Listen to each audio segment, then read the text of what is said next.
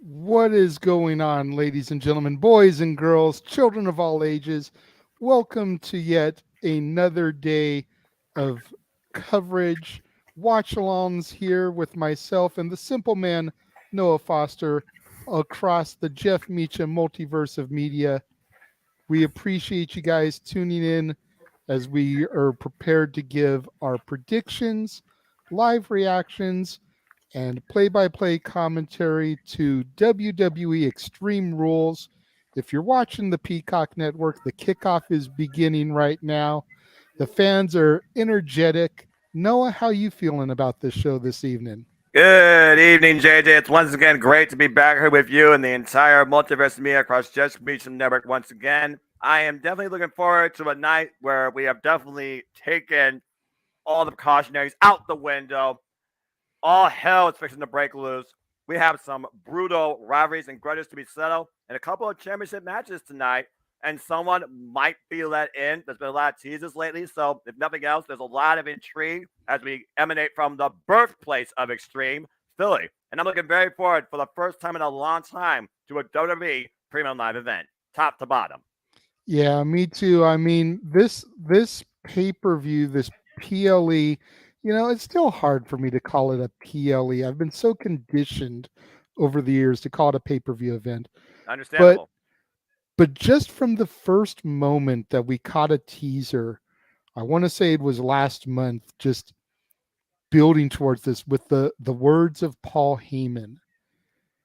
And I've been stoked ever since then. And then we get to this evening, Philadelphia. Our background here for our broadcast during the pre-show is the old Viking Hall. It is the exterior of the ECW arena. You've got Jerry Lawler sitting there right now, who had so much hatred towards the original ECW. He literally called out Paul Heyman. Extremely crappy wrestling, as he used to refer to it as. And it feels like there's a lot of full circle here this evening in this broadcast. Yeah, and again, it's almost like it's not going to be like an homage to something that was nostalgic. It's going to be redefining something that definitely was anything but less than epic. I mean, you think about who you got at this kickoff panel here and Booker T and Jerry the King Lawler. They weren't necessarily men that took it to the extreme, but they definitely are men that can reflect a lot in some of these rivalries, especially tonight with what we have in this fight pit match as Matt Riddle will take on Seth freaking Rollins, special guest referee former UFC fighter Daniel Cormier, incredible UFC record. Won a lot of his matches, by the way, more so by a submission versus knockout. And we've seen how personal this has gotten to the point Seth Rollins has called out literally Riddle and his family situation. Yeah, you never want to get personal with stuff like this. And Seth freaking Rollins just throwing caution to the wind here. Like, who who knows what is going through that sick sadistic head of his. And speaking of sick sadistic, they're talking now about Edge versus Finn Balor, the Judgment Day. You know, Edge began the Judgment Day many, many, many months ago, and now here we are. What looks like it could be the final chapter. It could be the final chapter for at least one of those two men as far as the rivalry with Judgment Edge literally being the guy to start Judgment Day. But right now, they're just ran down the card again. We got a strap match, I quit match, ladder match, extreme rules match, a good fashioned Donnybrook. We got everything tonight. There isn't a single match on this card that feels normal. No, And right now, we talk about control, we talk about power. There's not going to be any sort of control tonight, especially in this ladder match where Bayley has sought to take over Monday Night Raw and prove who has all the power as she looks to take the title from the EST, Bianca Belair, in the first ever singles women's ladder match for a championship on the main roster. History to be made tonight, regardless, for sure. yeah, I mean it's nuts when you think about the fact that this is the first one-on-one women's ladder match in WWE history. You think about names like Mickey James, Lita, Trish Stratus, Victoria, Molly Holly, all women who in their own right could have pulled this match off. especially you think about the Lita Trish rivalry. Yeah, And this has not happened yet. How? with a How? with a company that's all about doing the first in the name of women's wrestling, the evolution, the women's revolution. The fact they haven't pulled out this particular type of scenario since Bailey versus Sasha Banks raised the standard back at NXT Takeover Brooklyn is truly astonishing. But again, the story of this match, you look at the tail of the tape for this video package, Bailey came in with some friends at SummerSlam as Bianca Belair has been truly the strongest, the fastest, the toughest, the most brightest WWE Raw Women's Champion this company has seen in a while. Finally overcoming Becky, that resolved in mutual respect.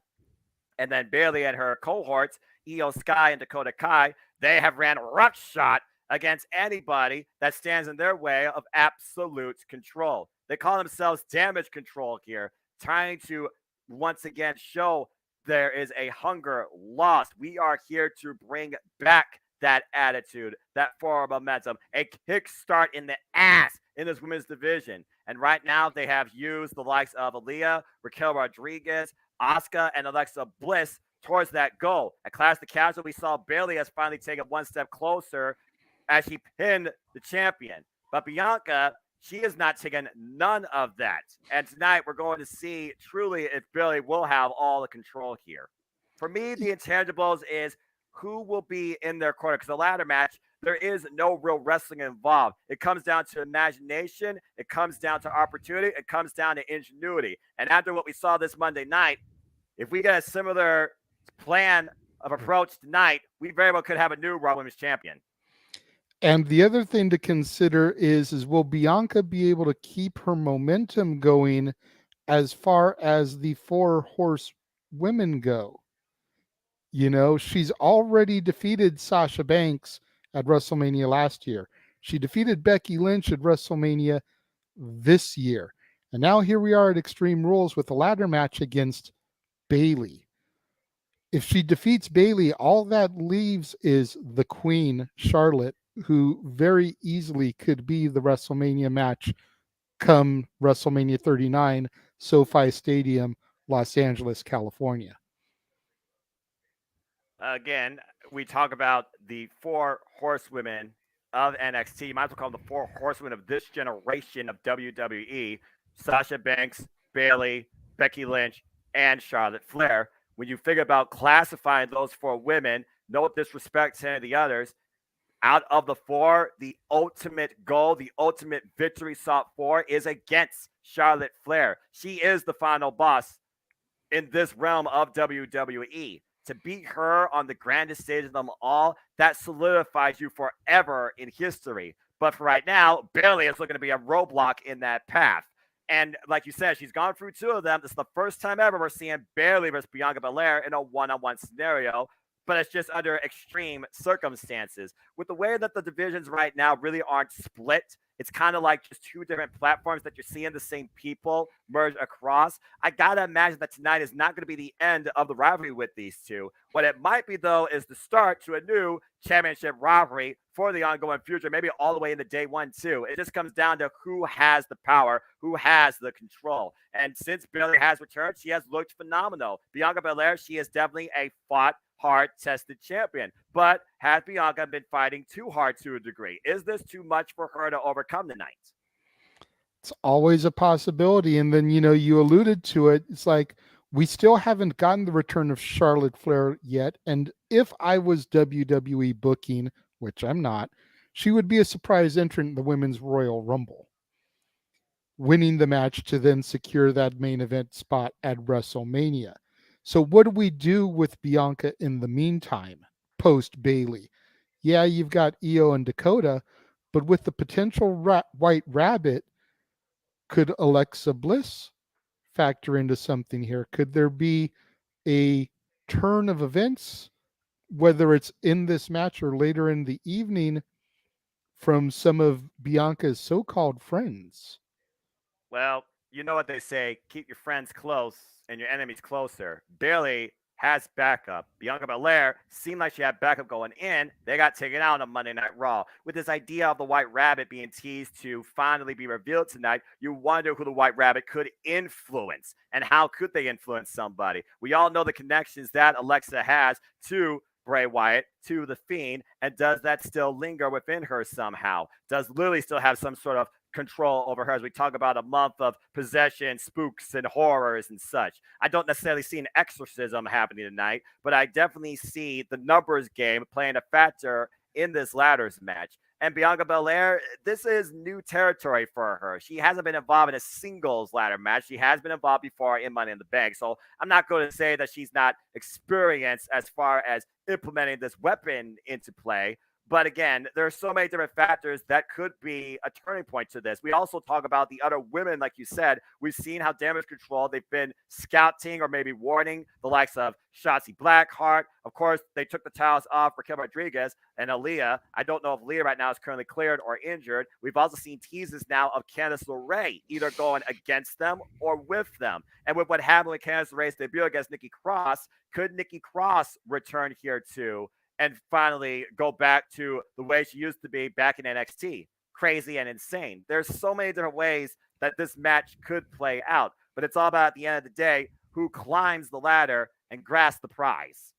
Absolutely. And going back to the White Rabbit, Daniel says that he will be upset if Bray Wyatt is not the White Rabbit. And I feel that's pretty much par for the course. I feel that's the way everybody feels. Unless they pull, excuse the pun here, an even bigger rabbit out of their ass, I think people are going to be beyond pissed if it's not Bray. And then Zach brings up an interesting comment. He says WWE passed out White Rabbit word searches at the show this evening. Inside of the search are the words Zodiac Killer. What does this mean? Zodiac Killer. That sounds like something of astronomical proportions. That's not even like horoscope based. I'm not really sure, but with the creative mind of Winnie Rotundum, Zodiac Killer could have something to do with the stars aligning tonight. Something Possibly. could come out of sight. Again, it's cryptic. It's one of those things that just keeps your brain guessing. And right now, when I think of Zodiac, I think of maybe something to do with, like, calendar or space or constellations or something in the universe, a balancing of forces being interrupted. It's hard to say. And I'm looking at everybody involved on this card and who could relate to that. I mean, Karrion Cross cost himself literally, walking Armageddon. Doomsday is arriving, TikTok, but I don't know necessarily that that comes into play as far as that riddle goes, because that's really a riddle at this point. Mm. What a great transition there. Speaking of riddles, I don't know what they're going to discuss next, but let's go ahead and move on to Matt Riddle and Seth freaking Rollins. Oh boy. This fight pit match with Daniel Cormier as the referee. And before we get too deep in that, let me acknowledge Matt Helms. You know, love the fact that you're here, Matt. Thank you for trying to get everyone to hit that like button. We appreciate it. Like, subscribe, comment, tell a friend, folks. Have fun tonight with us. Sean says, live better win. We will definitely get into that when we get to that match. Hot But take. you mentioned how personal this has gotten with the way that Seth has brought Riddle's family into things. And I know that wrestling, you've got to be diabolical. You got to get that upper mental advantage. But is that the type of thing that we really want to see this day and age? Or would we rather just have it be good old fashioned, rivalries without everything getting so personal?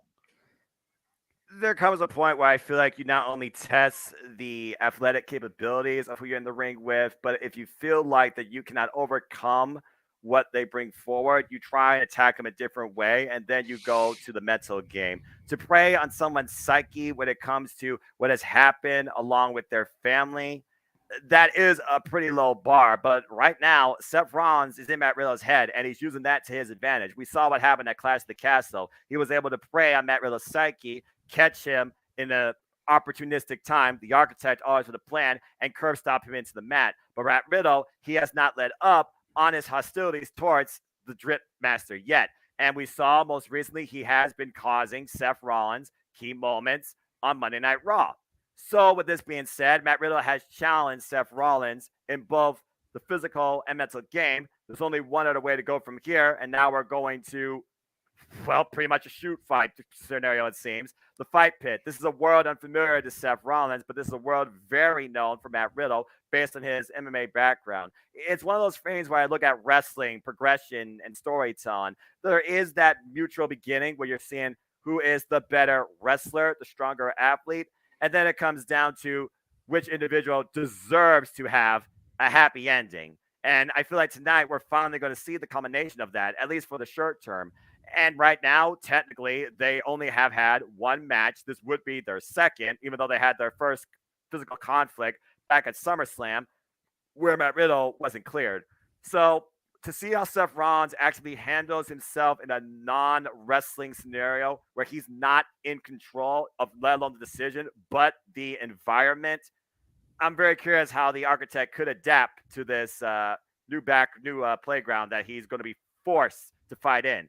And it seemed like at first he was reluctant to accept, but at this point, what else can you do? You either keep on playing the same never-ending story on Monday Night Raw where you need a man comes ahead, or you try and sell your differences.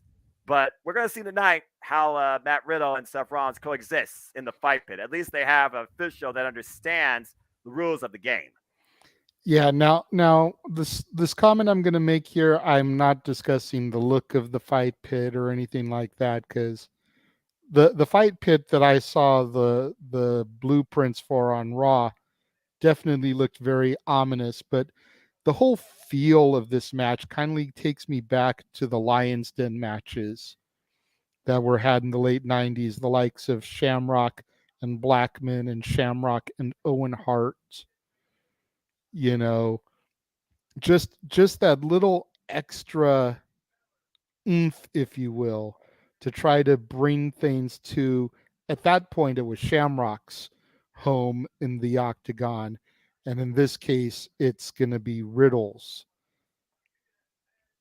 And with Daniel Cormier, you wonder will he actually keep law and order, or will one of the two participants force his hand? Again, in a fight pit, there are no ropes. It is a steel cage structure surrounding just a flat ring map with an upper walking tier surrounded by a railing.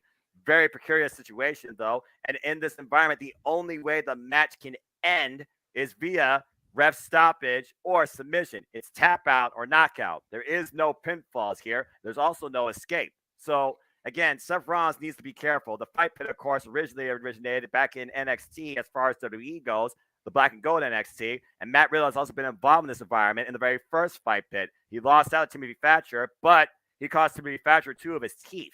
In the second fight pit, it was Tommaso Ciampa and Timothy Thatcher. The fight pit is honestly Timothy Thatcher's playground. It almost makes me wonder if Matt Riddle has reached out to Timothy Thatcher, or Seth Rollins even tried to reach out to Timothy Thatcher for maybe some key points. The only other thing I probably would have added to this, Marlon Nello should have been on the call, because he can give you a better MMA background feel to this culmination and storytelling than any other person on the announce table tonight. It's fair. That's fair. Report Card Radio, Mikey T is in the building. Good for you. Thank you for joining us. And he wants to know, where's James at? James contacted us in our group chats earlier today, wanting to know if and when he was going to be needed for the call because of dinner plans and that type of stuff. And I told him that at some point I will need to tag out so that I can have dinner. Yeah. You know, we haven't even begun to fix it yet, so still got a ways away, but he will All right. be here definitely for open mic night, and I'm sure he'll be here at some point to give his reactions. We're just doing the predictions right now, And more giving so a our thoughts. preview. I mean, at this point, we're not really like predicting a winner or the outcome. We're more so just trying to dictate the True. story, and we're also looking at the environment and the background. Because when it comes to the night, the first ever Triple H fully creatively built U.S. soil premium live event, no doubt influenced by the likes of Paul Heyman, with the life and feel of an NXT takeover for me. this is a very polarizing night where you wonder if anything's going to be settled, where you got rivalries across the board. Yeah, that's a fair point. Fair point. The next match we're going to talk about as the actual official panel here continues discussing the I Quit match, which we will come into momentarily, is a match that I'm surprisingly looking forward to, considering the fact that they, at least Walter, was more or less gone from NXT by the time I started watching. Right. I'm mildly familiar with Fabian Eichner and Giovanni Vinci, but I am solidly behind Imperium and beyond looking forward to this match. Like this rivalry, ever since Giovanni Vinci made his debut to the main card at Clash of the Castle, has just been exponentially taken up a couple more notches, where you figure that Sheamus and the Brawling Brutes could have very easily probably ended this feud if that move had not been made, if the trigger hadn't been pulled, so to speak. And his addition to the roster, reuniting Imperium and everything that has come subsequently since then, has made me look forward to Sheamus storylines more than I have in a very long time, because it's well documented. I am not a fan of Sheamus whatsoever, period, point blank. Fella. Ridge Holland, Ridge Holland, jury is still out on my feelings for him. That's You fair. know, Pete Dunne, Butch, the little bit that I have seen of him both in NXT before he got the call up and on the main roster, dude is a spitfire. Like he legitimate is like that rabid Wolverine. You back him up against the wall and he is kicking and screaming and clawing and suplexing and punching and whatever he can do to get his back off of that wall. And I love it.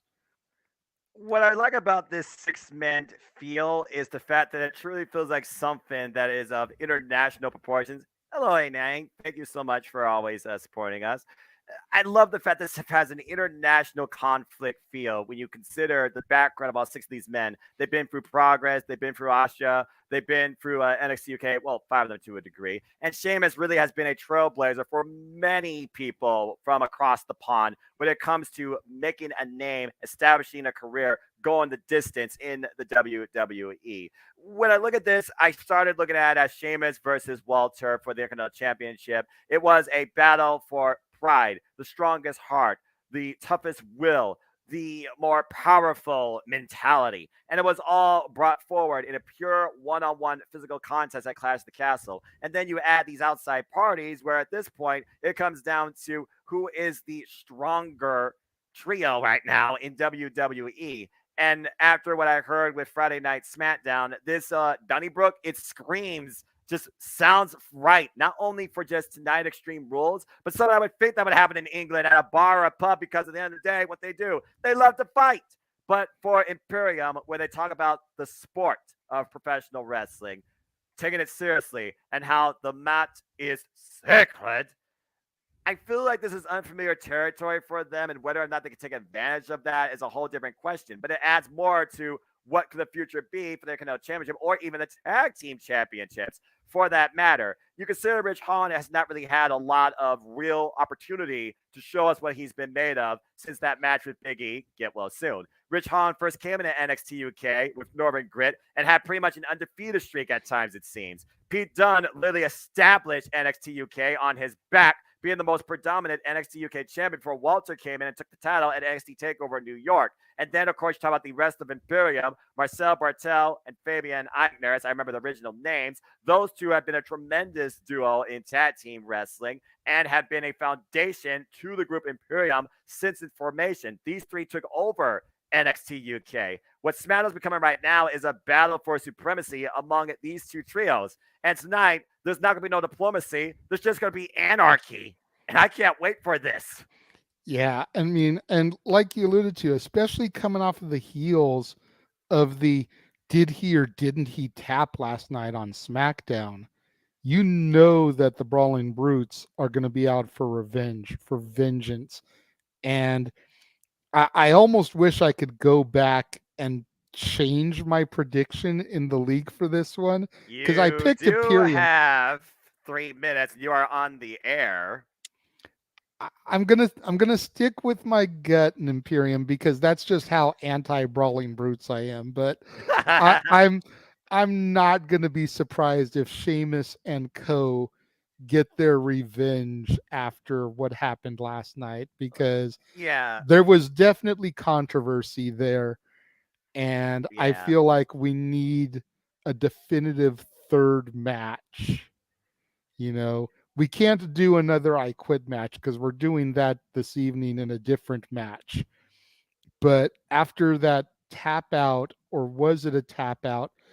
You almost need some kind of more definitive finish, whether it's a steel cage or something, trying to think of stipulations that aren't on this pay-per-view because you could do a ladder match. Nope, that's already being done. yeah. You could do I Quit. No, No, that's that's our being done. another done. So steel cage is almost like the only other thing that you could do that could give that definitive finish to the Walter Sheamus rivalry, I think. I more so figure of a couple of other scenarios that I haven't seen in a while that There we really go. test. Yeah, Last that was man one. standing could work.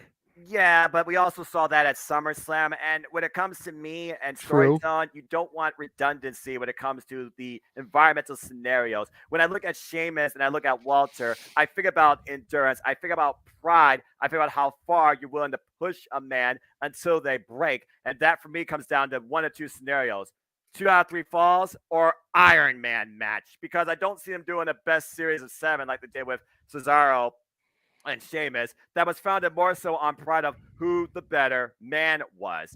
Here, though, this is for the Intercontinental Championship. And while that would be a unique first, and I know that Sheamus and Walter can carry 7 matches, how do you span that out with these two? Like you said, this is right now the second clash among Walter and Sheamus with parties involved now, too. It's only escalated this rivalry. At the end of the day, that comes down to Sheamus finally trying to achieve the Grand Slam, claim the Intercontinental Championship for the first time in his career. So at this point, it's got to be 2 out of 3 falls or Iron Man match for me. And that has to be the end game for this. And maybe the end game for Sheamus' career. I mean, you think about Sheamus, he's done absolutely everything. The man has nothing left to prove. At this point, I feel like all he's doing is leading guys like Pete Dunne and Ridge Holland onto bigger and brighter things as well because he offers so much experience to learn from. So at this point, until Sheamus either gets the championship or has one last one and you're done opportunity, I do see this rivalry continuing, but that's how I would propose the ending. I totally feel you there. I feel like Walter and Sheamus are conditioned enough that an Iron Man match could definitely work. I don't think we've ever seen an Iron Man match for the Intercontinental title for anything other than the world title, for being completely honest. But Mikey T thinks 2 out of 3 falls is a good call. And I kind of side that way because then, in effect, you're making it a best of 5 series because we've True. already had 2 matches. And then by making it 2 out of 3 falls, it's who gets the best of 5. And during those scenarios, you might have ref bumps. You might still have outside parties being involved here. But Absolutely. when it comes to La Ligne General, Walter is a guy that does things more often on his own. He doesn't necessarily need backup, or he trusts that his running mates believe not only in his message, but believe in what he brings. So, again, the jury is still out on that. But either way, this to me tonight is the fun match where at the end of the day, nothing's going to be settled, but maybe some hostilities will be unleashed and at least halted for now. So, SmackDown. There we go. Before we move on to the next match, A says that she feels that this is the first time on a Jeff Meacham live stream, but thank you for noticing her and acknowledging. Mikey T also pointed out that he's thinking the Brutes calls the Phantom whatever will probably beat them. I think he's talking about the Legados. Yeah, I think he's talking about Legado del Fantasma, respect to one of the most prolific families and factions in Black and Gold NXT history. A also says if this feud escalates and is really that heated, then maybe Hell in a Cell. I don't know.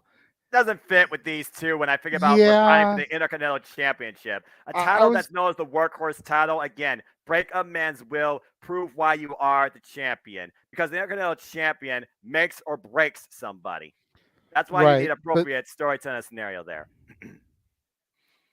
my apologies. Botch. I I'm looking at the little The thumbnail picture, you image can't and it tell. looked like a female. Yeah, so my apologies. Yeah. Well, Um, anyway, I'm also going to say this right now to every wrestling fan and sports entertainment enthusiast. The forum for the No DQ Galaxy is now officially closed. Good luck to all of you. there we All right, go. so So as this over on the official preview on the Peacock Network, they're talking about this match. So let's go ahead and get to it too. all right. Liv Morgan and Ronda Rousey. Oh Lord.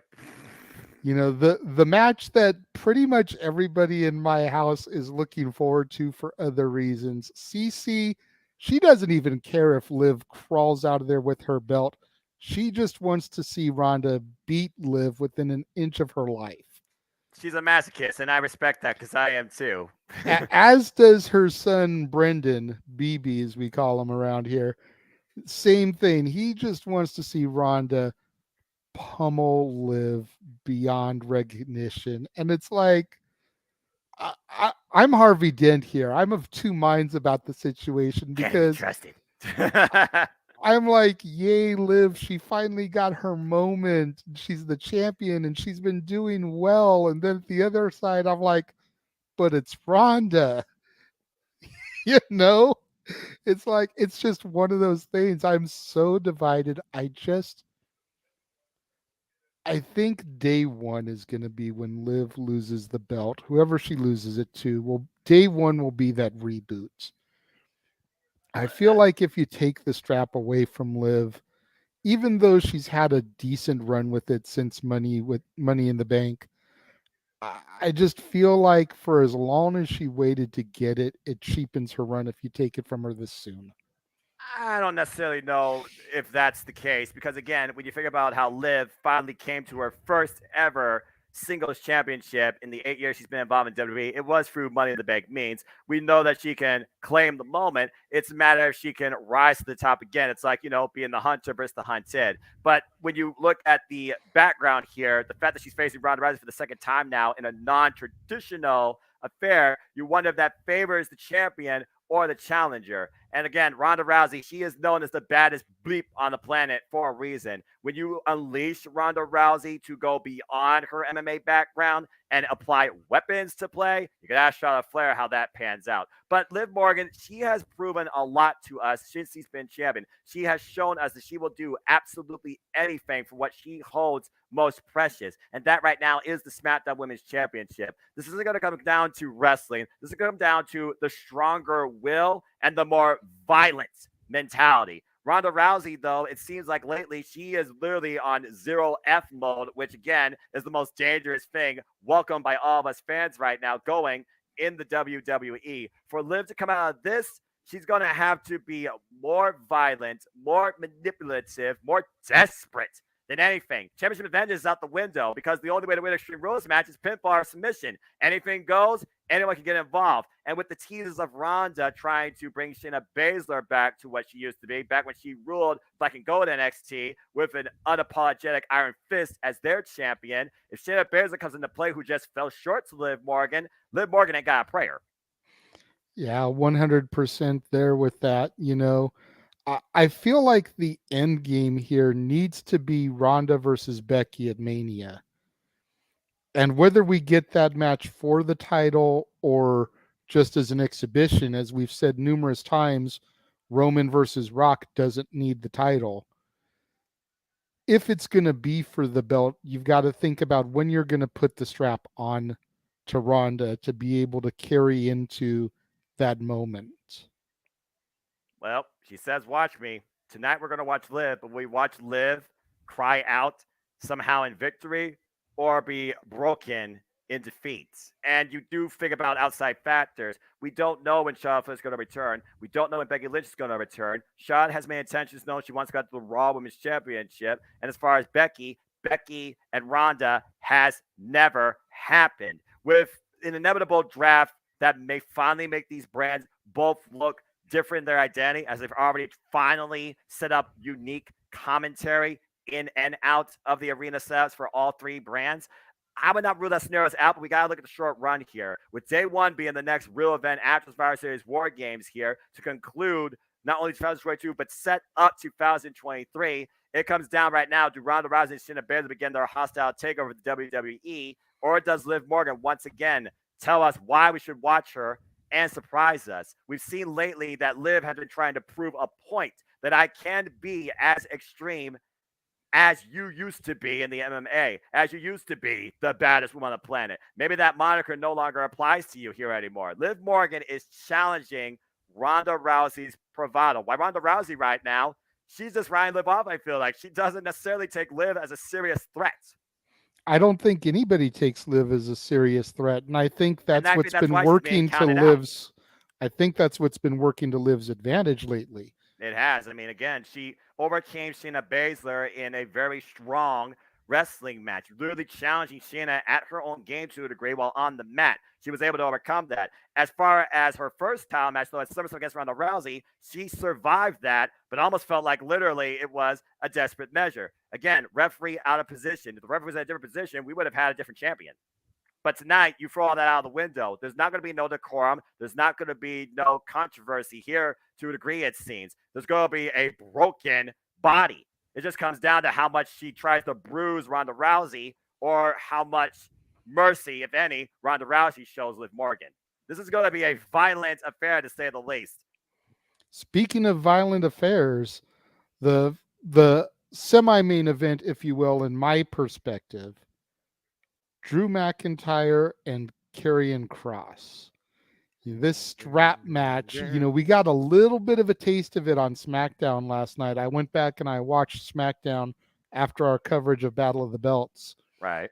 And Kross just began to light his whole back up with a leather strap. And if he can keep that momentum going tonight, I wonder if Drew's even going to be able to walk out of Philadelphia. And perfect timing because it looks like Peacock's getting ready to cover this match too. I mean, you take that belt to the back too much, and your back's going to look like ground beef. Take it from a man who worked the meat department. Like seriously, it just is no joke. And you could ask Brian Danielson about that when he took on the Fiend for the WWE Universal Championship back at last year's Royal Rumble. we're being joined by Mikey T, calling himself Hey, Mikey Mikey. Extreme, Love the posters. as we begin to discuss Drew and Karrion Kross. Welcome, Mikey. As he gets himself in order here. Yes. I don't think he was expecting me to bring him in that quickly when he came into the room. Hey, we had to talk. I mean, come on now. No, Mikey, just first getting up, good myself to see you. situated. Good to hear you. We're talking about the strap match right now. So why don't you go ahead and give your tail of the tape towards this and what you expect?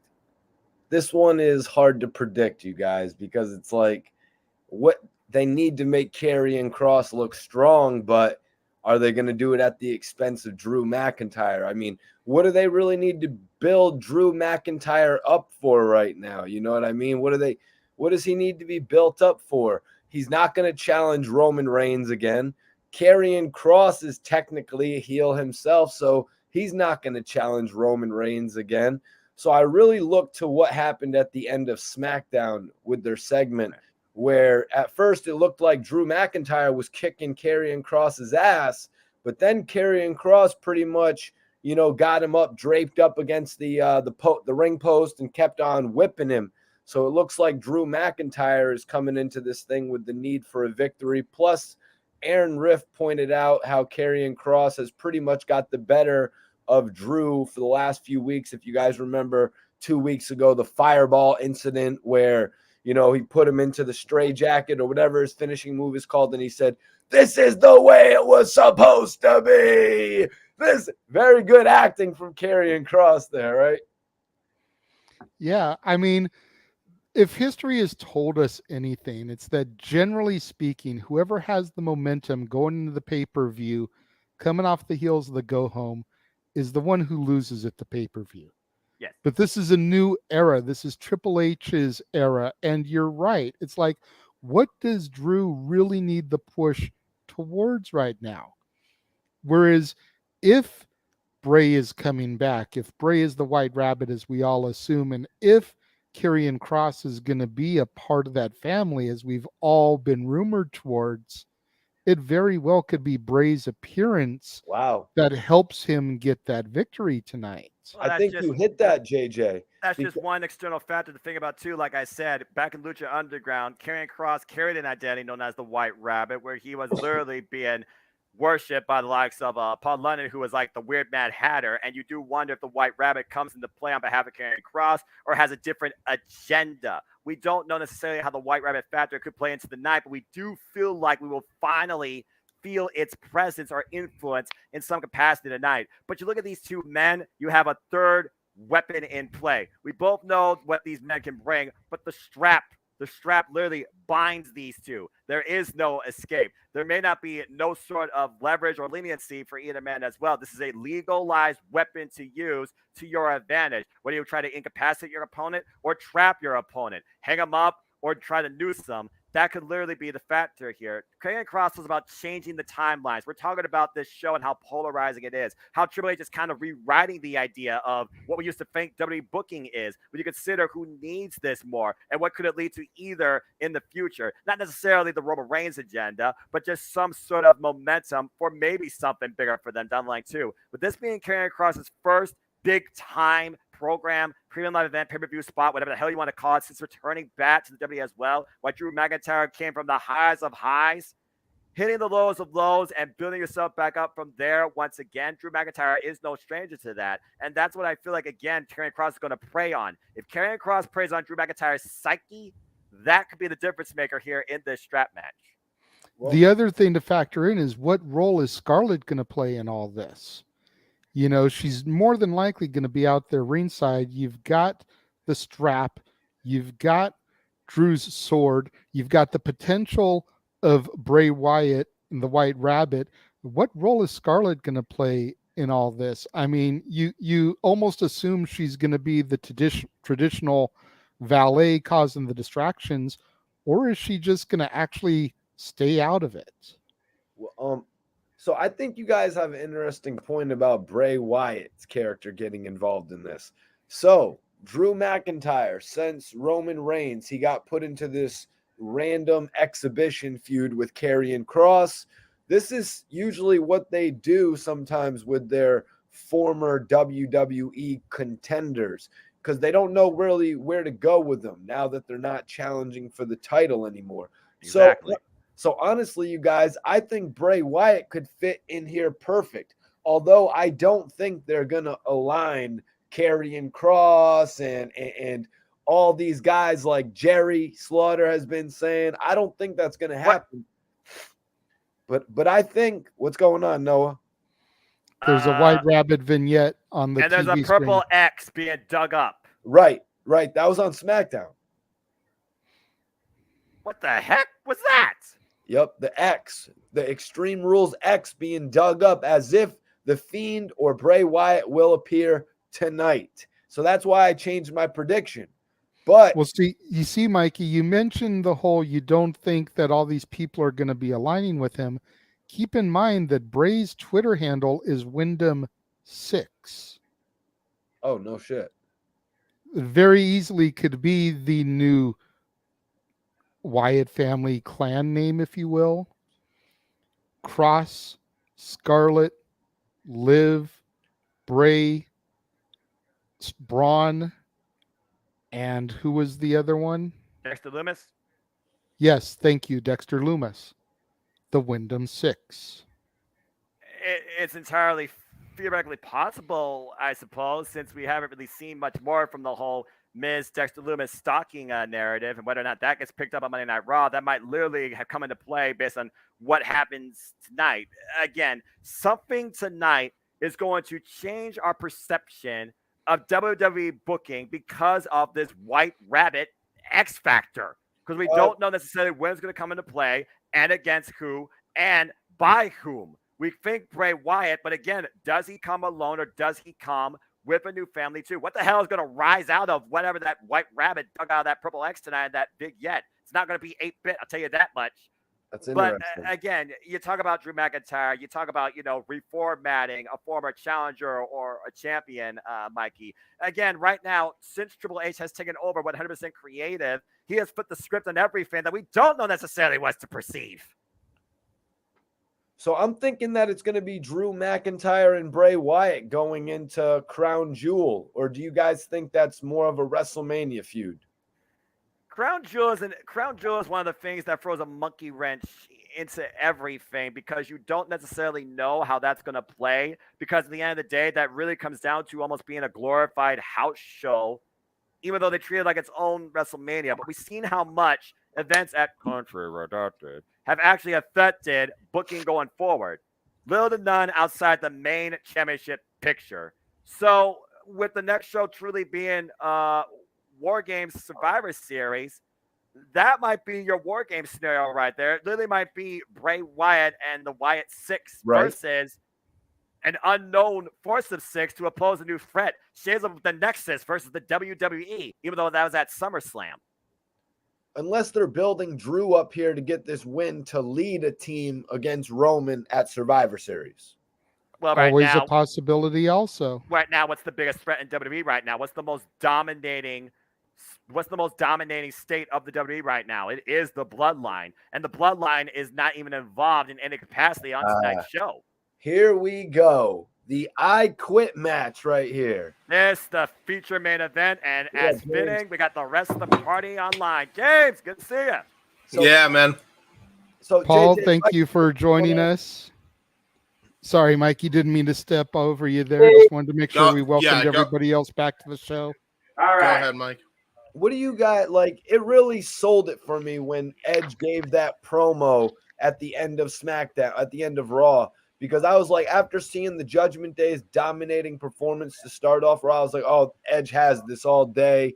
But then they did that Edge promo where he was like, there is nothing you can do physically to me to make me say I quit. And it's like, and okay. That's why I literally said it will not be physical implications that determine the decision. It will be a choice of consciousness that decides the victor at the end of the day. And ultimately, judgment. Yep. At the end of the day, I flash back to Rock versus Foley at the Rumble.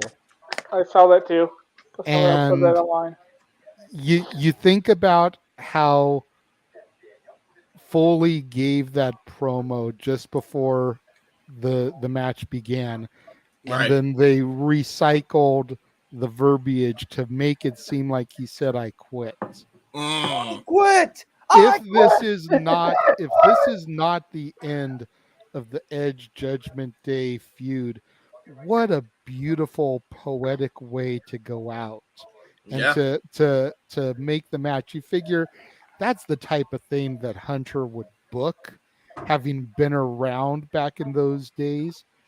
You think about the connection between Edge and Foley back in the days, and the whole ENC crashing the commissioner's office.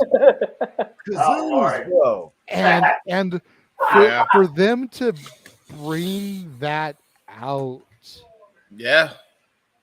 I mean, how perfect would it be for them to have used Edge's verbiage from Raw of saying I quit and have that be the way that Finn Balor wins this match.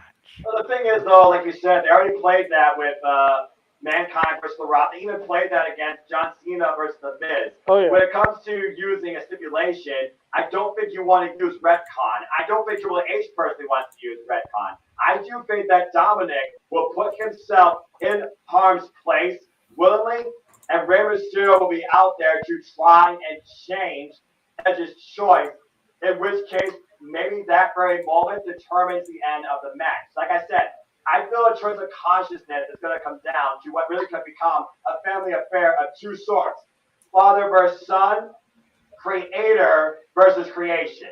You got Judgment Day with the former leader versus the new leader at the forefront, while you have a broken-hearted father trying to convey sorrow to his son who wants to hear none of it.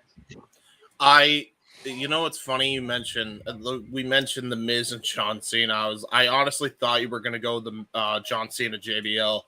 That is such an underrated goddamn I Quit match. It's ridiculous. I still watch it to this day. It's so good. It's so good. I don't even care if you're a Cena hater. That match was fucking outstanding. Like, that might honestly be the match of their careers. I love that match so much because it was brutal. I pose this to you based on what I said. Does this match follow suit of a Shakespearean tragedy to Edge, or do you see Finn Balor carrying out Final Judgment? This has to be the end game for Edge and Judgment Day, or not. I have to see Balor finally getting the W here. And I say this because, I mean, no, I set my expectations low with my gut, so that's where I'll go into it. But in my brain, I'm gonna go with my brain in this case. Prediction: Balor and the Judgment Day have lost like 3 pay-per-views in a row, it feels like, to Edge or a team of Edge. They need the fucking W here. It is a must-have for Judgment Day, or there's nothing. There's nothing. I honestly feel like the only other place to go from here is Survivor Series. Yep. You know, and you've got Edge and Priest. You've got AJ against Balor. You've got Ray against Dominic. You've got Beth against Rhea. There you go. Problem with that, JJ. Like, what happens when one of the females eliminate one another? It's kind of obsolete. Like, it needs to be saved for another pay-per-view that's not an elimination style. Well, You still do that. maybe You you can don't have have- them do a double count out. You can have them maybe count you it on don't the have outside. Rhea and Beth involved in the War Games environment because of that scenario. You just have to do a one-on-one match because, again, Rhea Ripley, Beth Phoenix, one-on-one has not happened. Nope, that's got to happen too. If you're gonna do that, you got to get that belt on Rhea immediately. I don't know how Post that match, yeah. And what I'm saying is, because you have Liv Morgan, I'm gonna just say it. If anybody should dethrone Liv, it's Rhea, because that makes storyline sense, and Rhea would be the perfect person to be the SmackDown Women's Champion going into her match with Beth. I think that would be good, especially to give Beth like one final title match for all the work she's done. Plus, I mean, Beth can still go at like a top level, so I don't see why you don't do it. And also, though, James, again, we still have to worry about the scenario. Judgment Day has been a focal point only on Monday Night Raw. So unless they do a draft, bro, that don't matter right now. That don't matter until fucking after Mania. You and I both know that. Come on. I know. But Come on. that's why I see Bianca Belair retaining, because I feel like she has more heel challengers, like you're saying, James, like Rhea Ripley, and then eventually whoever comes after that. Yes, I agree. Well, Rhea will probably take it, actually. Yeah, true. Again, Rhea wasn't injured. It probably would have been Rhea Ripley versus Bianca Belair. Oh, yeah. Yeah, man. Right. That prolonged Bianca's title run, I believe, unless she was just going to go over at Money in the Bank. By the way, it's good to see you again, Mike. Shit. Hell yeah, James. We got him hooked so bad. He's like, I'm coming on next week. Hey, 2 weeks in a row we've had Mikey T on the It's always a pleasure. Welcome conversation too. Dude, I got hit with a cold this week. I thought I had COVID a few days ago because my temperature was rising up to 100. That's fucking gnarly that you say that, because my dad's literally dealing with the exact same thing that you just said, and I'm pretty sure it's a cold. Yeah, but it's just cold. that's weird. That's weird. Everyone's Okay. just catching colds now. It's like it's not. You know what I mean? Yeah. But, They pretty much confused the two. Yeah. right. COVID helped us battle the vaccine, but in reality, it reversed the effects of what the cold vaccine could do. Shit. Right. Good What Lord happened? Almighty. Now we're really screwed again. We got no pre-show match, Noah. No. Once again, We only have 6 matches on the card. Oh yeah, that's true. Is there only 6? Oh wow, he NXT takeover this, huh? He did say it's like about 2 hours and 45 minutes of actual airtime they have for this. So yeah, again, this is the first fully creatively made Triple H US soil WWE Premium Live event, and it already feels like an old school NXT takeover. Since I was late to the party, like big time, can you show me the graphics and I'll speed round my predictions quick? Because I can do that for you. Thank you. Last 2 minutes, Stan. Go ahead and shoot your brain. All right, cool. Let me see here. So first one we'll have you shoot your brain on real quick is Liv and Ronda. Ronda. Please let Ronda win this match. Please. I agree. Riddle and Seth. Riddle. Bro. It's gonna go one more time. It's gonna be Drew and Carrion. Yeah. Karen. Damn it. Bianca and Bailey. Bianca. Yep, that Raw finish was too strong. And then the last one is the Brawling Brutes and Imperium. Oh, this match is gonna fucking roll. Okay. I didn't expect this to be match. JJ won't budge on this one. JJ is sticking with Imperium. I'm with him. But I am happy. Put it this way, Mike. I am happy with either result they decide to go with this. I love that. I'm just loving that. That's a match I'm just gonna be ready for. What I was saying earlier is we got this new group. How do you say their name? Legado Fantasma. Legado del Fantasma. Yeah, Legado del Fantasma. Yeah. So if we just give, sorry, Paul. If we just give Imperium this win over the Brawling Brutes, I really feel like there's nowhere for that group to go as far as being seen as dominant. So why not? You know what I mean? So I see a 3-on-3 feud between those two teams coming up after we get done with Sheamus and Walter. So that's why I say give the Brawling Brutes the win here. Again, it could go either way, especially because at Donnybrook, it's basically a fight at the bar of the pub. I mean, they could go that route, or they could go the complete out of nowhere route. And after the bout, Imperium wins. They shake hands and respect, and then they become a super group. Which I wouldn't be against, to be honest. Yeah, you know what? That might be what it takes to make me start cheering Sheamus again, guys. Bro, I would be, dude. Everybody doing that salute? Are you kidding me? I have not liked a thing Sheamus has done since he portrayed Rocksteady in Out of the Shadows, the Ninja Turtles movie. That's actually, I don't know. You know what? The bar was awesome. The bar was. Really I will give you the bar, but the bar also was occurring during my downtime, so I didn't get a whole lot of experience with the bar. But again, I would have been cheering the bar because of Claudio Castagnoli, not because of Sheamus. Yeah, well, especially if you saw him. Yeah, he's not wrong. Especially if you consider the fact that I don't know, he freaking, what do you call it?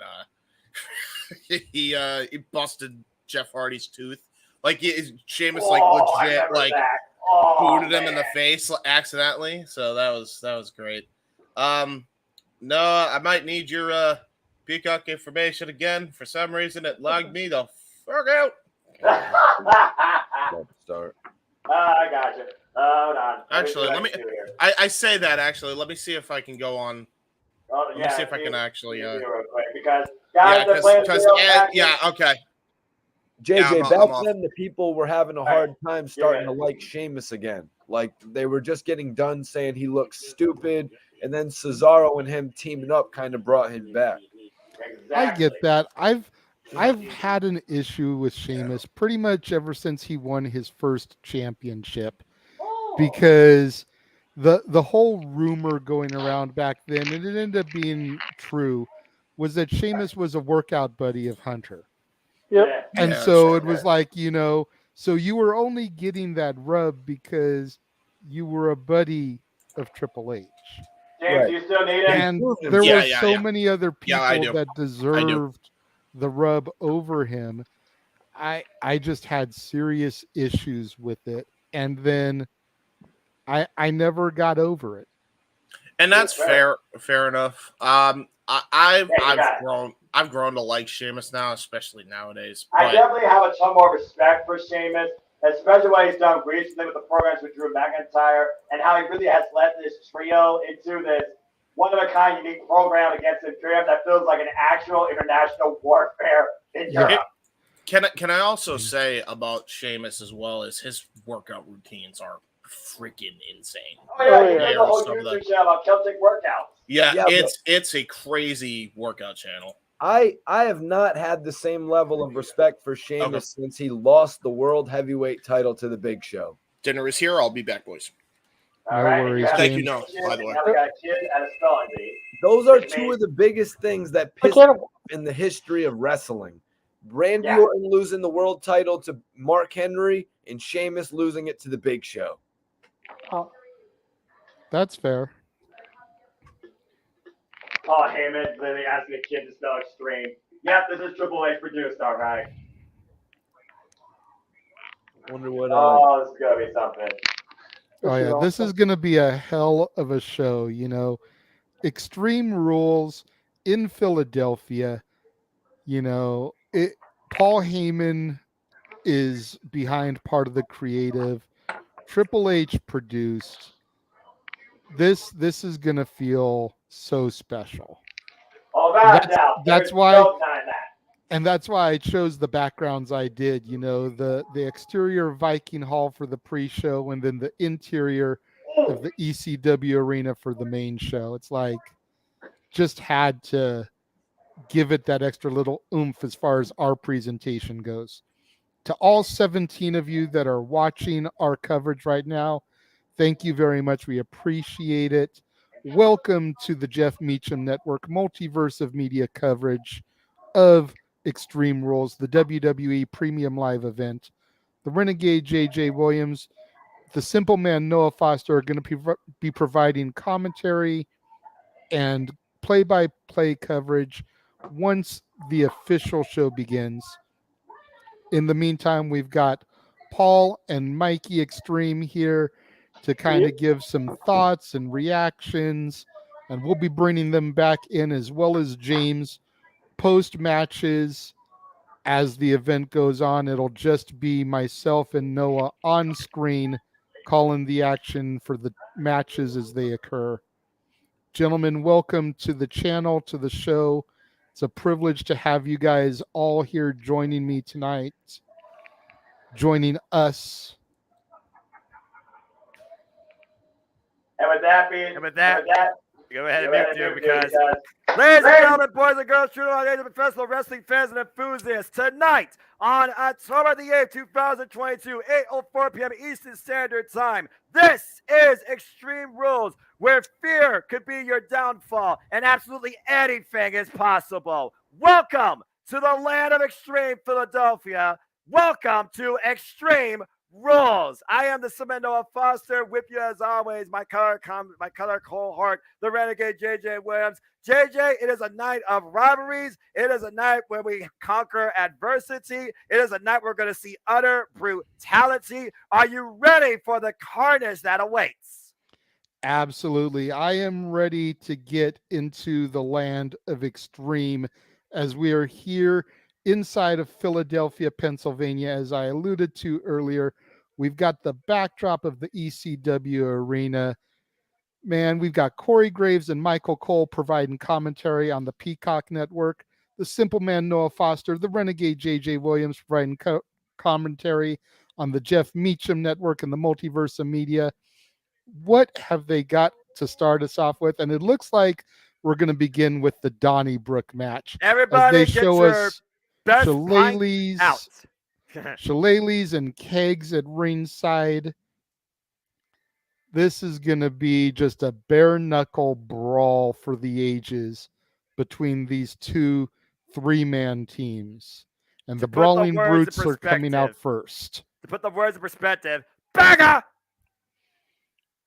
It's fight night here in Philly. The Brawler Brutes have arrived.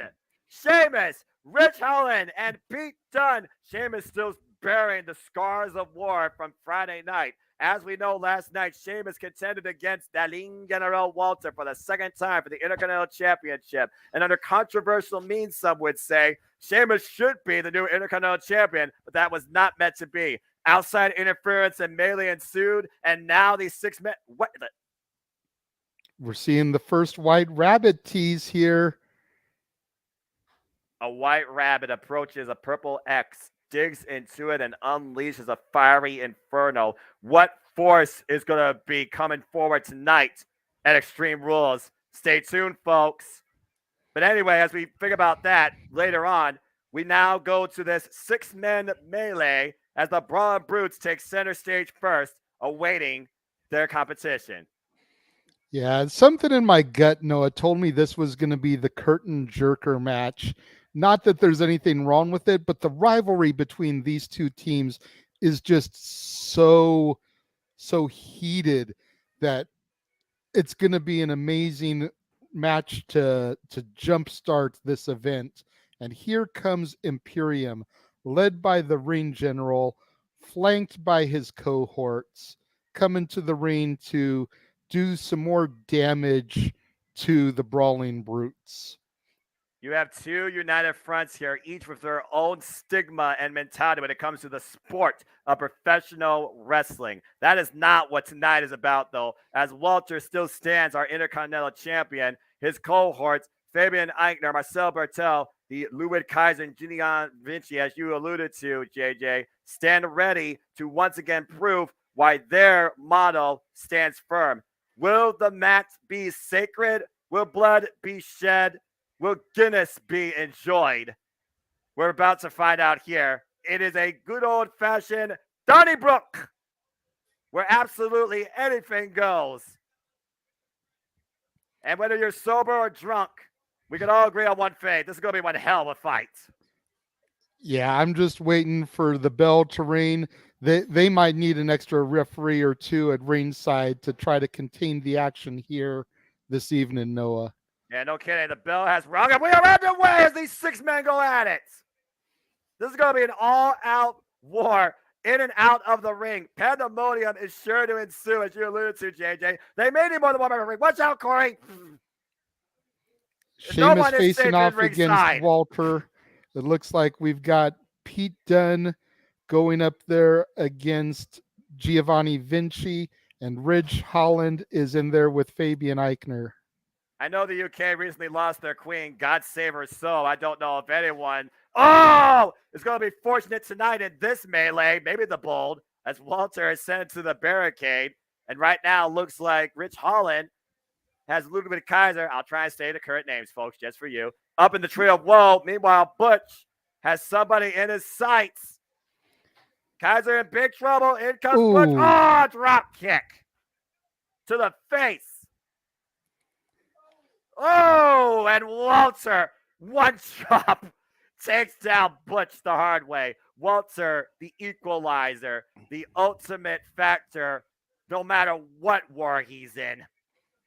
I think it's funny you're trying to stick to current names, Noah. And here I am. Everybody except Giovanni Vinci. I think I've gotten their old names down because Vinci I actually saw enough of in Not Your NXT. Damn it. That I'm not that familiar with his old name, but at least Fabian Eichner, and you've got me on the Walter bandwagon instead of calling him Gunther, Pete Dunne instead of Butch. Vinci's the only one I'm flubbing on right now, so well, I mean, Fabian Eichner, me. Formerly involved on 205 Live, and Fabian Eichner and Marcel Martel were formerly challenging for the NXT UK Tag Team Championships. And meanwhile, Sheamus, oh my! Again, we're going to need more camera angles, Kevin Dunn. You might want to use a split screen or a wide feed here. And right now, it's a 3-on-1 assault on Sheamus. as the beating is underway. Again, for those that don't know, the definition of a good old Donnybrook is just an all-out brawl at the bar after hours. Yeah, something that the APA would have been definitely fit for. You could almost imagine good old Bradshaw and Farouk just sitting there at that bar watching this as it occurs. Oof. Yeah, no kidding. Sheamus driven shoulder first into the steel ring steps. I got Shades of Vengeance 2004 where APA had an all-out barroom brawl, and there was a different form of a rabbit there that got stuck for a window. Oh, and Pete Dunne off the steps gets caught. Driven again. Look at that barricade now coming apart. Watch out. Again, I said no one's safe at ringside. The attendants here in Philly might be used to extreme, but they literally might become part of the confrontation if they're not careful. And Kaiser and Vinci just double teaming on Sheamus there, setting him up for Walter to get into his face. Oh, starts lighting him up with those chops. Oh my word! Ruthless, vicious assault by the Lean General to the Great White. Gonna be a whole different red after the night. And right now, Sheamus. Oh, Ooh. No give on that bar stand. Not at all. Oh man. Sheamus's chest is already turning bright red. And right now, the Lean General directing traffic as Rich Holland and Pete Dunne are isolated. This has become a handicap match.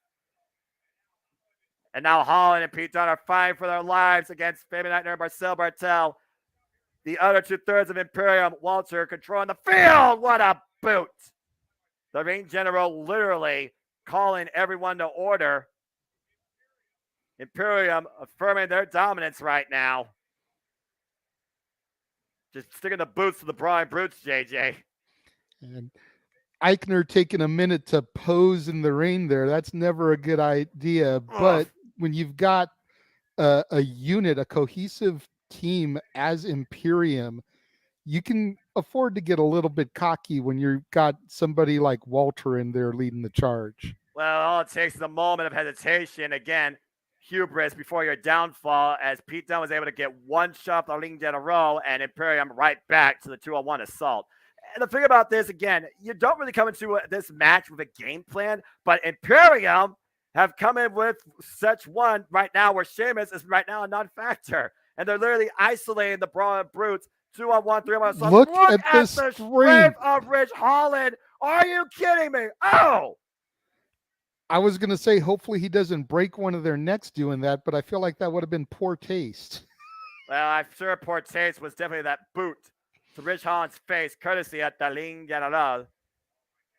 Again, this goes again. Oh my gosh, what the hell is about to happen here? Oh, European bomb on the floor! On the outside of the ring, Rich Holland dropped. This now, tandem of Fabian Eichner and Giovanni Vinci, and again, forgive me for mixing up current and former names. They never cease to impress me, to not impress me, excuse me. The more and more I see them as a unit, as a tandem, the more and more that I wish I could have seen them in there with the likes of the Hart Foundation, the Rockers, the British Bulldogs, the Brain Busters, Arn Anderson and Tully Blanchard. They have got such a presence to them that to have seen them with some of those old school roughneck teams would have just been amazing fantasy booking, in my opinion. Well, you figure about, again, you talk about these great families, these factions, these trios that have asserted their absolute dominance in the WWE over history. Ooh. As Imperium right now with the double team effort, courtesy of Walter, dropping Pete Dunne from a reverse tree of woe, boots to the side of the head, affirming again their dominance, that the Mott is sacred, but also theirs. Take a look at the replay here. Oh, man.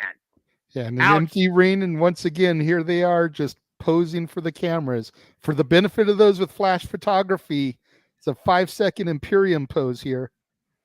I don't think Edge and Christian would ever want to be part of that 5-second pose unless they care about their own well-being. Right now, you got to worry about the well-being of Sheamus, Pete Dunne, and Rich Holland. All three men the worst for wear, as Pete Dunne right now still is literally in a losing battle, it feels like, in 3-on-1 affair at the mercy of Imperium. And it looks like Walter is still looking to unleash punishment. Remember, it was Pete Dunne and Walter at NXT TakeOver New York. Wait a minute. Sheamus back to his feet. He has finally recovered, and he's Great looking at what they're White! doing. The Great White rises out from the deep. Oh, the clothesline to Ludwig Kaiser drops also Giovanni Vinci. Oh, send the barricade. I said that Sheamus was going to be a whole different shade of red tonight. I wasn't talking about his face, but I couldn't imagine how furious he is right now as Walter stands in the ring alone. And Are we going to get a callback once again from the Intercontinental Championship? You see the eyes and the focus of Sheamus turning back towards Walter as he slowly climbs into the ring. Oh, man, these two forces are about to collide once again. And here we go. Both men exchanging forearm bombs in the middle of the ring after two titanic affairs with the Intercontinental Championship. But a suplex by Walter to Sheamus. These two colliding is one of those irresistible force immovable object moments there, Noah. Yeah, no kidding. But a clothesline that just dropped Walter Sheamus right now. We all know Sheamus loves to fight. It is his MO. It's been that way since day one. Doesn't back down from anybody. Oh, what a power slam. And right now, this fighting spirit fueling Sheamus on as Philadelphia is firmly behind the Brawling Brutes tonight.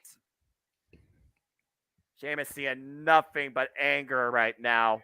You got to imagine how much hostility, how furious he is that he is not still Intercontinental Champion, the only illustrious accolade to be avoided in his career. And right now, looking for 10 minutes to the bound, but Walter, caught in position.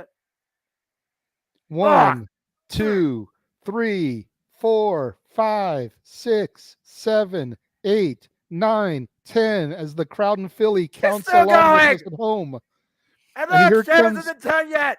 And here comes Butch and Ridge Holland to try to dish some beating into Walter as well. The Brutes are brawling, as their name implies, tonight against Imperium and Walter. And Sheamus has Walter up. Setting him up. Is he looking for white noise? White noise!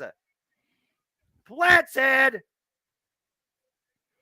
But right now, Sheamus needs to continue forward on this momentum. He cannot let this be delayed. We cannot count out the outside factors of Imperium coming back into play.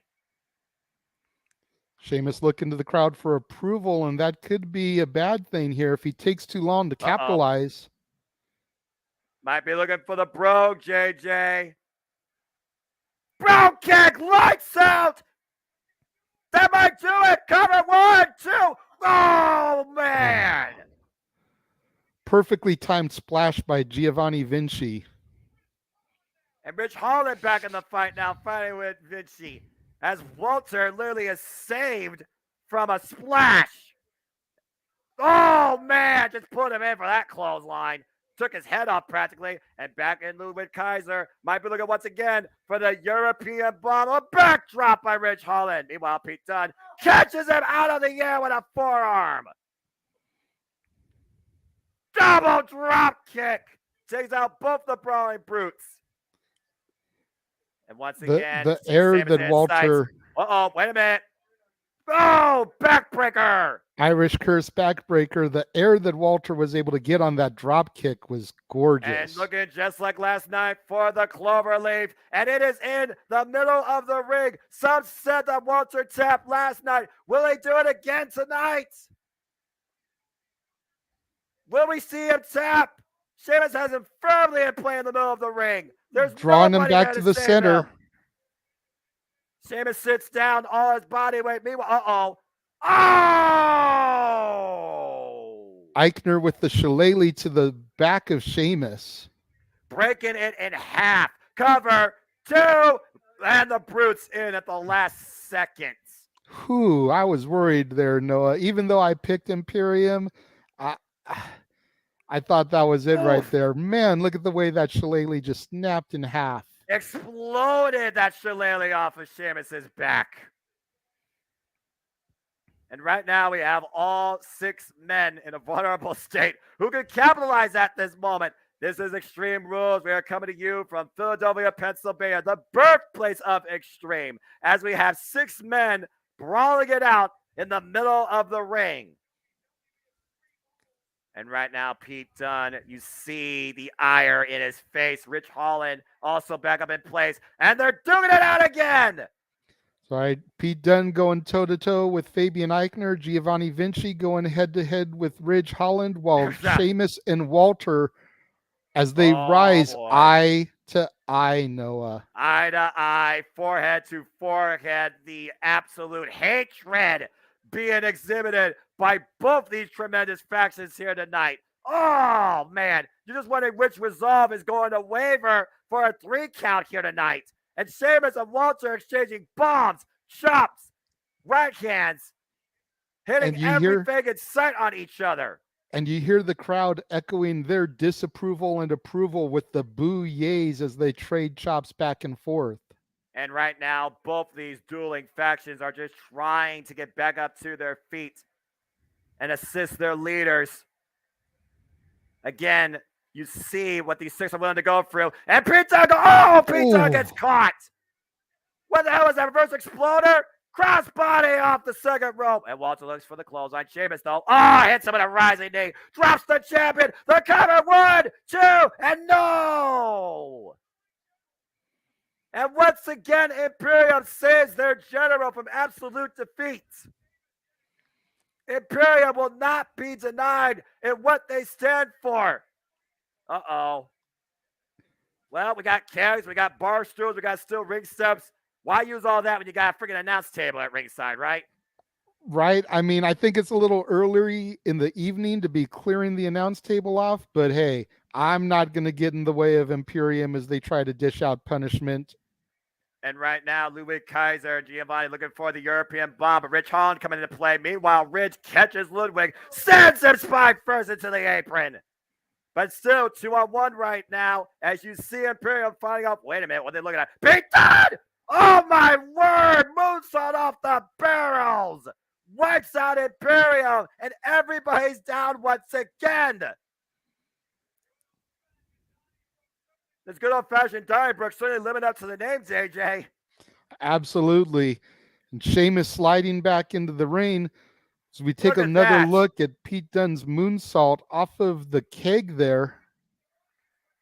And meanwhile, we're back in the ring, and this is unusual for Walter using an actual weapon to level Sheamus, a shillelagh to the back once again, and might be looking for the final shot.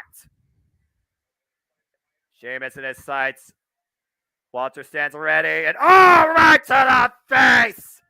That'll do it. The cover, 1, 2, no! Somehow, some way, Sheamus is still kicking out, Noah. I don't believe it. What more can the Lean General do to put down Sheamus here tonight? This has been unbridled anarchy, as I alluded to on the pre-show. Everything broken, including human bodies, but somehow resolve has yet to waver.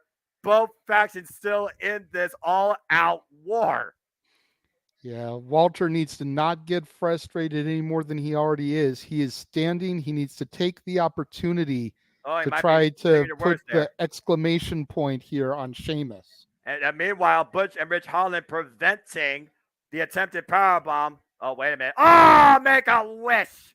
Headbutt from Northern Grit. And right now, the Brawling Brutes have Walter held hostage while Sheamus is up with a shillelagh in hand. Is this redemption? Right to the side of the head. But Walter being smart and rolling out of the ring so that Sheamus can't capitalize on the attack.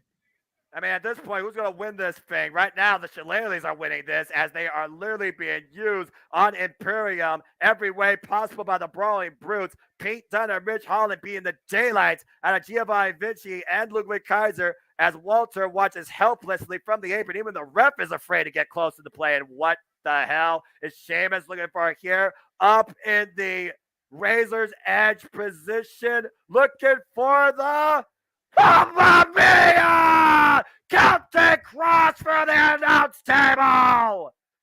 You ask who's going to win this, Noah. As we like to say here across the Jeff Meacham Network Multiverse of Media, the fans are winning this match. Holy tea! That has to be the end of Walter in this brutal rivalry.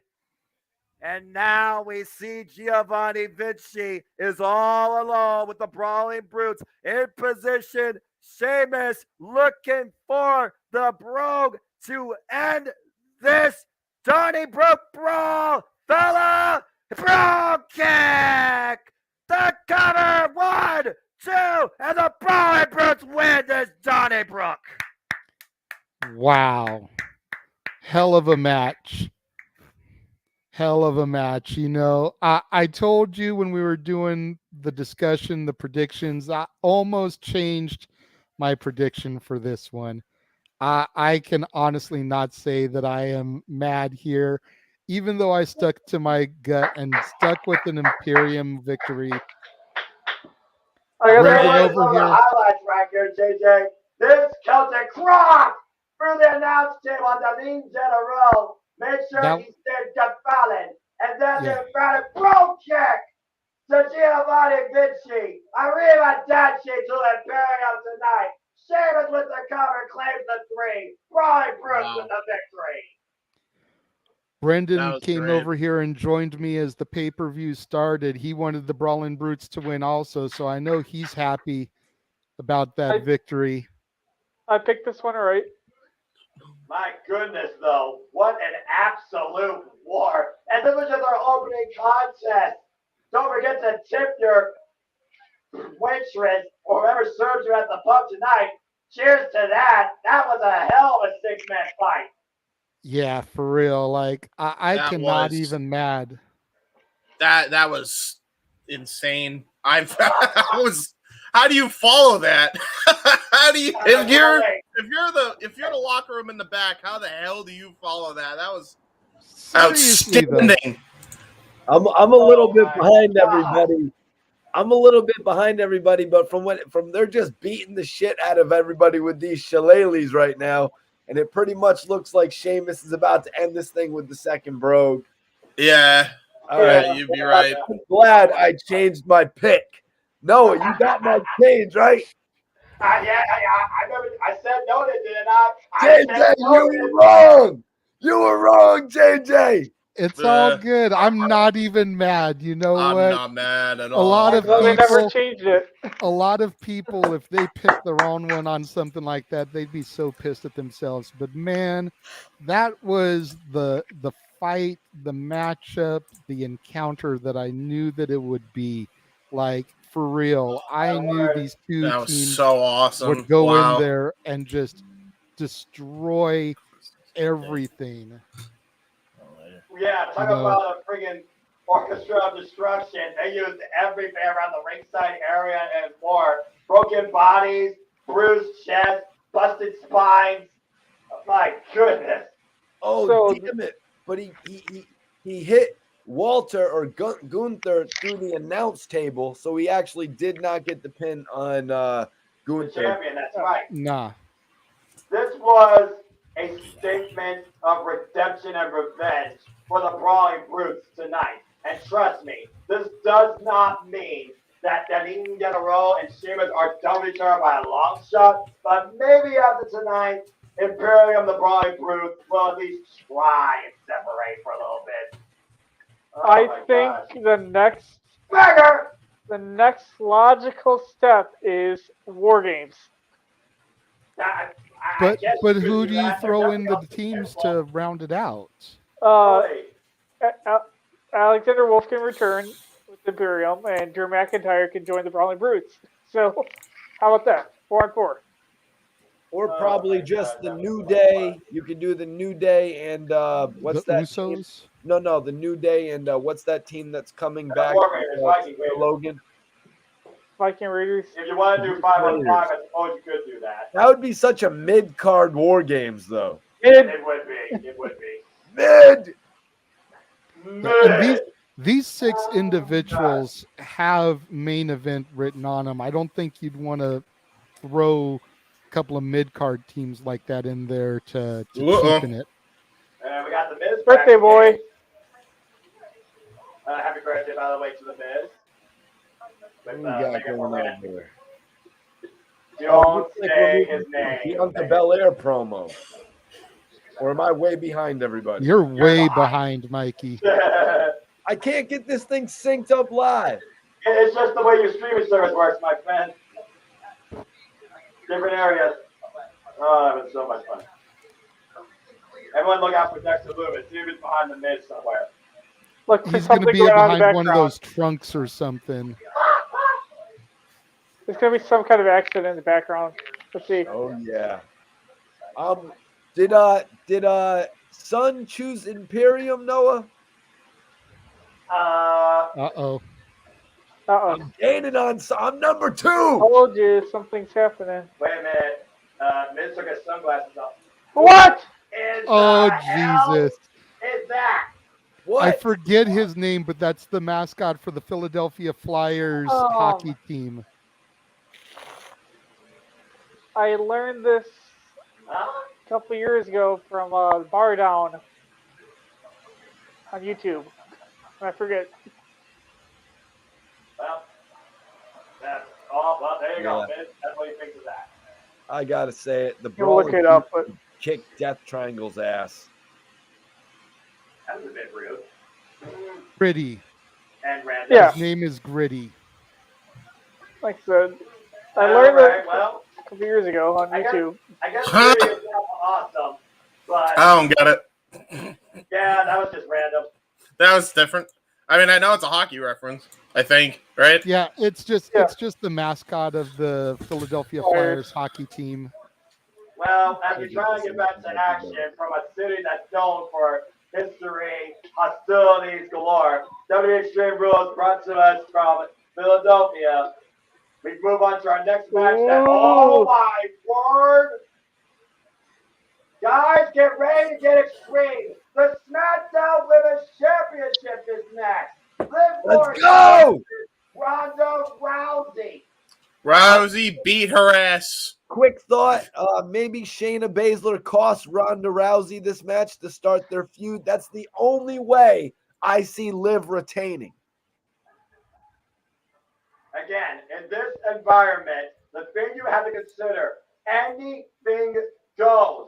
She could be as sadistic, hostile, desperate, evil, any words, any ad you want to use. Either of these two can do absolutely anything to one another in the name of coming out as SmackDown Women's Champion. I told you during the pre-show, Noah, I am of two minds about this, but I've got BB here to the side of me who's looking for Ronda to just cripple Liv. He just went and got his mom to come out in the room, so Cece is in the room now. Oh, Jesus. Here to watch Liv get crippled to the point where she can barely crawl out of the ring, let alone walk out of Philadelphia. Good.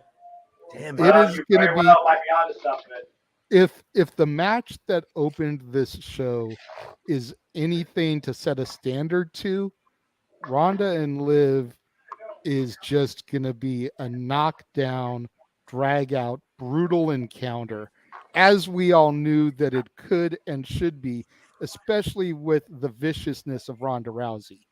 Again, we talk about the viciousness of Ronda Rousey. This is legitimately one of the baddest women on the planet in combat sports, and I would say in sports entertainment. But we have seen lately that Liv Morgan, she could show a dark side to herself as well, and is willing to go to those lengths above her own fear, above her own expectation, in the name of proving why she is the SmackDown Women's Champion. We saw firsthand what she was willing to do to Lacey Evans with that kendo stick and off the ring post, that ridiculous cannibal senton dive through the table.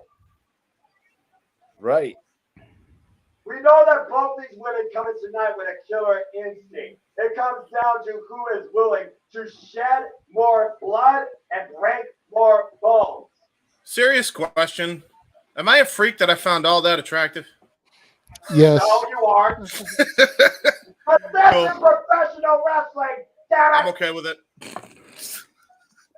And here we look at Harley Quinn. I mean, Liv Morgan coming to the ring with the baseball bat. Look at the tape. Hey, yo. His head up. Instead, she suffers Piper's pin. And I love how Ronda slammed her and the bat just happened to bounce into the ring. Like, you could not have planned that any better. Hey, I have to ask the $1 million question now that you brought it up. If you put Alexa Bliss and Liv Morgan together as a team, would they be known as the Harley Quinns? Yes, Yes, they would. Yeah, there you go. Simple question, simple answer. There you go. I think one of them would have to go red, so one could be Harley, the other one could be Poison Ivy. You know what? You know what? Very good point there. Yep. Very good point there. Even I That show is fucking funny. Oh my god. Where's my goddamn electric Bruce? There will be nobody coming into play to pull these two apart. Expect absolutely anything as we go back inside the arena. Let's go! Gentlemen, we will see you after this match. We will see I'm coming for you, son! Son, I'm coming for you! Oh, boy. Remember, the only way to win this is by pinfall submission inside the ring. Here we go! Well, here comes the challenger, and of course, the baddest woman on the planet wearing that guy, Rowdy Ronda Rousey. In all black tonight, there is no smile. There is a serious demeanor. She is out to fight. And she got her black belt with her, JJ. You're muted, by the way. Botch. Oh, my gosh. Sorry, had to mute my microphone so we could rock out to Joan Jett here with the fam in the room. Okay, I respect that. Whether you love her, whether you hate her, you recognize who Ronda Rousey is. Yeah, no doubt. She is the baddest woman on the planet for a reason. As they're talking about stuff that I'm sure you all are looking forward to. That as Halloween ends, that will be in theaters and streaming on the cock soon enough.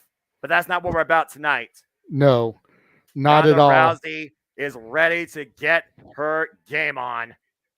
She is in fight mode tonight.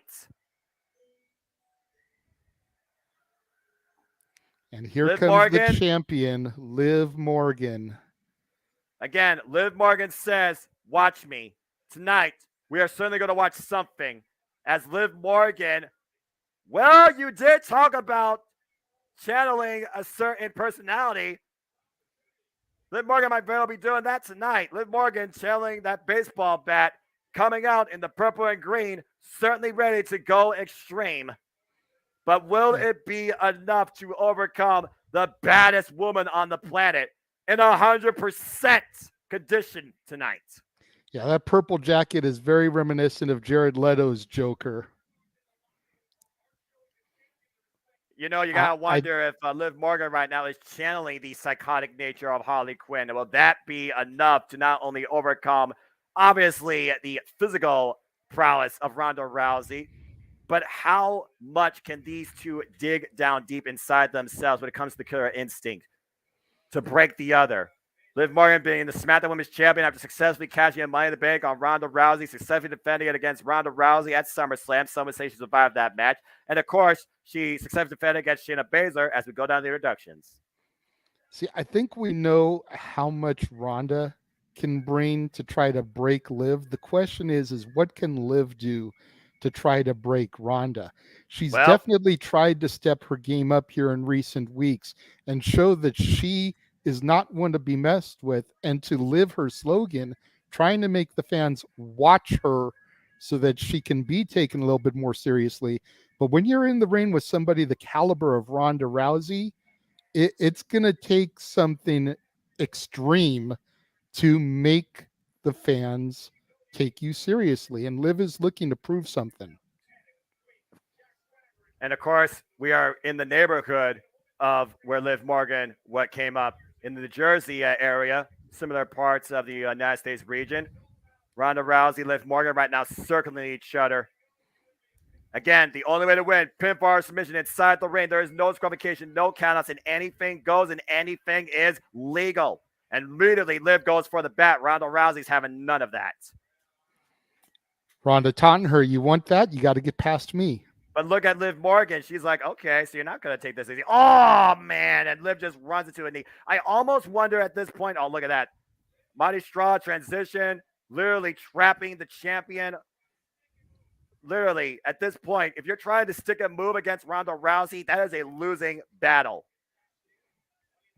Ronda Rousey literally trapping Liv Morgan like a pretzel. And now triangle lock. Well, the shoulders are down. This is how she caught her at SummerSlam. Yeah, I was going to say, be careful, Ronda. That's how you ended up losing, because your shoulders were down for the 3 count. And Liv Morgan grabs the first weapon of the match, that baseball bat she came in with. But will she use it? You see no intimidation, no sense of fear on Ronda Rousey. Once again, stopping the shot and literally flinging Liv away from it. And now Ronda has the bat. Uh-oh. But again, does Ronda Rousey need a weapon? Ronda Rousey is a weapon. Very good. And apparently she heard you and agrees to settlements. She is not willing to go to those extreme lengths tonight in front of the ECW faithful that are no doubt here in attendance at Extreme Rules. Oh, the knee to the midsection. And Liv taken down again as Ronda Rousey looks for the ankle lock. And meanwhile, Liv Morgan, using so far her resourcefulness, rolling through, breaking the hold. Liv Morgan following up. Nice knee strike. Takes Ronda off the apron to the floor. And now, what is Liv Morgan going to do here? What's this curious thing telling her? Off the ropes. Might be looking to pick up speed. Might be going for the... Uh-oh. Got caught off the basement drop kick. Oh, and right now, Ronda Rousey teeing off on her like a friggin' body bag. Oh! Ronda literally slapping the taste out of Liv's mouth. Well, you talk about Liv Morgan with the killer instinct. How about that shriek where she's like, I don't fear you, fear me. Watch me. Ronda Rousey's like, shut up, eat this. And right now, Liv Morgan in a vulnerable state. Ronda Rousey once again teasing the fans with that baseball bat. I almost wonder if that's going to be the equalizer that comes into play during this match. We hear Ronda Rousey with some subtle jaw jacking. Oh, wait a minute, Liv Morgan! Fire extinguisher! Yeah, I knew Liv was up to something. She was playing dormant way too well there underneath that apron. That couldn't have been enough to make her take the fetal position. She was up to something. And somehow of the attempted Russian leg sweep with the bat, Ronda Rousey enough wherewithal to catch Liv with Piper's pit while blinded. And meanwhile, Liv Morgan step up. Oh my gosh! Batter up, home run! Right to the ribs of Liv Morgan. Oh man, what a swing. Well, it's hard enough being extreme, but you can't breathe, JJ, after that. She might have a busted rib. Good grief. I mean, again, Liv Morgan used a fire extinguisher, and Ronda Rousey's like, that's all you got? Nothing. Ronda teeing off on Liv's lower extremities there. Oh! One of the only places that has some cushion on her body. And no kidding. Meanwhile, strike one off that swing, and Liv Morgan follows up with the instant Guri. Take a look at the shot, though. Right to the ribs. Oh, man. I think I heard something crack. And meanwhile, she goes for a second home run, strikes out, and Liv Morgan catches up with instant Guri, causing some separation for the moment. And Liv Morgan has her bat back, but will she use it? Will she go on the attack? Well, you know she's going to try to. The question is, will Ronda allow her to? Ronda is smartly rolling to the outside. Yeah, but right now, Liv Morgan, though, she's staying on her. Oh, throws the game right at her face. And meanwhile, what the hell? Oh, black belt! We talked about a strap match right now. Ronda Rousey cracking her own whip on the champion. Jeez. Yeah, it's a little taste of what's to come later on this evening when Drew McIntyre and Karrion Kross get in the ring. Ronda choking her with that black belt. And meanwhile, Liv Morgan is literally helpless right now. She is trapped. And right now with the back, Ronda Rousey could literally tee off on Ronda Rousey at this point. Oh, and is doing so, attacking the hamstring. Good Lord. Oh! But Liv Morgan in desperation drives Ronda Rousey face first into the apron. This is vicious on both women's behalf. Both women are down. There's no 10 count here. It's pinfall or submission only, Noah. It looks like there might be either some bruising or some blood on Liv's stomach area. And no kidding. Take a look at the replay here. There's some shots to the upper hamstring, and the next thing you know, Ronda Rousey gets driven face first to the apron as Liv yanks her arm. And it looks like we're bringing out more of the toys here tonight. ECW was known for their tables. Yeah, I was going to say there's no better weapon to have here in Extreme Rules in Philadelphia than the table. Yeah, the Dudleys pioneers of the table, the Flaming Table, and ECW original. We know damn well this isn't going to get set on fire, but who's going to go through it is the question. Well, at least it's not a glass table like I saw in TNA.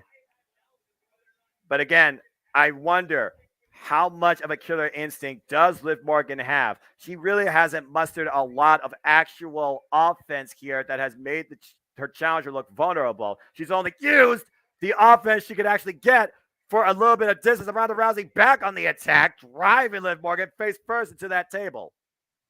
Oh, and another rising knee. We're clocking Liv Morgan on the jaw. Stun the champion, and right now be looking for her to tie her up in the ropes. Again, there are no counts. She's going to hold this all night. You hear Ronda asking Liv Morgan to tap out, and this is 100% legal. Trying to choke her out with the use of the ropes and her legs. Again, the most dangerous thing that could happen to you when you face Ronda Rousey is being trapped. You know, I've got... Yeah, I was just going to say exactly what CC just typed. You know, to kind of echo James's sentiments earlier, I was a little bit envious of Liv Morgan there, being trapped between Ronda's thighs, but that's a whole other story. You and every other true American here tonight in Philadelphia. That would be a whole other kind of Extreme Rules, sponsored by Brazzers. Don't give them any ideas, JJ. That's actually a brilliant idea for creative. And third-party marketing. But I digress. Buy the shirt. Buy that shirt. All the shirts. Buy all the shirts. And meanwhile, Ronda Rousey trying to follow up against the champion. Liv Morgan, though, looking for a steel chair. Oh! And finally attacks the midsection of Ronda Rousey. Again, it's hard to fight, even be extreme, when you can't breathe. Yeah, without a doubt. I've been through that before myself, having been in wrestling competition. You know, if you're not used to going 10, 15, 20, even 30 minutes in the ring, you can get blown up really quickly just in a regular match. And then you add in the extreme element, the weapons, the fire extinguisher, and it just becomes even harder to keep that breath and the stamina to be able to go through. Oh!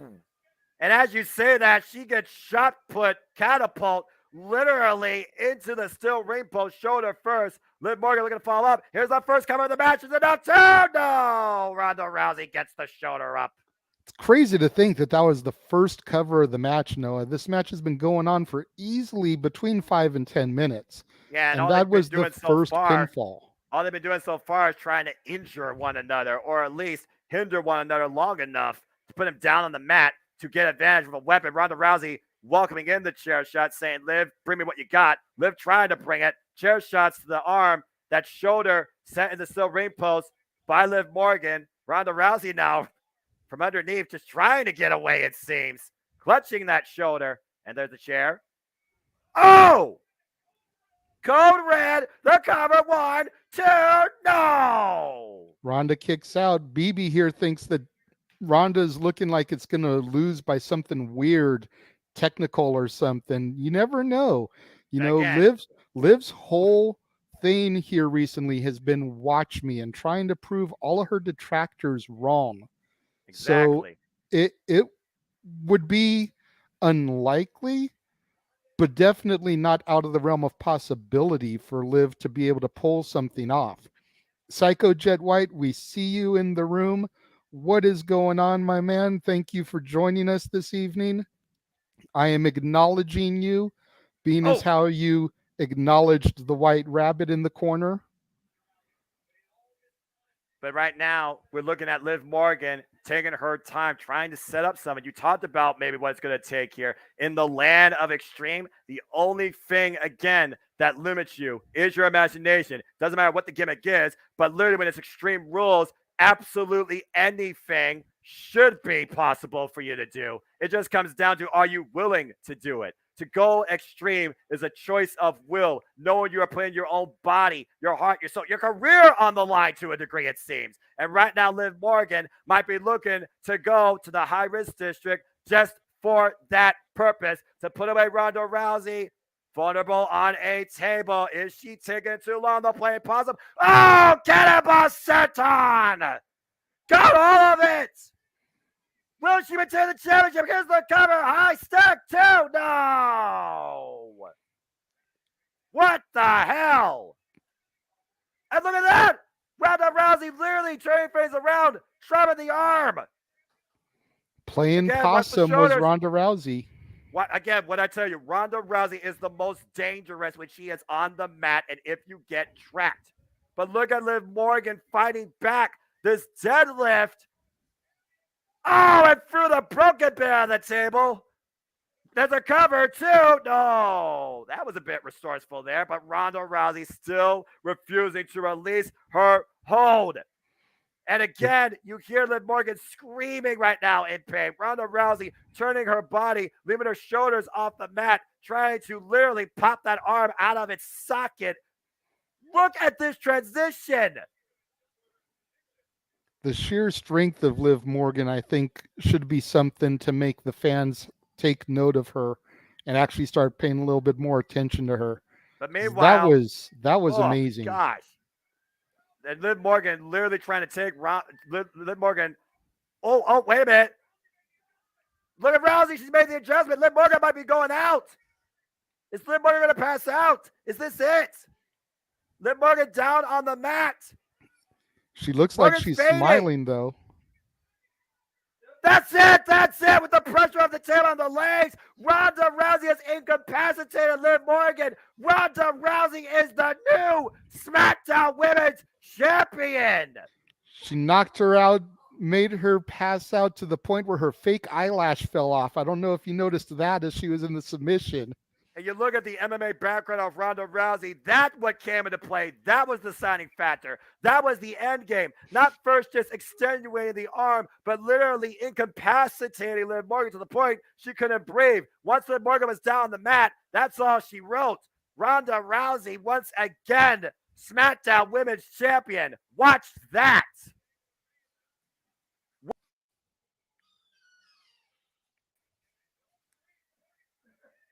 Again, it was referee's choice, referee's stoppage. Liv Morgan did not willingly submit. Let's put that in perspective here. Whether you like it or not, referee for own discretion and the safety of the competitor chose to stop the match. Let's go ahead and look at some of the replays here. Look at this ridiculous senton off the top rope through Ronda Rousey, through the table, broke it in half. We thought this was it, but somehow, you look at the fall here, referee in perfect position, she was able to kick out. But look at this transition here. With a piece of broken table and her legs trapped underneath the carotid artery of the champion, Liv Morgan unable to answer the referee. And that was that. Ronda Rousey, once again, has the strap. And you know, nothing against Liv, but deservingly so. Ronda is an amazing champion. She's that champion that you want to bring the casual fan eyes to the product.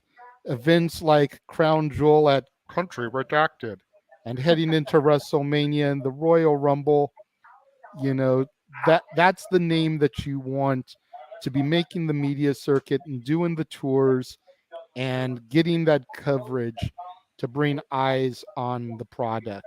Yeah, I understand where you're coming from, definitely from that point, but you also heard what Ronda Rousey said, right? My strap, bitch. Yeah, it's her strap, all right. And I don't think we're going to see babyface Ronda Rousey anytime again. That finish ruled, man. That finish ruled. That was MMA fighter, fight me or die, Ronda Rousey mentality. And Liv Morgan passed out. Yeah, that's right. That was Ronda pretty good. Rousey once again the baddest champion in all of WWE. Psycho Jet White says the White Rabbit in the corner was really clever. Thank you. I don't know how many other people caught that over there in the corner. I've got the little White Rabbit there. Yeah. So Jet White. It turns out, by the way, that Psycho Jet White is the White Rabbit. Makes his debut tonight. There you go. Were the people booing That's your Ronda reaction here at the time. end of the match? Fucking. Right. Anyway, so Mikey, I saw your excitement. Give us some of your thoughts towards what you saw out of Ronda Rousey in this match. Because let's be honest here, guys. 85% of this match, Liv Morgan had nothing. Well, Noah, honestly, the longer this match went on, I was like, damn, they cannot be having this match go 12, 13, 14 minutes, and then Ronda's going to win. Like, they're making this match go long so they can make Liv look better. But then it dawned on me. It dawned on me. They're not going to Seth Rollins, Cody Rhodes this thing. They're definitely not giving Liv 3 victories over Ronda Rousey. No. So I'm very happy. After Adam Pearce lost his arm after saying how he felt about Ronda Rousey, and Ronda Rousey reminding him, you really think I'm going to list you over one of the biggest stars acquired in WWE history, including the most baddest woman in all combat sports? Kiss my ass. Yeah, Ronda Rousey right now is the most dangerous force in WWE, and she don't give a damn if you like it or not. And Liv, go work on it a little bit. Work on it a little bit because I noticed that little botch when you were going to spray the fire extinguisher at Ronda. You almost botched that spot. To be fair, fire extinguishers are unpredictable anyways. So yeah, Ooh, I wouldn't Fire hardly call it that a under the botch. ring, JJ. She almost sprayed it under the ring. But Hey man, the apron needed some cleaning. She was just doing good work. It's fine. She was part of ring crew too. Housekeeping, right? She's just getting an early start. That's all. we got a little bit of a tease of this match in that match as we saw the black belt of Ronda Rousey being used as a strap. Oh, this how fitting! What a segue! This is the match right here. Can it end with these two men shaking hands? No. Is this the one that's from Aaron Ritt. One of these two men is going night-night. That's how I see it as ending. I'm convinced Bray Wyatt is involved with this. Really? I think so too. You know, Ray Carey Cross was the White Rabbit. I know. Especially with the whole Wyndham Wyatt 6. You're not wrong. Yeah. And all TNA, 6 people. he had the X. He always used the X thing with TNA. So but the whole White Rabbit with the X. Someone said, "What's the main event?" The main event is obviously the ladder match because if it was Edge versus Finn Balor, I would have to change my pick because they would have. The main event right now is going to be the fight pit. Yeah, fight pit. Oh, it's fight pit, really? That might be the main event. That's the new match. That's new for the main roster. Not to take anything away from Noah's NXT, but it's the new match. It's the one they've been hyping with the blueprints and the video package, much like when they did the Elimination Chamber and everything. Oh, yeah. Well, I think that's probably going to be the main event, especially considering how personal it's become with Seth freaking Rollins bringing Riddle's family into it. Noah, how interesting was that last fight pit match with Tommaso Ciampa and Thatcher?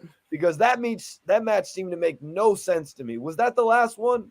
That was the last one, and honestly, that was just founded on bitter hostilities, and then it became a tag team out of the two. What was most interesting about me was the way Timothy Thatcher used the cage in the end to literally trap Ciampa's leg, and if he held on long enough, he literally could have probably broke it. The way you look at the fight pit is how you utilize the environment to your advantage, especially when it comes to manipulating the human body, because there are no ropes and there is an upper walkway, but honestly, you could pull off a dastardly move from there too. thought Like that a the stomp. second fight pit was more interesting with how far and how physical both Chuba and Thatcher got. So I'm looking very much of intrigue with the fight pit that's ahead. But before then, someone has to pay the toll. Time for the strap match. Oh, yeah. I'm ready for this. And this is the one that me and Son Goshku differ on. So this one's going to really make a difference. A lot of people differ on this, actually. A few Yes, do. I did. You fool. I just don't think I can win this one, you guys. I think it's got to go to Carrion. Well, we're about to find out as here comes Drew McIntyre. He got swords. Did you know Gentlemen, that? we'll see you again after this match. Yep. Yes, sir.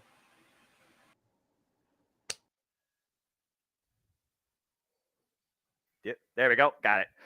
All right. Well, as Drew McIntyre makes his way with Angelica, Drew McIntyre, of course, coming off an incredible battle at Clash at the Castle for the WWE Undisputed Universal Championship, falling short, unfortunately, to the Tribal Chief Roman Reigns. But even before then, ever since Karrion Kross has made his return to WWE, he talks about how he's trying to change timelines and how everybody pays the toll. Since day one, Drew McIntyre has been in his sights as his first target. We figure out the hourglass. Has time run out on Drew McIntyre tonight? You know, that's an interesting point in question. I'm not really sure, and the whole hourglass is one of the things, one of the key clues that leads me with Karrion Kross being part of this whole White Rabbit debacle. Because you think about the White Rabbit in Alice in Wonderland and how he's late for a very important date, how he's constantly looking at his watch. Exactly. And could that be one of the things that ties Karrion Kross into the returning Bray Wyatt, the Fiend, Wyndham Rotunda, whatever name he's going to use? Yeah, some name.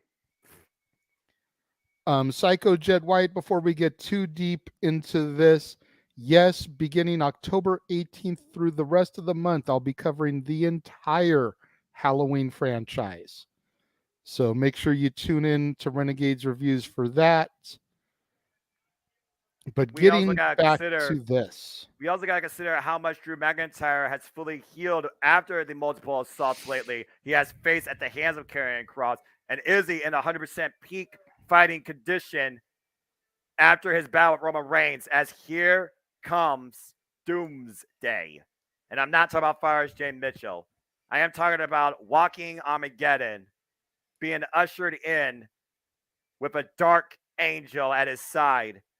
Karrion Kross has arrived.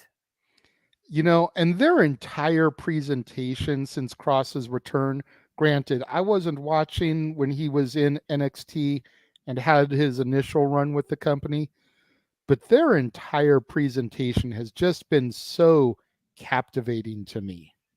No kidding. Oh my Lord, Scarlett. And not, I'm trying to find the right words to say this because I don't want this comparison to come off as snarky. That's not the way I mean it, but Scarlett, in her appearance and her outfits lately, really harkened me back to Sable when she was with Mark Marrow. I agree 110%. As again, the one that controls the field, dominates the play, is definitely Scarlett Bordeaux, as we now all will fall and pray.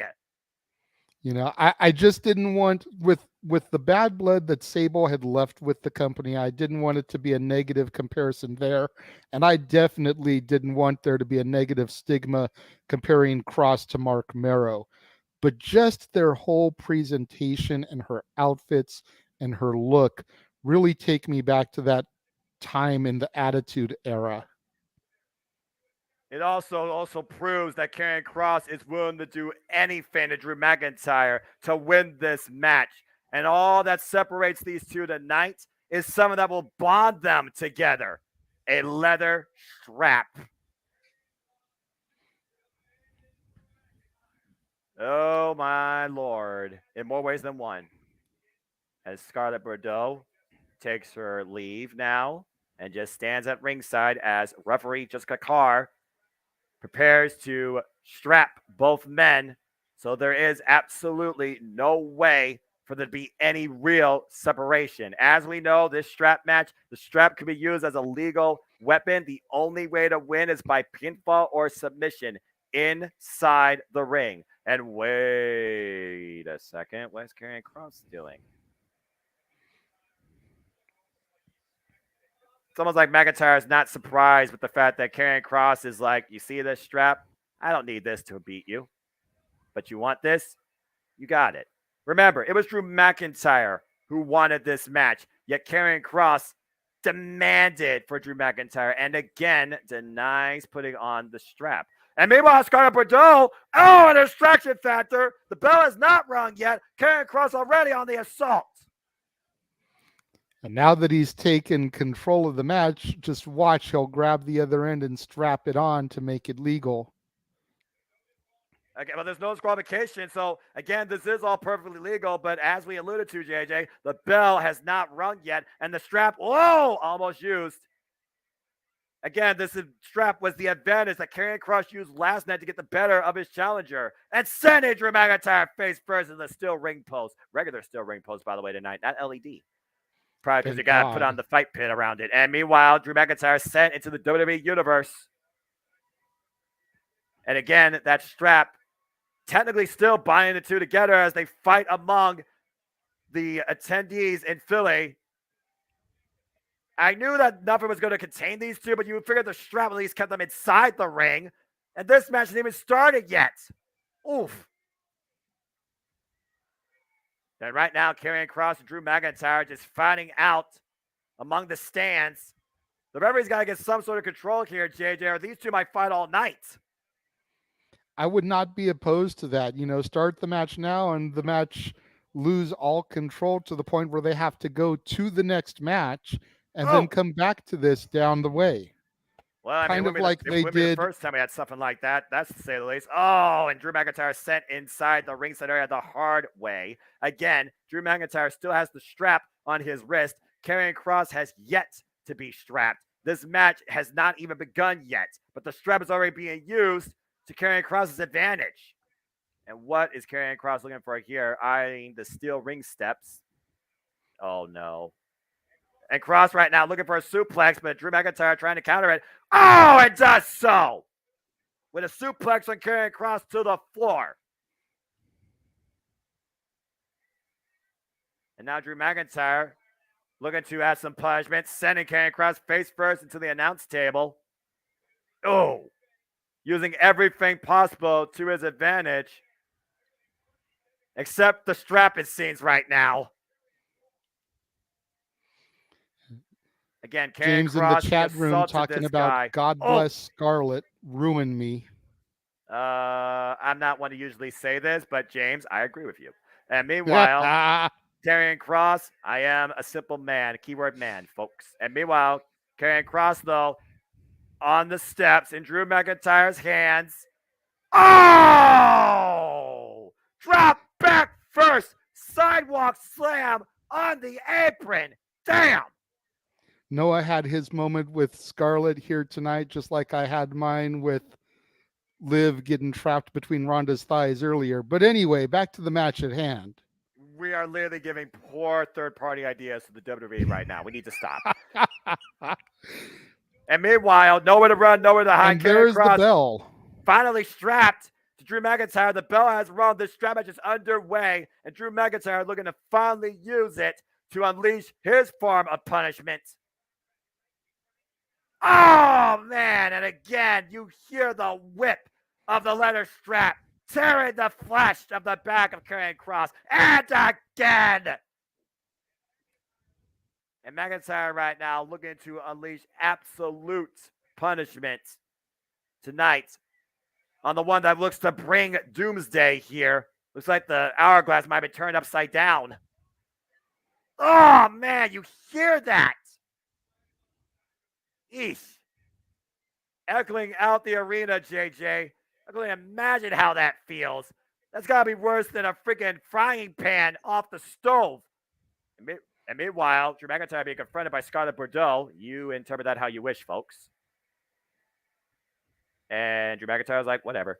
Oh, and Karrion Kross taking advantage, driving Drew McIntyre upper left arm first in the ring post. Again, using the strap to his advantage. Yeah, Cross is just trying to get back control of this like he had last night on SmackDown. Run Drew into the ring post. Oh.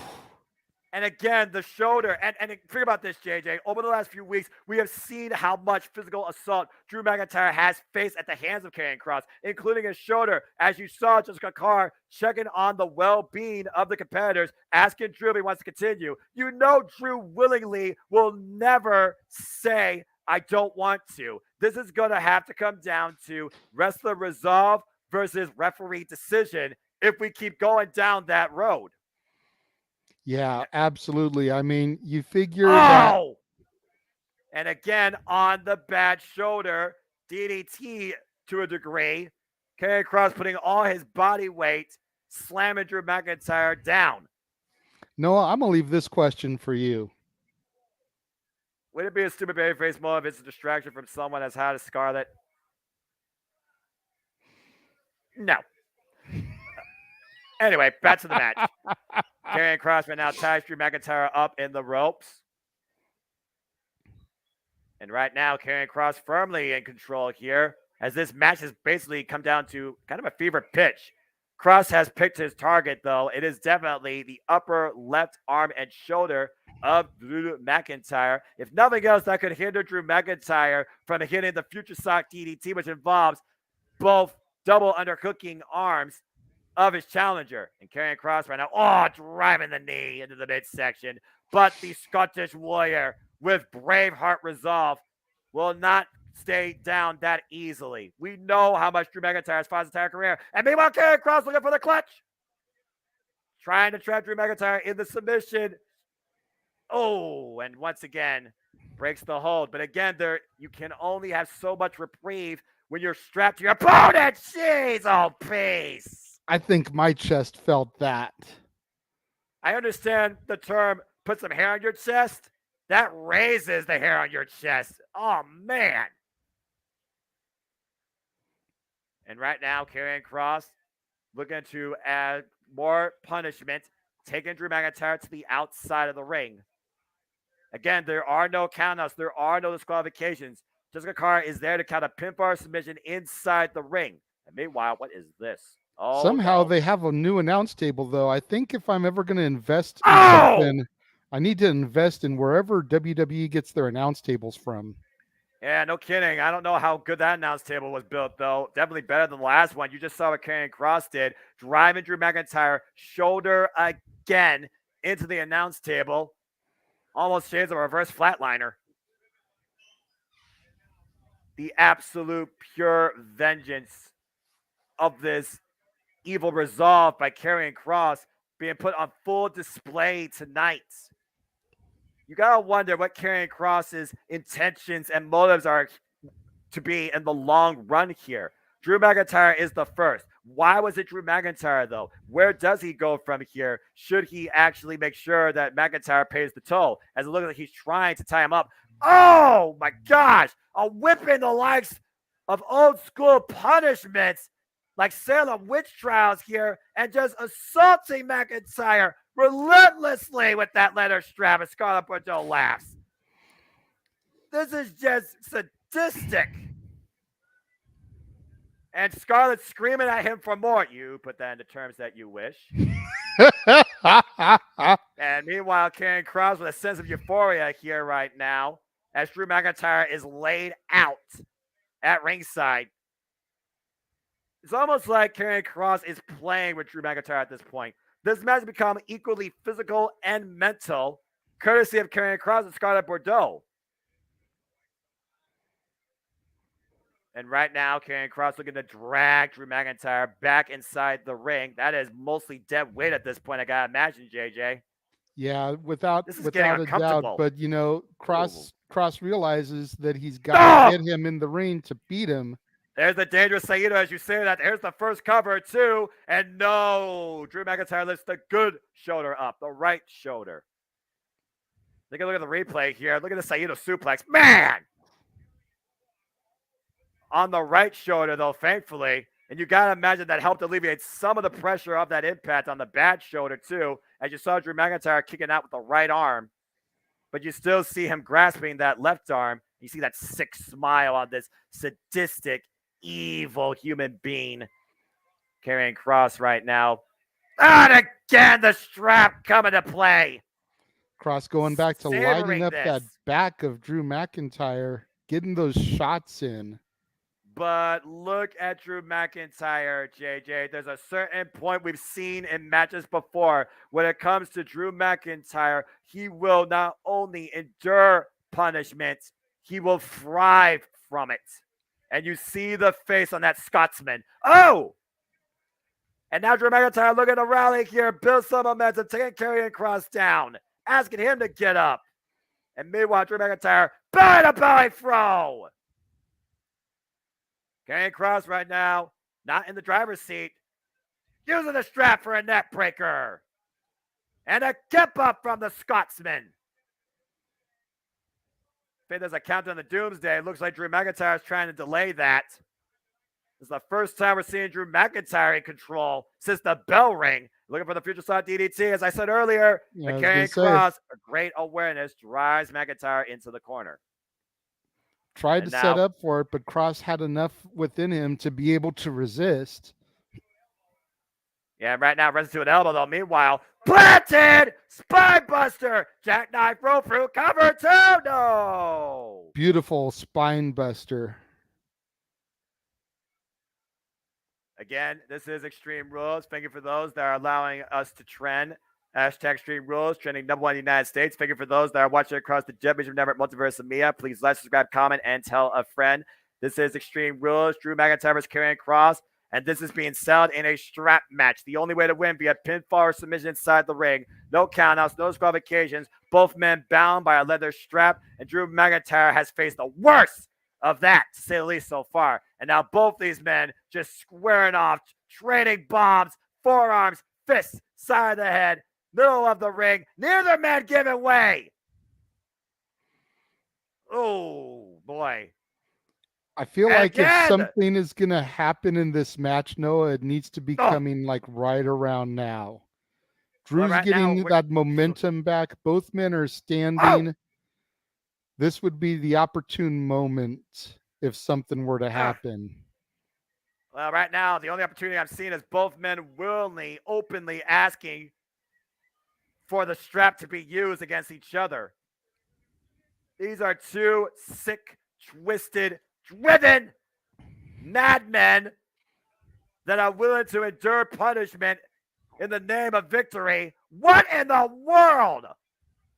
The strap is literally being used against both men. Side of the face, side of the arm, and to the back. Karrion Kross down to one knee. Drew McIntyre getting the bear of the exchange. What the hell are these two made of? And once again, looking for the... Hold it. Can you get it? There's the call. Future Shock DDT. Hashtag my Drew McIntyre. And there's the kip up. And right now, this does not bode well as you see a certain countdown, not to Doomsday, but to a one-way trip to Claymore Country. 3, 2, 1. Hello. And the barricade comes into play in the name of Scarlett Bordeaux. Once again, walking around. Oh, what the world? Is that pepper spray? Scarlett Bordeaux just blinded Drew McIntyre with a ton of pepper spray in the face. And there's time's up. The forearm back of the head to cover. 2, Karrion Kross makes sure that Drew McIntyre pays the toll. Wow. Not what I expected for this match, but Good creative. Lord. Creative, definitely. Well, I mean, creative, resourceful, violent, brutal, definitely blinding. That had to have been pepper spray. Drew McIntyre asking for a towel, getting water sprayed into his eyes. that was like a whole canister of pepper spray being sprayed down in Drew McIntyre's face. Let's take a look at the replay here. You saw the ending, JJ. A count on the Claymore country, hit a roadblock with Scarlett Bordeaux with the stop sign, and with Drew McIntyre trying to break through it, pepper spray driven viciously into the face of Drew McIntyre. And then No! that clubbing blow to the back of the head. Time was up for the Scotsman. Oh my God!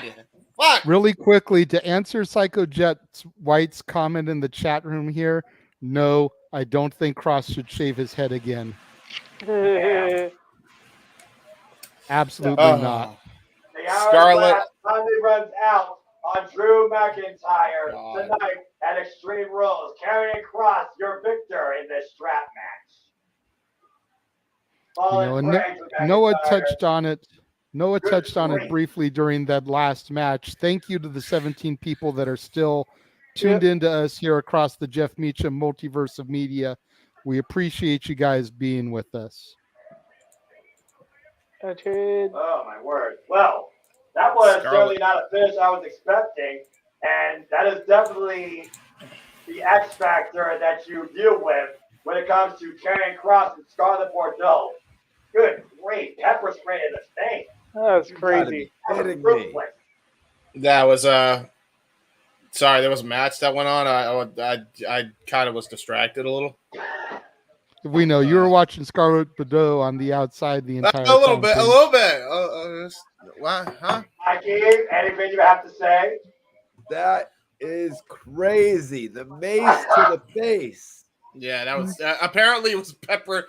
The way Corey described it was law enforcement grade A mace. Wow. But I did say that Scarlett Bordeaux was the roadblock to Claymore Country. If you try to assault and figure of authority, they have the right to use lethal force. So there you go. Yep. It's pretty crazy. It's pretty crazy. I guess this is probably going to continue to country redacted and like I think we'll see Edge and Balor there as well. It's possible. We'll see. Noah's like, well, I will not be seeing it. I don't have much more to say about that. Good grief. Yeah. How'd y'all like the match, though? I think it's safe to say that going forward, at least for a short bit, Drew McIntyre is truly only going to be seeing red. Well, I'll tell you, Mikey T. BB over here was really disappointed in the pepper spray finish. Who? Who was? CC's son, Brendan. What about overall the match? Did you guys find it boring? Like I thought it was good. I thought it was a good story. I knew that type of finish. But again, you saw the punishment these two are willing to unleash on each other at the hands of that leather strap. But Karrion Kross was out to make a statement out of Drew McIntyre tonight. And they both did just that. Absolutely. I knew that if Kross was going to win, there was going to be some shenanigans, whether it was the debuting Bray Wyatt or something. So I'm not disappointed because shenanigans ensued by the T-shirt. But, you know, and as we take a look at Miz again backstage we got the on the Brood. cell phone. Someone's in the background. Oh, my. What about the Brood? Did you guys see Someone's that? in the background. Gritty again, mocking him on his cell phone. Oh, Jesus. Edge's teeth on the elimination. Dexter's definitely under there. You know, you're probably right. Oh, well, it looks like we got the I Quit match next. And let Nope. me think. Nope, ladder match. Who Ladder will match? stand the ladder and claim full control of the Raw Women's Division? Bianca Belair versus Bayley. It is time for Raw Women's Championship ladder match. By the way, did Let's anyone go. notice the person poking their head behind the door in that mid segment? No. Sorry, my mind still Random got person Scarlet on the poking their brain. head behind the door. So I'm I a bit didn't out. see it. I didn't see it yet. I'm still in the middle of this Edge promo. Yeah, he's way Watch behind us, guys. Watching mid segment. I don't know why I can't get synced up. They're really pushing that Edge is is going to retire if he loses. Wow. Hopefully, I didn't anyway. screw up on this pick too. But Edge still has another year left. Well, I mean, if he James- wins tonight, end the bloodline. But anyway, you were saying, sorry. Judgment what Day, did you you? mean, James? I was going to Yeah. say, James, Mikey, you weren't here. Guys. You guys weren't here when we were doing the pre-show earlier. We discussed how Bianca has already beaten Sasha and Becky. Does she keep the momentum going tonight by defeating the third of 4 horsewomen before plowing on to taking on Charlotte, possibly at Mania next year? Yeah. Again, it's hard to say. I'm watching this Miz segment right now. Sorry. No, you're Okay, good. tell me if you see Yeah. the guy behind the door poking his head out. All right, I see like the mascot. I'm on the Okay, phone. You're way ahead. You're way behind. All right, We're let me on see a if there's a guy promo. poking his head out. All I Behind saw the was a guy background, on there's the tablet, Paul. Yeah, the guy behind the door back there. There's a guy poking his head out. No, all I saw was a guy on the tablet. It's honestly probably a connection issue.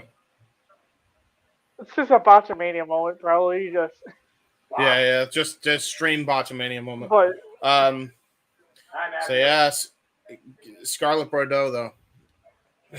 But Renegade, what was your question about Rhea Ripley? She's on the My screen question in my had mind. nothing to do with Rhea Ripley. My question had to do with Bianca Belair. Oh, okay. She's already gone through Sasha and Becky. Does she keep the momentum going through the third of 4 horsewomen tonight, hopefully going on to then take on Charlotte at Mania? Yeah, that's pretty much what you would think. You know what I mean? That's what you would be led to believe.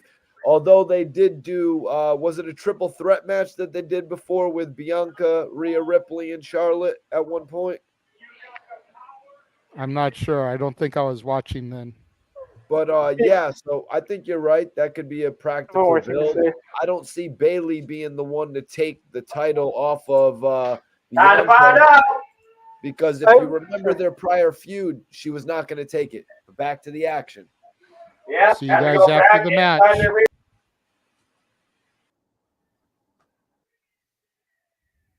And this is for the Raw Women's Championship. For if you have the gold, you take control. Here comes Bayley. And Bayley is heavily accoladed, as we know, former Raw, SmackDown, and Women's Tag Team Champion, former NXT Women's Champion. She has done it all in the WWE. And since her return at SummerSlam, this trio she's formed, Damage Control, to literally take control of the entire WWE. It's been hostile, to say the least, on Monday Night Raw. And now Dakota Kai Sky claimed the WWE Women's Tag Team Championships. And after what we saw on Monday night, is Bayley truly having everybody in her corner. And Bianca Belair, will she be going into this on her own? Will the numbers come into play? Or will the ladder, of course, be the end game? It is a ladder match. The only way to win, ascend the ladder, grab the championship. Bayley is no stranger to doing that when it comes to Money in the Bank. This is the first time ever in a singles women's ladder match. And there is NXT's Nakia Lyons at ringside. Interesting. Trying to get me distracted like James was distracted all last match with Scarlett Bordeaux, but I digress. You notice, though, Noah, that Bayley did not come out with the rest of Damage Control. She's coming out solo tonight. At this point, Bayley probably thinks that I have everything on my side. I will control the result of this match on my own tonight. And we'll see. Again, Bayley has all the confidence, all the momentum going into this. She pinned the champion back at Clash at the Castle. And as we saw on Monday night, Alexa Bliss and Asuka, they have been taken care of. As Bayley looks at the task that is awaiting her above her, the Raw Women's Championship held high above the ring. Only one thing stands in her way from maintaining that control with an iron fist, and that would be the champion. Paul says that the rumors are that was Joe Gacy in that Miz segment. That would be an interesting twist if that ends up being the case. But as you alluded to, here comes the champ. The fastest, the toughest, the roughest, the greatest, the smartest, but is she the most resourceful? The EST of WWE, Bianca Belair, holding the Raw Women's Championship since WrestleMania after being Becky Lynch. And in their rematch back at SummerSlam, they found respect among each other, but the next night, Bayley made sure that Becky would not be a factor tonight or for quite a while. Bianca Belair comes in with all the confidence, but does she have a plan of her own to take control of the match of tonight? As we go to Mike Rome, who will shortly give us the introductions. Well, you figure she's got to have a game plan. You figure she's gone back. She's probably done some scouting. She's looked at Bayley in ladder match scenarios. She's conversed with her colleagues, her friends, if you will, Asuka and Alexa Bliss. She's got to have something going into this match, some kind of game plan here. And we look at people like Roman and the Usos who've had over a year-long reigns here lately. Who's to say that Bianca isn't just going to keep on pushing even past WrestleMania next year? That's a very fair point, as Mike roams with the introductions here. And Bailey already jaw-jacking Michael Cole. Oh, I love it. And of course, JJ, you could talk all night about Bianca Belair and what she has done so far in the WWE. And as you alluded to, is Bianca Belair the one to dethrone the four pillars of NXT's women's division? She's done it with two. Tonight, she looks to do it with a third. Yeah, I definitely think that Bianca is going to be the one to possibly do that. You've got to figure the I just lost my train of thought. I'm sorry. No. Bell rings are underway. That's okay, as these two right now are clubbing each other. You think about these ladder matches, though, that have culminated in the ones who have full control. Oh, and both women collide immediately with each other.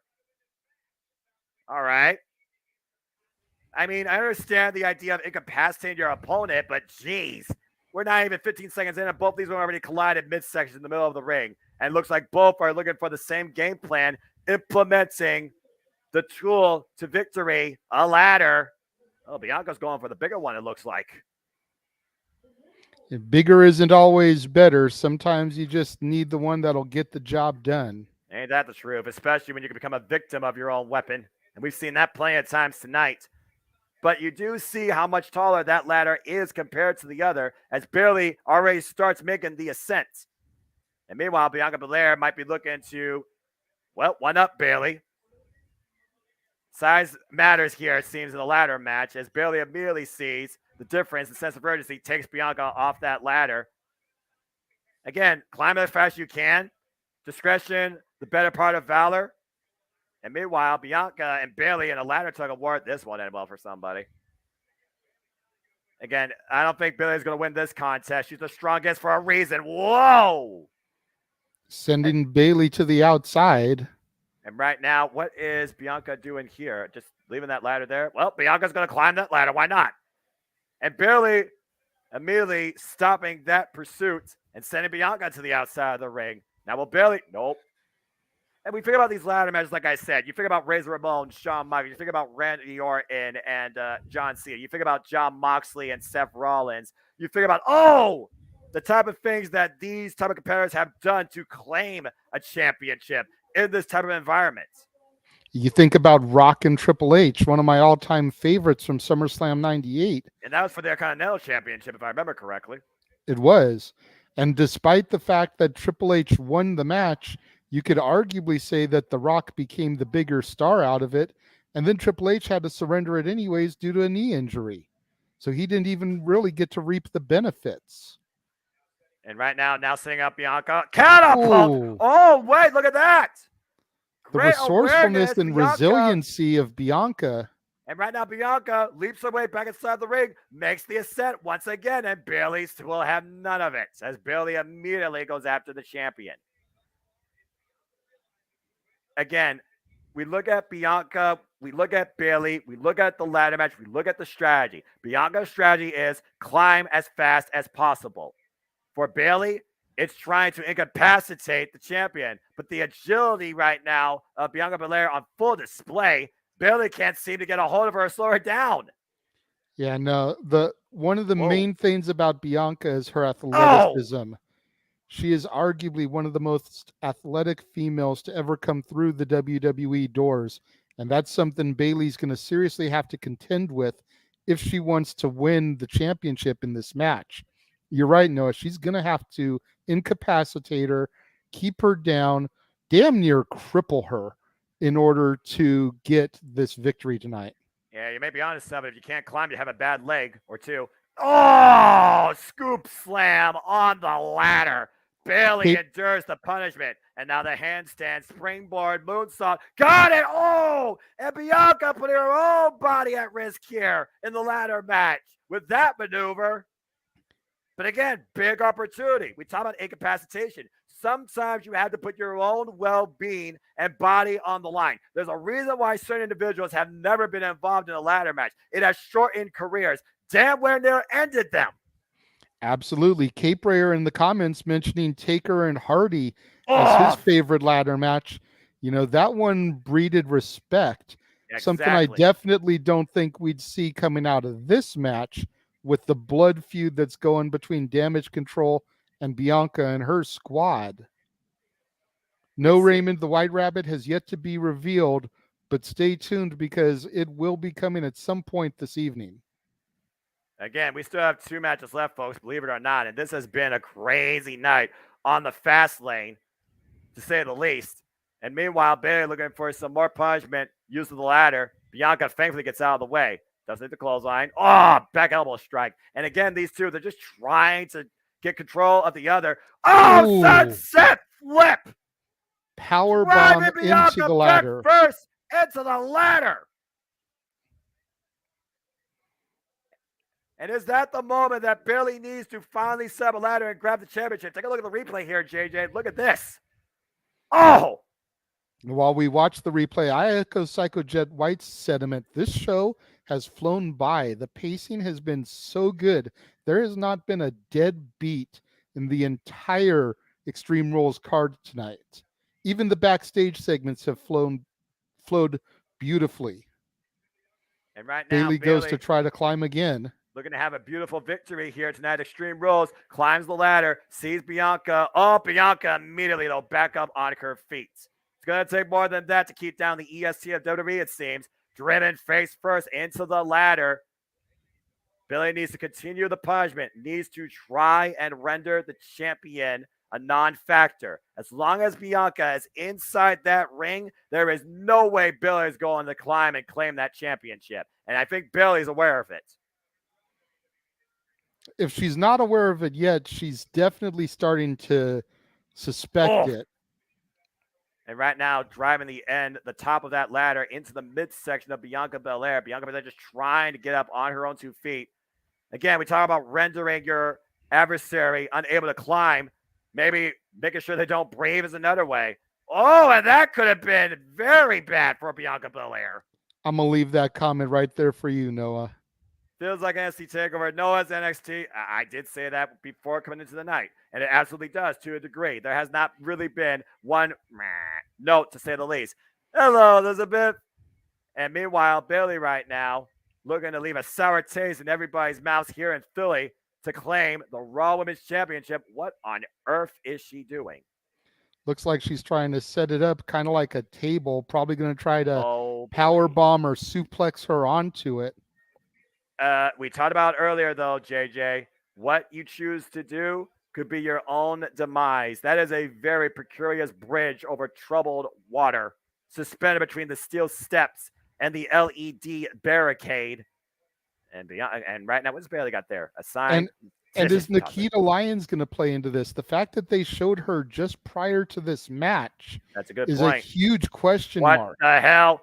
Oh, my elbow drop onto Bianca on the ladder. And it definitely looks like Bayley may have suffered the worst of that. Again, you put your own body on the line in this environment. Not for the moment, but for the victory. Let's take a look at the replay here, JJ. You might be onto something. You see that elbow. Banana. Yep, pinpoint accuracy on Bianca Belair while suspended on that ladder, but Bayley still collided with the ladder afterwards, too. I'm not sure who got the worst of that, but Bayley is up on her feet. Whoa, and Bayley literally ripping apart a ladder. And Bianca back up, grasping her midsection in a world of hurt right now. That's definitely not a smart move of Bayley. That hinge is what keeps the ladder set up. Well, right now, again, we talk about strategy here. I don't think the strategy is to climb the ladder. Bayley knows that Bianca will not stop to go after her. Bayley has to make sure, as you said, she's a non-factor. Here we go. She just ripped that hinge out. She's going to sandwich her in between it or and break just her start leg, slamming it on top of her. Yeah, like you said, help. trying to incapacitate her. But Bianca has the wherewithal to get out of the way. And that fan looks like, geez, Bayley, calm down. And right now, Bianca, drives the ladder in the back of Bayley. Well, one half a ladder anyway. And meanwhile, Bianca goes back inside the ring. What? Nope, maybe not. Right now, I feel like Bianca's a bit right now trying to figure out something. I feel like Bianca's a bit unprepared right now. I feel like she's a little bit out of it. She rolled in the ring where there was a ladder that she could have set up, only to roll back outside to grab another bigger ladder to try to set up. Well, I mean, again, to be fair, she did see the difference earlier in ladders, and the bigger ladder she did grab earlier, I believe, is the same size as this one. It is definitely tall enough to go after the championship. And right now, Bianca looking to retain that very title, but Bayley once again in the back door, crawling back inside the ring. Yeah, that's the downside, is all that extra time that Bianca wasted gave Bayley the time to recuperate and get back in the ring as soon as she started climbing. And meanwhile, Bianca has Bayley, up and down, planted in the power bomb. And now Bianca with one arm climbing the ladder. And meanwhile, Bayley from underneath pushing the ladder out. And sending Bianca to the outside of the ring. Referee checking on Bianca. Looks like a one-arm participant.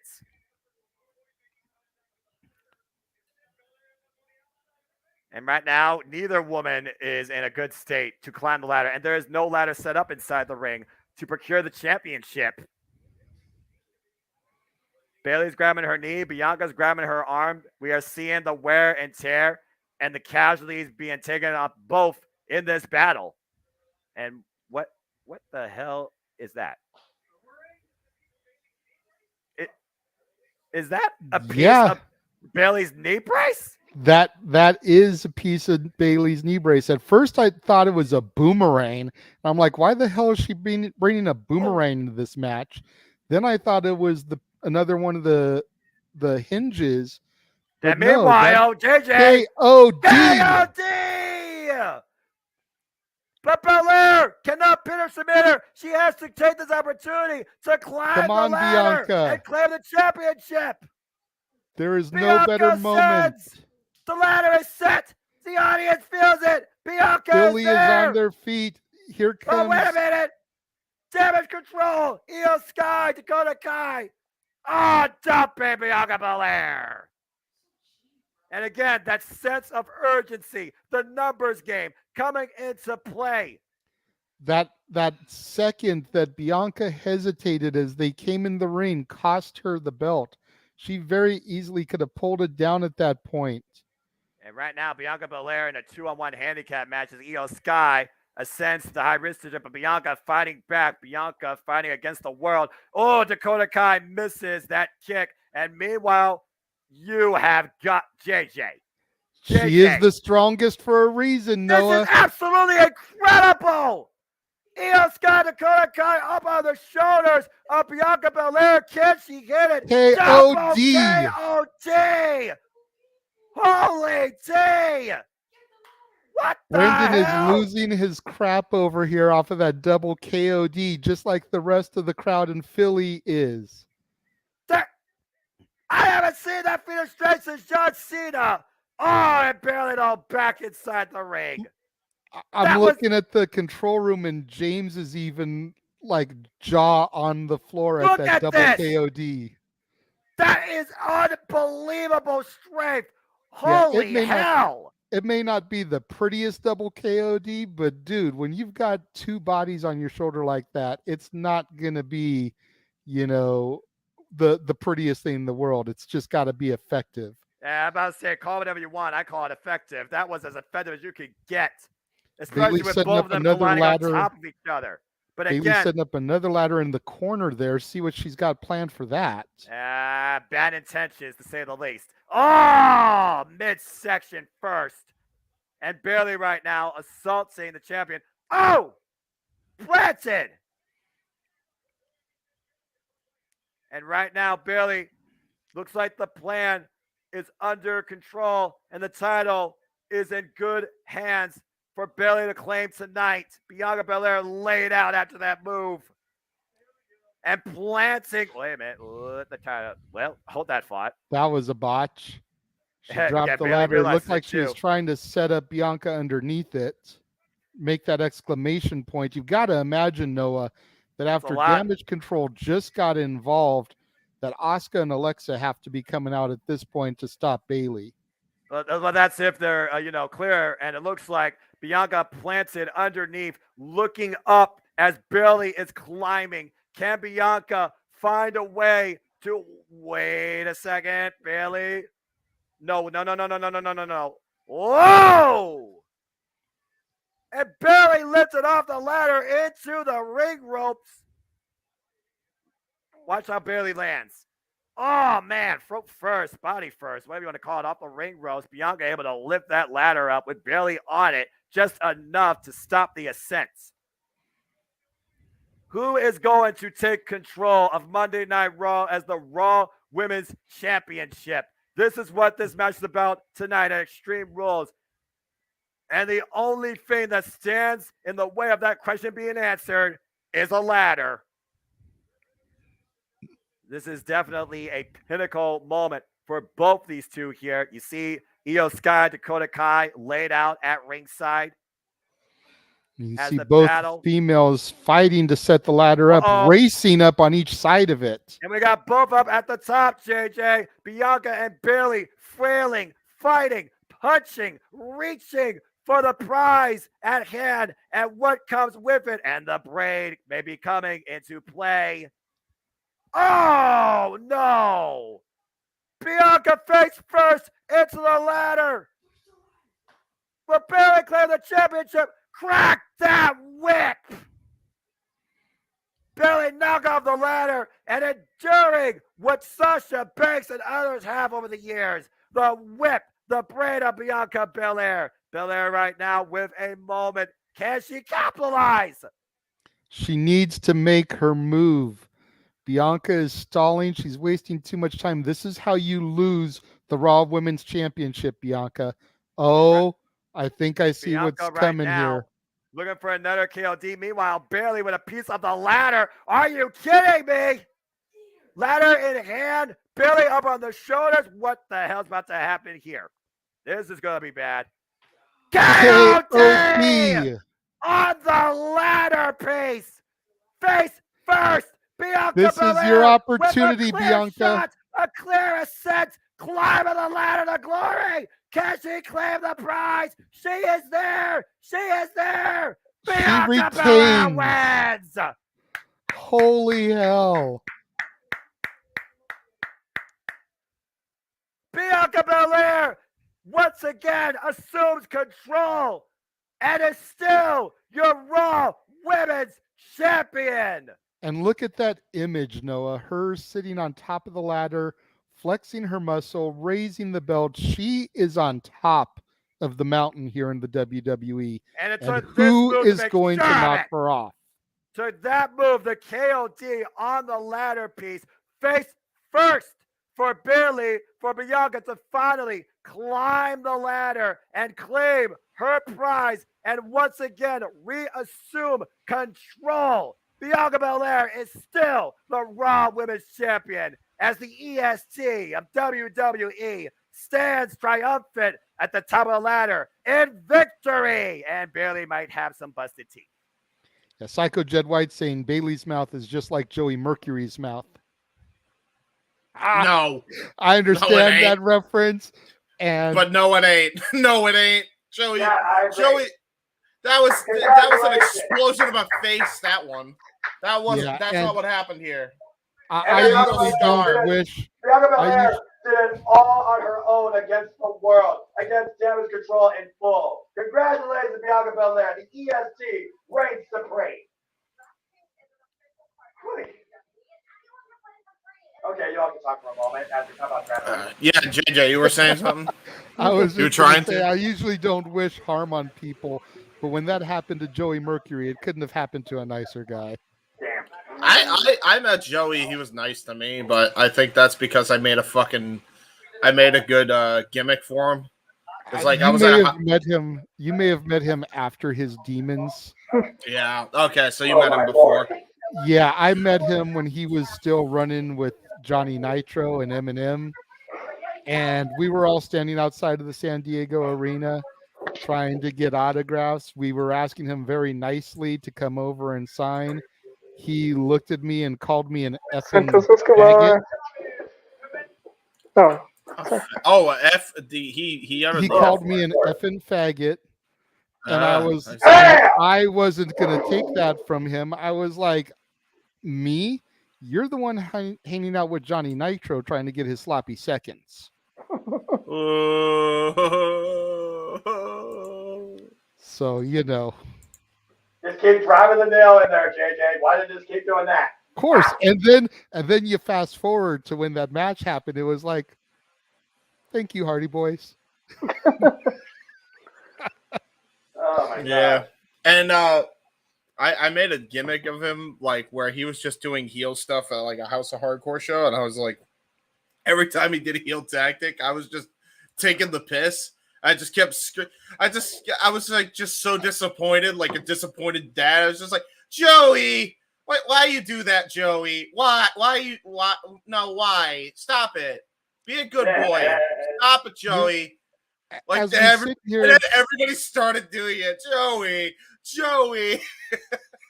As we sit here and we look at this highlight package of Roman Reigns, I want to get back to the Bianca match we just saw. I have a question for everyone in the room. And this is a serious question. Paul, you've been pretty quiet, so we'll go to you first. Yeah. Is Bianca becoming the female John Cena? And what I mean by that is just that dominant, the kids love her. She's doing all this stuff for charities. We saw the commercials over the past month with the St. Jude's or whatever it was charities, the ING playing off of the EST. Is it safe to say that Bianca Belair is becoming the WWE's female version of Cena in that aspect? I can see that. I don't know if I'd go that far.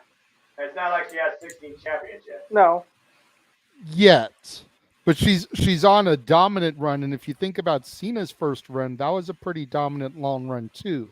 WrestleMania until New Year's Revolution. Yep. She got it at WrestleMania. Could she hold it till day one? It would basically be a similar thing. James, what do you think? Yeah, no kidding. So I don't know. Like, to me, it's like I don't know, because Bianca's great in the ring. I think like from day one, like Cena was green as goose shit when he was pushed. Yeah, that's true. That's not a lie. That is accurate. You know what I mean? Bianca, not so much. Bianca's paid her dues, which I think is the biggest difference between the two. If we're really going to compare the two, that's where I think the biggest difference lies. As far as booking philosophy, yeah, a little bit. It's definitely Hogan-esque. It's definitely very Cena-esque in that regard. But the thing is, though, right now, she's not that polarizing. It's not like Bailey has tried to turn the fans against her. And it's not like you get dueling chants necessarily against the EST. But I do understand when it comes to her incredible in-ring athleticism, the strength we saw tonight, and the championships and the moments that she has been building so far in her very young WWE career, I feel she definitely could be on the road to that sort of look, but we have to wait and see. But speaking of roads and waiting and seeing what the future holds, Finn Balor, Edge, Judgment Day awaits. Who will be found guilty and will the innocent suffer? This has to be it, as the creator looks to destroy his creation.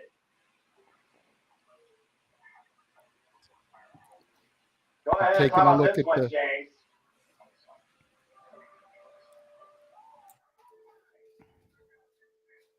A story of return 11 years in the making for the rated R superstar who looked to reascend his championship glory.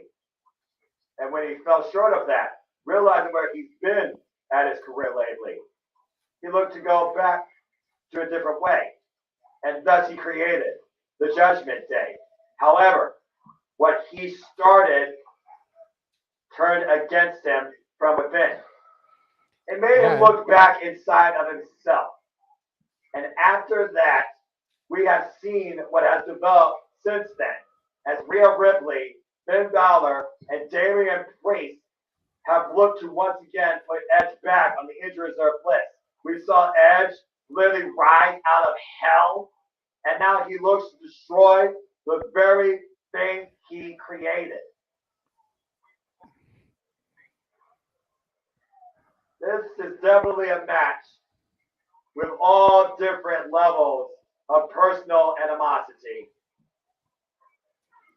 Yeah, this is one of the ones that I've been looking the most forward to on this card. Not to slight anything tonight, because the card has been stacked top to bottom.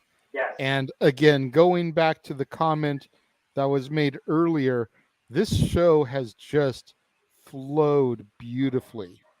There has been not a dull beat on the entire show. What a difference it makes when you actually have some different direction in creativity. Anyway, fair to Finn Balor. We gotta consider this. The match says Edge versus Finn Balor, I quit. In an I quit match, you are literally trying to break a man's will and force them to utter the two words that could follow them the rest of their career, where they might never be able to recover. An I quit match has changed people's resolve and has literally altered the flow of them in WWE. We can talk about those that have been affected by this match, the victors and those in defeat. But we got to consider this. Is it just Edge and Finn Balor tonight at that stake? Or is there more than that? At the end of the day, it's Edge versus Judgment Day. And we're going to see who finally carries out the final verdict. Yeah. Absolutely. Joe, we've all noticed and commented on that as well, about the ring not being the usual ring. We think it's got to do with the fight pit that's going to surround it. Granted, the White Rabbit has to make its appearance at some point here, either this match or the next match. But we're pretty sure that the fight pit is what is the reason that we don't have the LED ring posts, and instead we have the OG ring posts. Usually with the any cage match in WWE. Yeah, exactly. All right, gentlemen, we will see you guys after this match as we turn things back over to Noah and myself. Well, JJ, this is it. What Let's Edge fucking created, go. What Edge created, starting all the way back at WrestleMania this year when he faced AJ Styles and Damian Priest, was taken under his wing. And then you look at WrestleMania Backlash, the rematch where Rhea Ripley joined the ranks. And we've seen how Judgment Day have been a united front, carrying out their form of what they believe is right in the WWE. Instead, something was growing from within as Finn Balor not only joined the ranks, but looked to overthrow him. Since then, we have seen the personal animosity build since Edge has returned, but every step of the way, Finn Balor and the Judgment Day have tried to make sure that Edge stays on the injury reserve list. And now Dominic has become an extra factor in play. You might as well add Rey Mysterio to that. As I alluded to, in an I Quit match, it is about breaking a man's will. And whether you do it willingly or by force, that remains to be seen. But is tonight going to be literally the final verdict for the Radar Superstar? Or will he once again take the ultimate opportunity to make Finn Balor say, I quit? It all remains to be seen, Noah. We talked a little bit during the pre-show about the Rock and Mankind I Quit match from Royal Rumble 99 when Mankind's audio was played over the loudspeaker. And could something similar happen to Edge tonight with that passionate promo he cut where he uttered the words, I quit? And here comes Finn Balor. Some would say that Rhea Ripley is the leader of the Judgment Day. But tonight, the Prince comes forward. And again, when you face the Prince, you best not miss the first ever WWE Universal Champion, former two-time NXT Champion, Intercontinental Champion, and now the leading force of the Judgment Day. And check out this mask.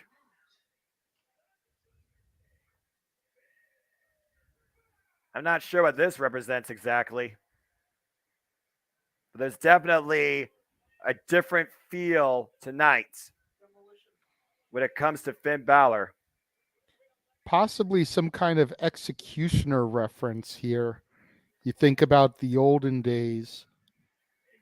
I'm curious why Finn hasn't resorted back to his demon persona while being in the Judgment Day. You would think that it would be perfect for him in that gimmick. Yeah, and we will also figure that the demon would rise again after Brood inspired Rated R Superstar came forward at SummerSlam. Here, that is not the case. The Rated R Superstar looks for an end, but could it be the opposite case with Finn Balor at hand? And we've all heard the speculation when it comes to Finn Balor and what could be ahead for him in the WWE. Is tonight that first step? Remember, 1 year ago, the Demon Finn Balor, the last time that persona was last seen, faced Roman Reigns in the main event of this very forum for the WWE Universal Championship and fell short. Tonight, there will be no excuses and there will be no conspiracy or circumstances. Tonight, it is just about two men and a ref with a microphone and two simple words: I quit. We got a good look there of Finn Balor's cold blue eyes staring a hole through Edge. You could say the same thing, though, about Edge and that wide-eyed stare gazing at his opponent at hand. You can only imagine what lengths these two are going to go to force the other to finally say, I quit. And Edge immediately goes out to Finn Balor and drives him into the corner. We know what it's going to take for one man to have to beat the other one senseless enough to get the two words, I quit, uttered. It's just a matter of which man is going to be able to get his opposition there first. It also comes down to if you're going to see outside forces come into play. We talked about it on No DQ. We talked about it here on Championship Network. I talked about it with the Galaxy 2. Oh! And a nice net breaker by Edge. Will it be willing? Will it be forceful? Will it be someone else's own doing? And right now, we are just down to these two, as it should be, in my opinion. And right now, neither of these men are nowhere near that point. They're just looking to punish each other. And right now, we got our first response. Finn Balor says no. Have you ever had that point where you just hated somebody so badly? You wanted to break them of their will. You wanted to force them to be no longer a part of where you exist. I feel like in this sort of circumstance, saying I quit will ensure that. You know, I'd be lying if I said that there was never a point when I felt that way. And I think we all have been there at some point in our lives. No, without a doubt. You know, in recent years, no, I always try to look the other way. If someone doesn't like me, then I don't waste my Oh, time with it. I don't breed hatred anymore. But I can definitely put myself in that situation. I have been there in the past, and you think back on it, and it's like how much joy it would oh, bring you to just be able to make them crumble from within. And I think that's what Finn Balor is really looking at with Edge. You know, he basically already usurped the Judgment Day from him by joining the same night that Edge was unceremoniously kicked out. you And gotta if he wonder can was put that final nail in the coffin here tonight, right, proverbially. You gotta wonder though, was it Rhea Ripley who employed that? Was it Finn Balor who employed that? How long did the scheme come into play? Was it of a single man's doing, or the whole group in part? As Finn Balor right now targets the left leg of Edge. Again, Edge came back after 11 years where he retired willingly on Monday Night Raw, had triple fusion neck surgery. And ever since he's come back at the Royal Rumble, it's almost like truly a second coming. And right now, Finn Balor working the leg of Edge. Oh, and a headbutt. Edge taking the opportunity at hand that was presented to him and looking to capitalize. Finn Balor once again picks the ankle, though, traps the leg, looking to wear down the Rated R superstar. And again, Finn Balor right now, he is probably at the strongest he's been his entire WWE career. When you figure about his showcasing and also his conditioning as of late. yeah, no doubt. And it's weird to say that considering that he's not even the champion. You know, to think that he's towards the top of his career in the company and he's not even holding any of the gold right now. And meanwhile, he might be holding a figure four leg lock on the Radar Superstar as the Woos rain out of Philadelphia. You also consider this the fact that Edge and Finn Balor, this is a first time ever one-on-one match. And it's an I Quit match. And look at the resolve on Edge. As we know, a figure four leg lock, it's literally your own leg moving against you to try and alleviate the pressure. You turn your own body over. Edge looking to try and do that. Finn Balor trying to resist. Can he roll over? And yes, he does. And Finn Balor right now in excruciating pain. Yeah, all that force, all that momentum, all that agony just reversed into Finn Balor. And the thing is, Finn Balor was the one that first applied the hold. He cannot willingly let it go. And Edge once again rolled back on his back. Finn Balor back in control. Again, there are no pinfalls. Shoulders can be down as long as needed on either both challenger or the one that's delivering the move. The only way this match ends is through two words at one person's mouth. And again, it might not be Edge or Finn Balor that says it. And there's some separation with some shots to the head of Finn Balor. And right now, though, JJ, I feel like Edge right now, he is, of course, the aged veteran, but I feel he suffered more in this match, too. Yeah, with age comes weakened bones and joints, you know, and it's a lot easier to beat somebody down and give them Charlie horses, you know, and really work them over when they get to that age. Finn Balor working the upper back and the shoulder blades of Edge, trapping him in between the apron and the floor. Vicious stomps as Edge just slumps down. But again, Edge says no, and Finn Balor staying on the attack. Has Edge trapped. Needs to get out from underneath there, for Pete's sake. Again, using the environment to your advantage. Uh-oh, and once again, we've had how many times that announce table come into play tonight? Too many to count. First. It's a good thing we're not playing a drinking game where we have to take a shot every time the announce table comes into play. It wouldn't matter with me because I'm straight edge. And meanwhile, again, and again, how much punishment can one man take? Oh, jeez. Hey, damn.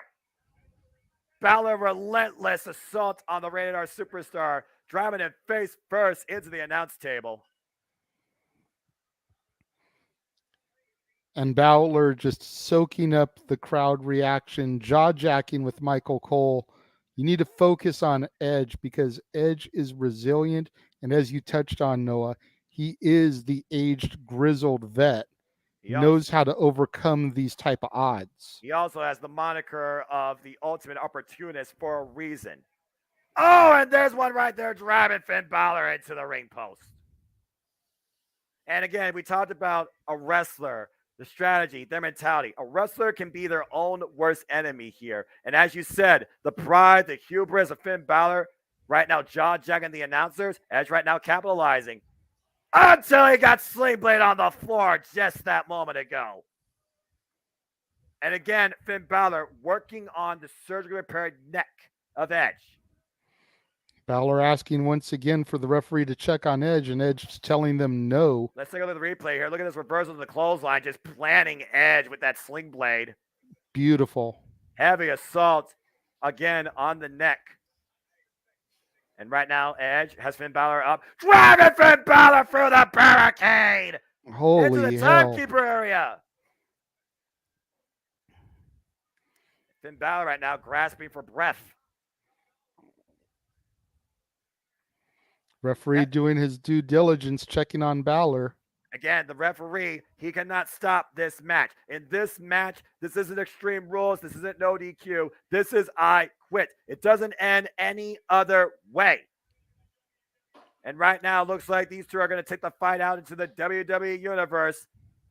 Again, watch out, people. Whoa, good grief. That woman, you might get on TikTok with a few of those views, but you might also get a right fist in the face, too. Be careful. Security out there. Just trying to make sure that both these men stay within sight as we're back at the kickoff panel area. Psycho Jed White, just so you know, I have your most recent comment starred. We will address that after the match. Don't think we're ignoring you. This is Extreme Rules. We are live from Philadelphia. We are live across the Jet Media Network multiverse of media as we bring you play-by-play reactions and coverage from Extreme Rules tonight, the latest WWE Premium Live event. It has been a great paced, aggressive, extreme night. Bianca Belair retaining the Raw Women's Championship against Bayley in the ladder match. Oh, man, what a suplex on the floor. And Finn Balor in agonizing pain, screaming in angst. Oh, an emphatic never.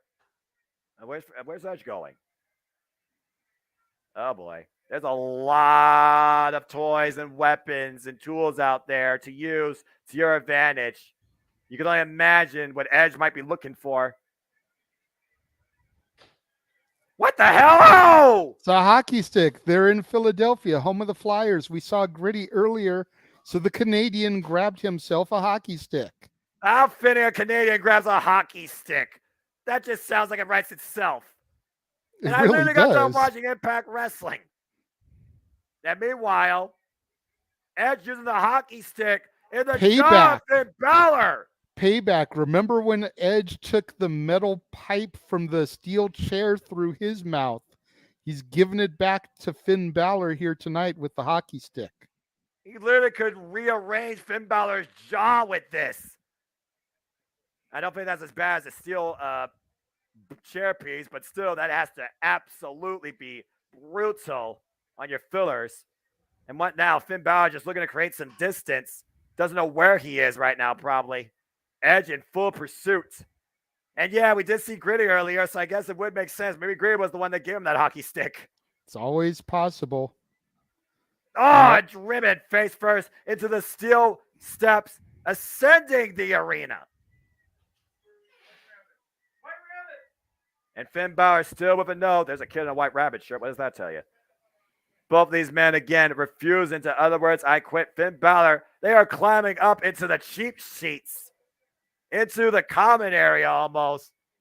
You see people with Fiend masks as we go into the crowd. Could one of those possibly be a diversion? Oh.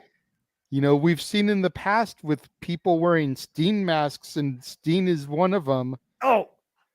If we're not careful here, these two might fight each other outside the arena all the way to the freaking Liberty Bell. It's always possible. You think about all the hardcore matches in the past. You think about how people have gotten jumped in the bathroom. You think about Undertaker and Maven slamming his head through the popcorn vendor. How about You know? Edge? Oh! Planting Finn Balor face first, elevating him into an exit sign. Well, I guess if nothing else, JJ, there is a wall of fans and event staff preventing them from going out any further. Looks like the Dippin' Dots will be safe. Yeah, meanwhile, I'm not worried about the Dippin' Dots, but I'd Not the love to damn see them Dippin' get the Dots. nachos. I'd be worried more about the hot dogs and the Mountain Dew, but that's just me.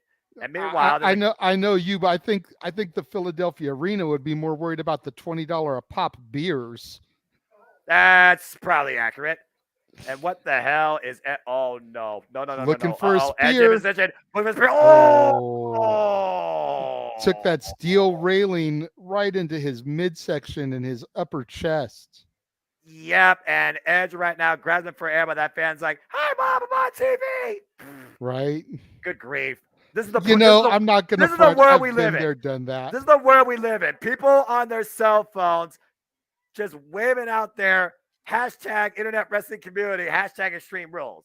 And meanwhile, Finn Balor chasing Edge down the steps. Maybe we'll finally get back to the ring center at some point. Down the rabbit hole, maybe? I don't know about that. And meanwhile, Finn Balor trapping Edge inside the steel railing. Almost a clutch maneuver, chin lock. And Edge still says no. Somehow still breathing too. And Finn Balor back in control. I mean, you think about an I Quit match. You think about how far this could go out. I didn't think it would go this far out into the arena. I'm not surprised, though. You got to think about it. I'm not surprised either. This is the Triple H era, and this is something that's been sorely missing since the PG era, if we're being completely honest, is this kind of chaos and destruction and fan interaction, which is something that Hunter has always been a fan of. Hello, AEW. Thanks. How you been doing? And meanwhile, and again, this is Philadelphia, home of bring your own weapons matches. Yeah. And finally, we're back inside the in-ring area. Good grief. And you think about that fan interaction. I mean, that's become a mainstay in this day and age. Almost every AEW pay-per-view. Triple H knows how important the fans are, not only to booking your show and selling it, but also engaging in your ecosystem. And that's being put on display here firsthand tonight. And what the hell is Finn Balor looking for here? Oh, why not? Steel chair. Why not? Yeah, after all of that, we'll just go with the simple old steel chair. I mean, that's about as simple as it gets, right? But Edge, of course, the master of the concerto. Well, I only see one chair so far, but I wouldn't rule that out. And meanwhile, Edge grasping for air after eating that steel chair to his ribs, to his midsection. Again, the thing about ribs, yeah, you can recover from them. They might remain bruised, but you never truly breathe the same after your ribs have been exposed to any sort of injury. Yeah, no. And I think Finn knows that because he is just targeting the lower midsection there of Edge. With the edge of the steel chair right now, driving it 3 or 4 times. And right now, Edge gasping for air. You hear Edge gasping for air. He said, screw you, Finn, so this match will continue. And now he just pissed Finn off even more. And now we're getting chair shots to the back. Oh, jeez. But Edge will not stay down. Well, now he might for a moment. Is Edge going to say it? I don't quit. Psych Finn Balor. And Finn looks a bit shocked. Definitely a little bit talk pissed about off. Really playing with the mind. And Finn Balor standing up a steel ring chair right now in the corner, in between the third and second ring rope. Maybe that's set up better than what Liv Morgan tried to do earlier. And meanwhile, a chop again in the corner. Again, we talk about matches. We talk about adversity. We talk about rivalries. That has been the formula tonight. Every match has been equally physical and mental. And this one might be the most right now, to say the least. Yeah, and I feel every it's more match, mental than physical. And every match has had that devoted, dedicated rivalry. None of these were just thrown together on a whim a week or two out. Every match has had that great build-up. Look at the way that Finn Balor is contorting Edge in this unique stretch. And right now, Balor transitioning. Psycho Jed writes, I crossface. did not catch that because I've got my volume turned down so that we don't get copyright dinged. But apparently Michael Cole just said Renegade. Michael Hey. Cole there giving shout outs there to the Jeff Meacham Network multiverse of media. Edge still not saying I quit. And Finn Balor continuing the assault, grounding the Radar Superstar, driving his knees into the ribs, into the kidneys. Finn Balor right now just doing absolutely anything. Asking Edge again. Edge still just trying to get his breath. Again, both these men, they are proud, they are prideful, they are stubborn, they are driven. And right now, Edge is definitely one who will not say I quit. Oh, driving Finn Balor face first into that chair. Again, you become a victim of what you bring. He who sets it up generally ends up tasting it. And right now, Edge with a bit of reprieve. Get a few seconds to draw his breath. Take a look at the replay here. Look at the velocity. Ooh. Jeez. That was cold-blooded. James, if you can, check your Facebook message from me real quick. Oh! And right now, Edge taking out the leg of Finn Balor, the left leg, working the left leg right now, constantly assaulting with the steel ring chair, trying to blow out that knee, blow out that hamstring. We talk about what Edge brings. He talks about how he has grit, and it very well might be that grit that leads Edge through tonight. Grit like Gritty, the mascot of the Philadelphia Flyers, whose colors Edge is wearing tonight? Well, to be fair, I think the red and orange for Gritty. For Edge, it's orange and black. And as far as Grit goes, there's Grit as a hockey team mascot, and then there's Grit as a WWE superstar. I think I know which one is stronger, especially with this veteran. And look at this going old school with this move. Trapping the legs, assaulting Finn Balor's back, asking Finn if he quit. And wait a minute, look at this. Here comes Damian Priest. The Judgment Day coming into play. And Edge right now taking out Priest, driving him over the top rope to the outside of the ring. Finn Balor sent over the rope to the apron. Meanwhile, Dominic has come into play. What the hell is Edge picking up here? Edge picking up Spear! Good grief! Holy crap. Finn Balor from the middle rope to the floor. Wiping out the Judgment Day in the process. Look at this, JJ. Jeez. Turn throwing caution to the wind.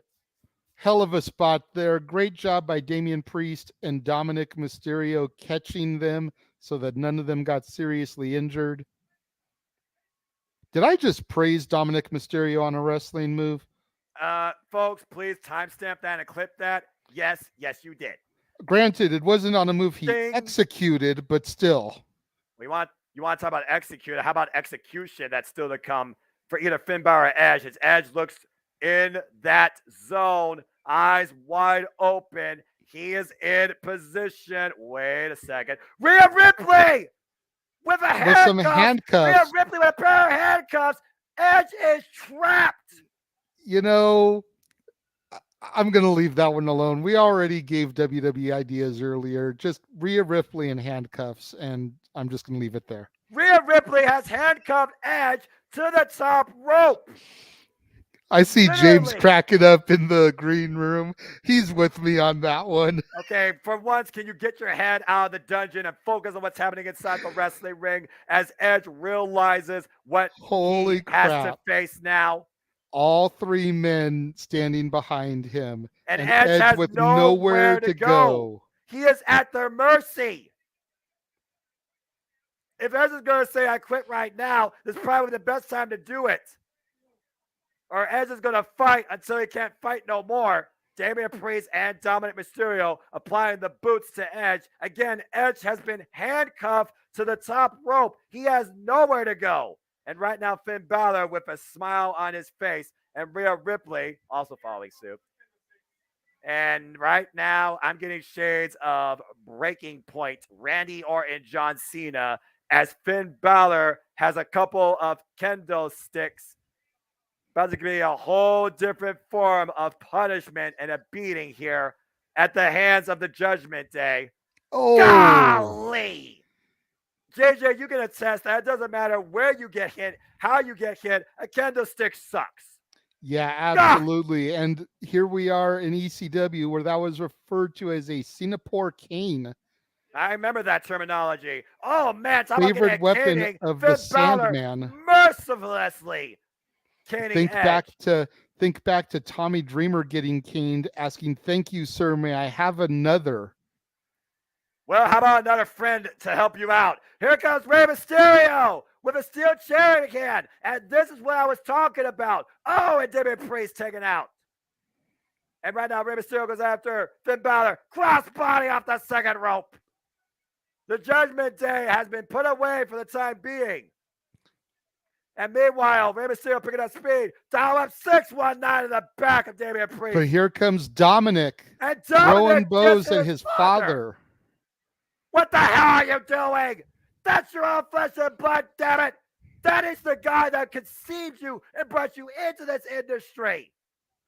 Right across the face, driving Rey Mysterio to the barricade. This is absolutely just downright barbaric. How can a son turn against their own father? Dominic Mysterio right now assaulting Rey Mysterio. Again, you wonder, did Dominic Mysterio make the biggest mistake of his life? Rhea Ripley right now just applauding. And meanwhile, Dominic Mysterio is literally unleashing who knows how many years of pent-up frustration and aggression. You gotta wonder, Dominic Mysterio, he has been through a lot his whole life, especially in the shadow of his father. Who can forget the first time we saw Dominic Mysterio after a period of time when CM Punk was literally insulting Rey Mysterio's daughter, Dominic's sister. And meanwhile, Finn Balor with more punishment, caning Edge. Oh, And wait a minute! Beth Phoenix getting involved with that kendo stick, laying it into Finn Balor. If there's anything more dangerous than a man with a kendo stick, it's Beth Phoenix with a kendo stick. And Dominic, do not go back to the Glamazon. Look at that kendo stick, literally splintered. Oh, my Here Lord. comes Rhea Ripley. This is the Elizabeth, match we have not forgotten about waiting that to angle. see for years. Look at this face-off. The Glamazon and the bringer of brutality. Beth Phoenix, Rhea Ripley. What the hell's about to happen here? Rhea licking her lips at the opportunity to tie up with Beth Phoenix. This Philadelphia crowd wants it. And there they go. We're getting it. Go get her, Beth. Beth Phoenix. Rhea Ripley squared off in the middle of the ring. And Rhea trying to fight Beth Phoenix. Destiny Deep off the ropes. Spear. Beth Phoenix spears Rhea Ripley. Get her, Beth. And Dominic Mysterio to Rhea Ripley's aid. And look, Beth has the key. Thank goodness. Edge, man, if Edge needed a guardian angel tonight, Beth Phoenix was definitely the person to come forward and be that. Edge has been freed. And right now, Edge spear to Damien Priest. And now eye to eye with Dominic Mysterio. And now Dominic's trying to play like easy Uncle Edge, easy. Oh, man. There's a subtle 3-word sentence I would say here right now, but I think the audience is already saying it. You bleeped up. Yeah. Dominic looking for a handshake of apology, of sympathy. Yeah, that ain't gonna right happen. Now with some thinking again. I mean, they were family. It's Rey Mysterio's son. Oh! Pie face. And Dominic needs to be thankful that's all he's getting from Uncle Edge. I mean, again, low blow. Good grief. Oh, and a sling blade by Finn Balor. Looking to capitalize off the absolute anarchy we have seen. Beth Phoenix in the corner. Beth can't believe it. Spear Spear! by Edge! Out of nowhere! Cutting Finn Balor in half! He's Looking setting for up it for again. another one. Spear again! And Edge is firmly in the driver's seat. Beth Phoenix rooting him on. Call it back. Third time's the charm. Is that going to be what finally makes Finn say, I quit? But if Finn's unconscious, he can't say it. And Beth right now being alerted by Edge to bring in a steel chair. And once again, the Grits couple, the rated R duo, have taken control of the. Oh no. That steel bar, the divine rod. And we've seen this before. Oh, Rhea Ripley just clocked Beth Phoenix. Damian Priest now has Edge up. South of Choke heaven. slam. South of heaven. And Rhea Ripley with a knuckle duster, brass knuckles. Uh-oh. Oh, that's what she used. She literally KO'd Beth Phoenix. Finn going up. Is he looking for the coup de grace here? Yep, and Dominic Mysterio and Damian Priest holds Edge in place. Eats the coup de grace. And it looks like Finn Balor might be going up again. Second time. Brutalizing the midsection. Collapsing the chest cavity and the ribs of Edge. And again, Finn Balor looking to render Edge unconscious. But Edge still has not said those two words. Again, Finn Balor with the microphone. And asking Edge to say it. Last chance. Will Edge say it? His wife laid out. What will Edge do? There's nobody else. Oh, a final definitive statement by Edge. Go to hell. Someone's about to suffer. And Bev is literally out cold. And what's Rhea Ripley going to do here? Again, Edge is literally looking down at his wife, not unconscious, by Rhea Ripley and a set of brass knuckles as Edge is being held hostage by the Judgment Day. And JJ, what does this formula equal? Rhea Ripley plus 2 chairs plus an unconscious Beth Phoenix. A one-woman concerto, Noah. Oh my God, you can't do this. She's a mother, for God's sake. You can't do this. Edge, do something. This literally could end Beth. He said it. He said it. Ed said it. Ed said Wow. I quit for the sake of his wife. Stopping Rhea. Seeing the sense of urgency that was at hand. But look at what it took, Noah. It took the entire Judgment Day. I called it a choice of willingness. And meanwhile, Rhea, no! Oh my God! And Rhea still delivers the one-woman concerto to Beth Phoenix. We need help. We need help out here. Someone get some help, please. Get some help, damn it. Absolute despicable display. Judgment Day carrying out the final verdict at the hands of the execution of brutality. Beth Phoenix concertoed after Edge was forced to say, I quit. Finn Balor wins. Holy hell. And as I bring everybody back into the chat here, Elizabeth, I definitely do not forget that Ray Eddie storyline in 2005. I remember that vividly. Go ahead. I don't talk about it because I try not to talk about it. It was just that horrid. You want to talk about horrid? Look at this picture. The Judgment Day stand in absolute triumphant, positive victory with the actions they have done tonight. at the cost of Edge's own wife. And Psycho Stevie Jed White, Williams I and think Edge you're right in the here. ring together. I think it will be a mixed tag at Country Redacted. Fuck that. That Phoenix is out. We need to get medical help. Yeah, Petey Williams and Edge in the same ring. Wow, Yeah. Ratnick saying this is awesome for Rhea and exactly what should happen to DX on Monday. That's nuts.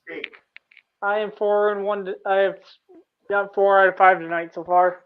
And here we are getting a little tease at Charlotte Flair. Psycho Jed White said earlier. Rhea Ripley carried out Final Judgment at the expense of Beth Phoenix to break Edge's will and probably his wife's neck. She's probably returning on Raw or something. Oh, please tell me they don't do it. That was sick. I mean, Monday's the season premiere. How does Superman don't be jack shit? Anyway. Whew.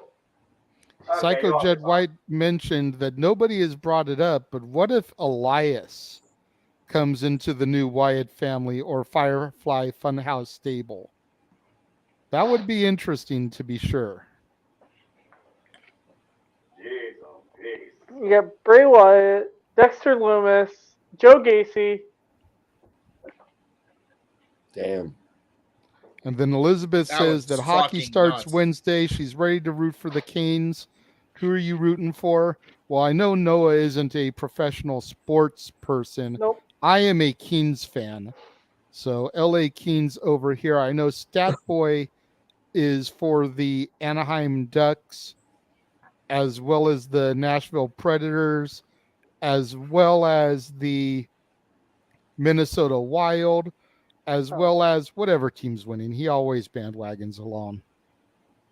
Anybody else here, hockey fans? No, I don't- I They've sure been so. bad for so long, but I'm a Red Wings fan. There you go. Red Wings have promised this year.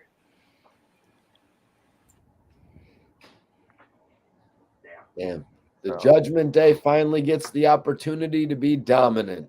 I called it. I knew that neither man was willing to say I quit. It was going to be forced with a sacrificial lamb. And No, unfortunately, Hey, Noah. tonight that was Beth Phoenix. Noah, you're gonna go on mute. I have no battery in my. Oh, It yeah. looks wait, like we no. get no Bray Wyatt tonight. Never mind. That's it. You fool. Well, we still have the main event, whoa, Mikey. whoa, whoa, whoa. As Miz is going into Triple H's locker room, but there's Gritty. You know what? How much you want to bet Dexter Lumis is Gritty? He's once again giving him that shirt. How much do you want to bet that Dexter Lumis is Gritty? I guess Miz hates mascot. All right. Well, that's a thing.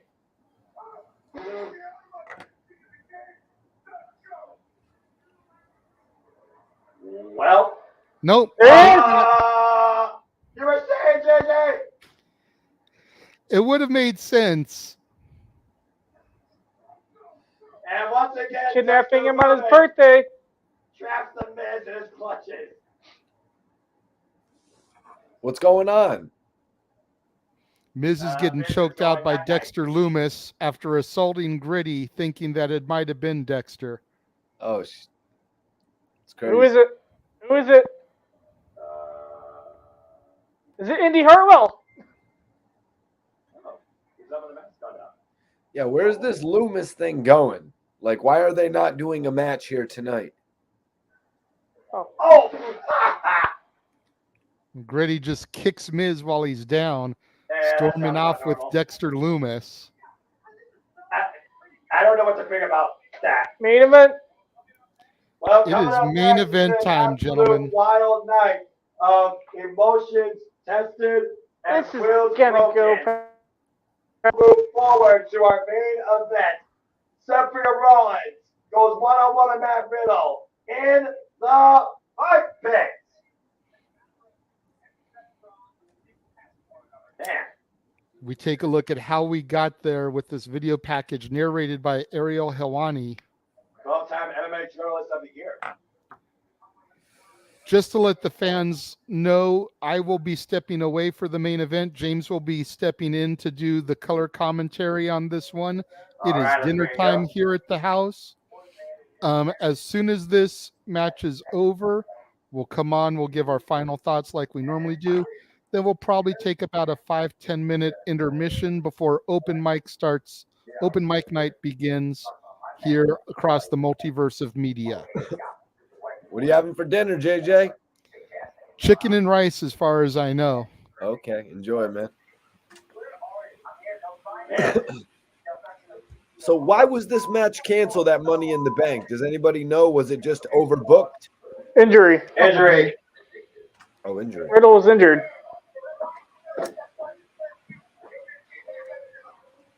Riddle was injured? Yeah. Wow, They had the that's injury crazy. angle. Like he was legit injured, and they had to do the injury angle the week before. Oh, no, that's crazy because it was actually supposed to be Riddle versus Reigns had Money in the Bank been inside been in the stadium. Yeah, that's true.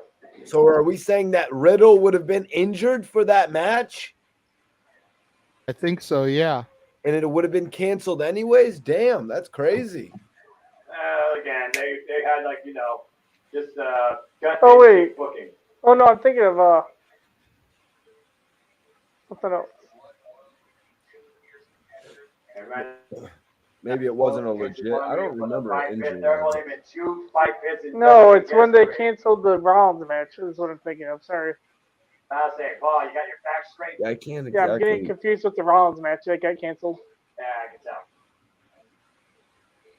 Joe, the only film that I can think of that The Miz had that was theatrically released was his cameo role in Fighting with My Family. None of his movies have been theatrically released. Yep, true. Yeah. Was that movie with him and Paige a real thing, JJ? What was it, a holiday film? It is a legitimate movie. I will actually be covering it come this holiday season. Nice. What is that one called? Do you know off the top of the head? Santa's Little Helper. Yep. I will also be covering Christmas Bounty this holiday, which is also a Mike Mizanin holiday movie. What about this new horror Halloween holiday movie? What's it called? Violent Night? I'll be doing that too as one of my new release Saturdays. Cece and I actually got to see a sneak peek of it before it comes out, so we've already seen it. Oh, really? That's what's up. Yeah, it's pretty cool.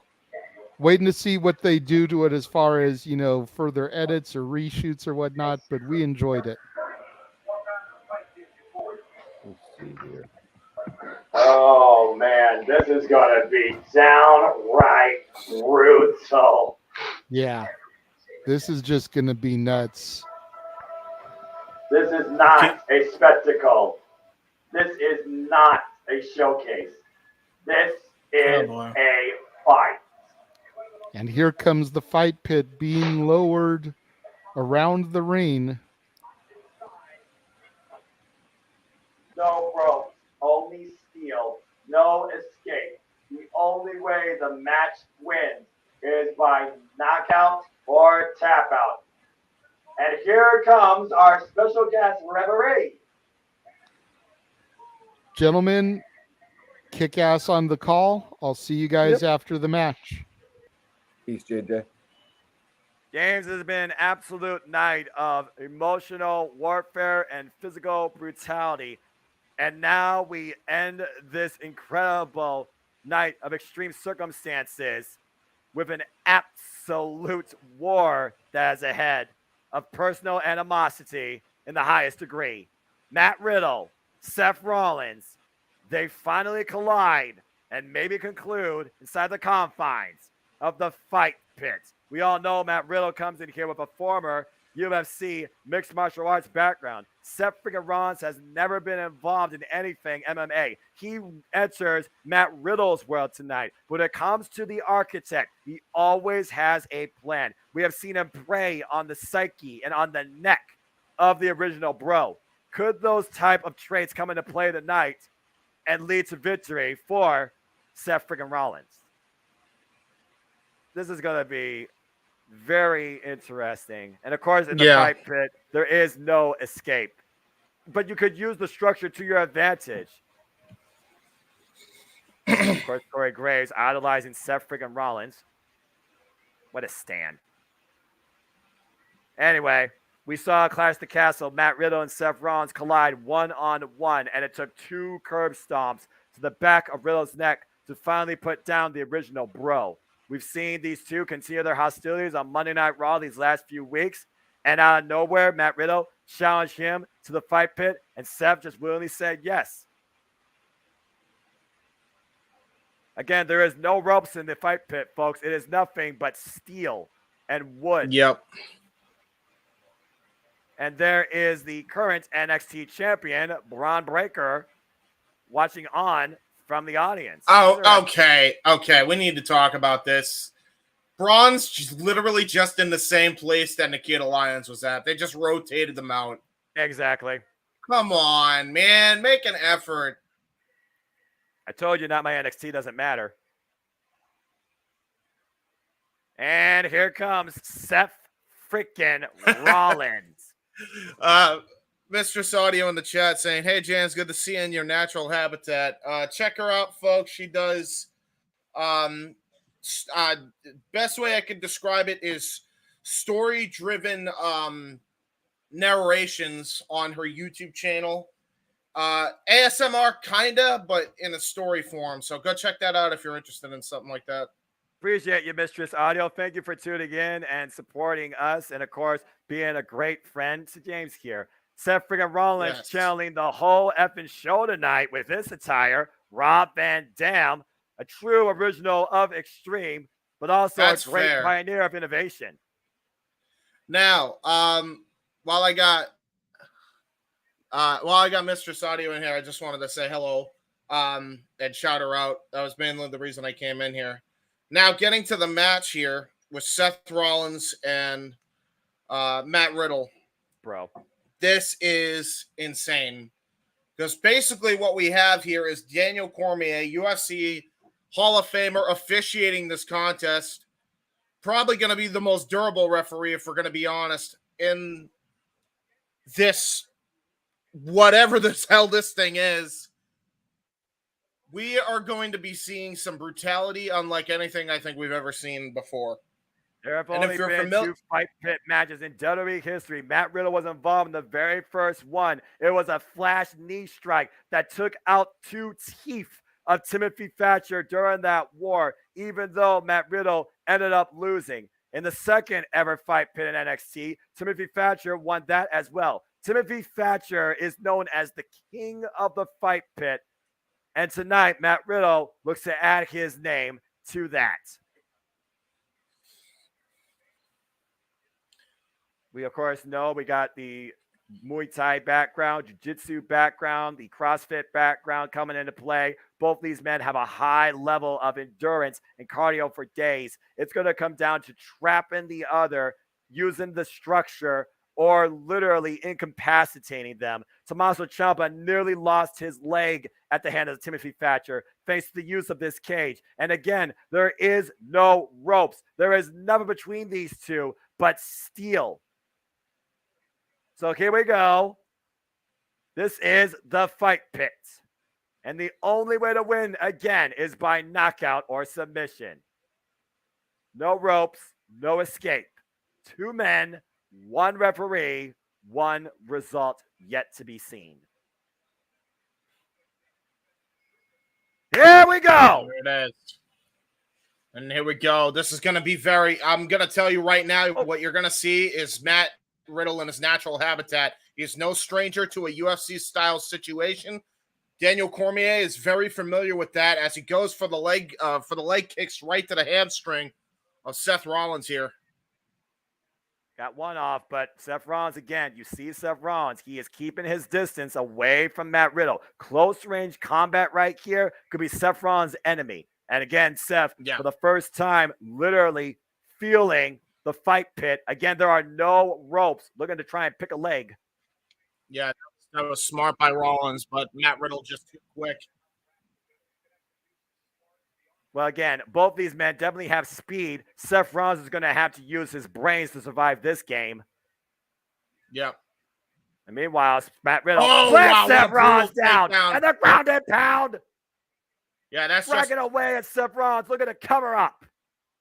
And I mean, you think of stuff like the Ultimate Fighter. We've seen him do stuff like that before back in the Octagon.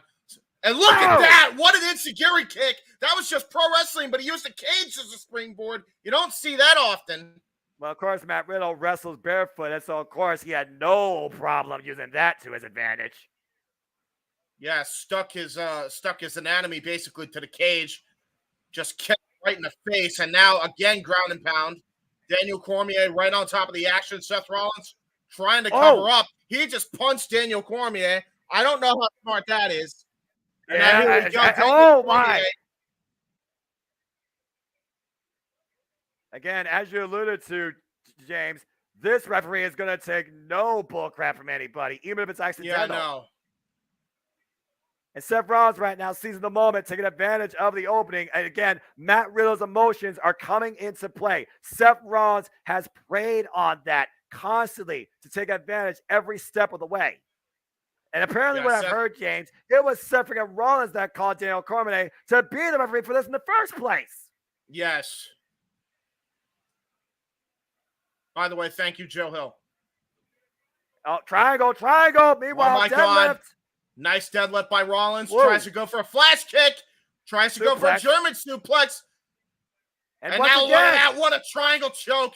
Great maneuvering there by Matt Riddle. Going right to the submission game. Looked like he was going to go for a head scissor takeover, but transitions it into a triangle choke. But there's Seth Rollins with the thumb to the eye. Trying to claw the face off of Riddle here. And face first into the beams. I call that a desperation maneuver. As we know, James, again, there is no pinfall submissions. If Matt Riddle wanted to firmly place his shoulders down and further add pressure to that move, he very well could have. I don't think that was wise. You just pissed off the raw motherfucker, Seth. Again, Daniel Cormier simply saying, you're not here to fight me. But don't think Daniel Cormier won't knock out either of these two here. Daniel Cormier comes in with an incredible record. Again, retired UFC fighter. He has won more of his matches via submission and knockout. Only has 3 losses in his UFC career. Oh my God. And again, he just Matt sent Riddle, him face first into it. Matt Riddle driven head first. Again, this is what Riddle needed to avoid. He needed to avoid Seth Rollins taking advantage of his emotions. Ever since then, Seth Rollins has been able to counterattack. And meanwhile, Matt Riddle being hoisted up and eating the steel, breaking the epidermis of the original bro, Seth freaking Rollins, driving Riddle head first into the cage. Yeah, hey, bro, how about some cheese with that face grinding? I don't think he wanted that graded. And meanwhile, shot. Taking shades of Cassius Ohno, the Chris Hero with that freaking KO blow right to the back of the head. And you see Daniel Cormier starting his 10 count. Again, the only way this match ends, fight, is via knockout or submission. And we see right now Matt Riddle might be showing an open wound, a scar of battle at the hands of Seth freaking Rollins. Seth looking to capitalize, picks him up, and Matt Riddle out of the back door. Oh, but big back elbow strike. Super kick rocks the original bro to his knees. And a follow-up indeed. Bending and backwards. And once again, Riddle staring up at the lights. This is definitely something that I don't think Daniel Cormier is even used to. Now, granted, we've seen similar matchups before. We've seen this in WWE before, if you remember the Lion's Den, but that was a much smaller structure, a much smaller fight style, or a much smaller fight area. This is way bigger than that. It also had a door of escape, and it wasn't a square, it was an octagon or a circle. Yes.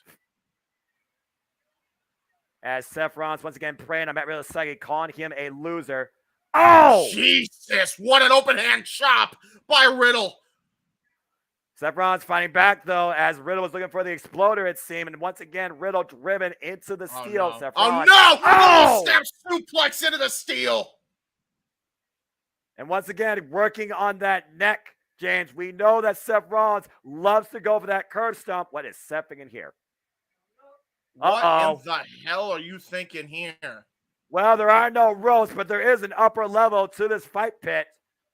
And if he's channeling Rob Van Dam, kidding me. splash! Oh my God! That was not 5 stars, but it was damn sure effective. Oh, that hurt. That hurt Riddle. I think he might have even hit him a little low there too. Which is legal. Again, that is legal in this. Let's keep that in mind. Take a look at the replay here. Yeah, look at his knee. Off! Oh no, his elbow hit his elbow hit him right in the midsection, I think. Still knocking out the air inside of Matt Riddle. Count of 8. And Seth is aware that Riddle was going to break the 10 count. Meanwhile, Kawada kicks to the side of the head. Right to the side of the head. Matt Riddle's in a world of trouble right now. Seth Rollins has completely changed the momentum of this matchup here. Again, the maniacal Monday Night Messiah conducting his own orchestra here tonight in Philadelphia.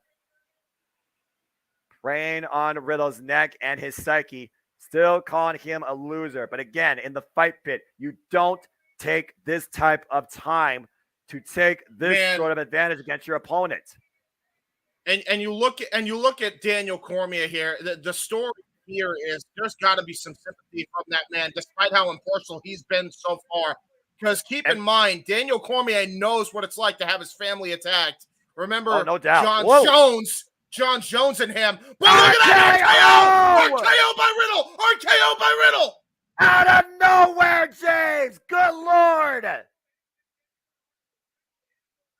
Again, Riddle is the real deal when it comes to the structure, but that was purely a sports entertainment maneuver. Bam! RKO out of nowhere after rolling out the attempted Peruvian nut tie by Seth freaking Rollins, and both men are down right now as Daniel Cormier starts his 10 count. No doubt. It has been an absolute incredible night here in Philadelphia as we have spectated this warfare we have seen, culminating now with these two gentlemen inside the fight pit. Seth Rollins and Matt Riddle both back up to their feet and exchanging. Oh my God! Did you hear that? I felt that. And that was just a rubbing arm. That forearm shiver just rocked Riddle. That's bone on bone knees impact. now. Jesus. And a stiff sidekick right to the chest. And now, here we go. My. Oh, multiple palm strikes by Riddle. Roaring elbow. RKO, a goal blocked. And meanwhile, Seth Rollins looking for the curb stop. Curb stop. He hit it. Start third count. Yeah, that might be it. Cormier right now checking on the status of Matt Riddle. Take a look at the replay here. Went for the RKO again, James. And Seth Rollins wrenching Riddle's head. Jesus and neck. almighty. It's one of those things, though, that Daniel Cormier actually checked on the status of Matt Riddle. He did not start his count immediately. This is very, very rough around the edges. This is not for the faint of heart. Any woman or child that is watching this, you're going to want to turn away. Hold that thought, James. Matt Riddle has Seth Rollins up in the electric chair position, but Seth Rollins and Riddle might finally be going up to the second tier. I say that, and then we saw Ronda Rousey, Liv Morgan, Bianca Belair, and Bayley kill each other. So, Yeah, I'm about to say, I mean, is that really any surprise right now tonight? Okay. Children only. This ain't going to be for the faint of heart. I think Seth Rollins is challenging Riddle to meet him up at the higher level. I don't know how wise this is. Smart at all. And keep in mind, that is it's a sturdy platform. Don't get me wrong, but and there's no give on that either if one of them gets slammed back first. That is solid wood and steel. Yeah, and listen to this. Look at DC trying to talk sense into these guys. There's no way you're going to do that, Daniel. That ain't happening No tonight. way. And now look at that. Seth right Rollins now just teeing off on Riddle as he's scaling the top. Oh, and now boy. look at that. Oh, no. And Riddle in a very precarious situation. This is not great. Oh, no. And now he's biting the fingers. Uh-oh. And Seth Rollins, though, now in the clutches of Riddle. Oh, wait a minute. This. Oh, my God. That's innovative there by Riddle. That's a rear naked choke, literally using the supported chain for leverage. Yeah. Oh, but Seth hyperextends the left arm. Oh, and driving Riddle sternum first into that supporting chain. Like, keep in mind how high they are too, Noah. The height of this structure is damn near almost as tall. Oh, look at this. Just smashing his head right into the steel. This is almost as tall as the Hell in a Cell structure in height. They are wicked high up there. Yeah, no kidding. A fall from here would be devastating for either of these two.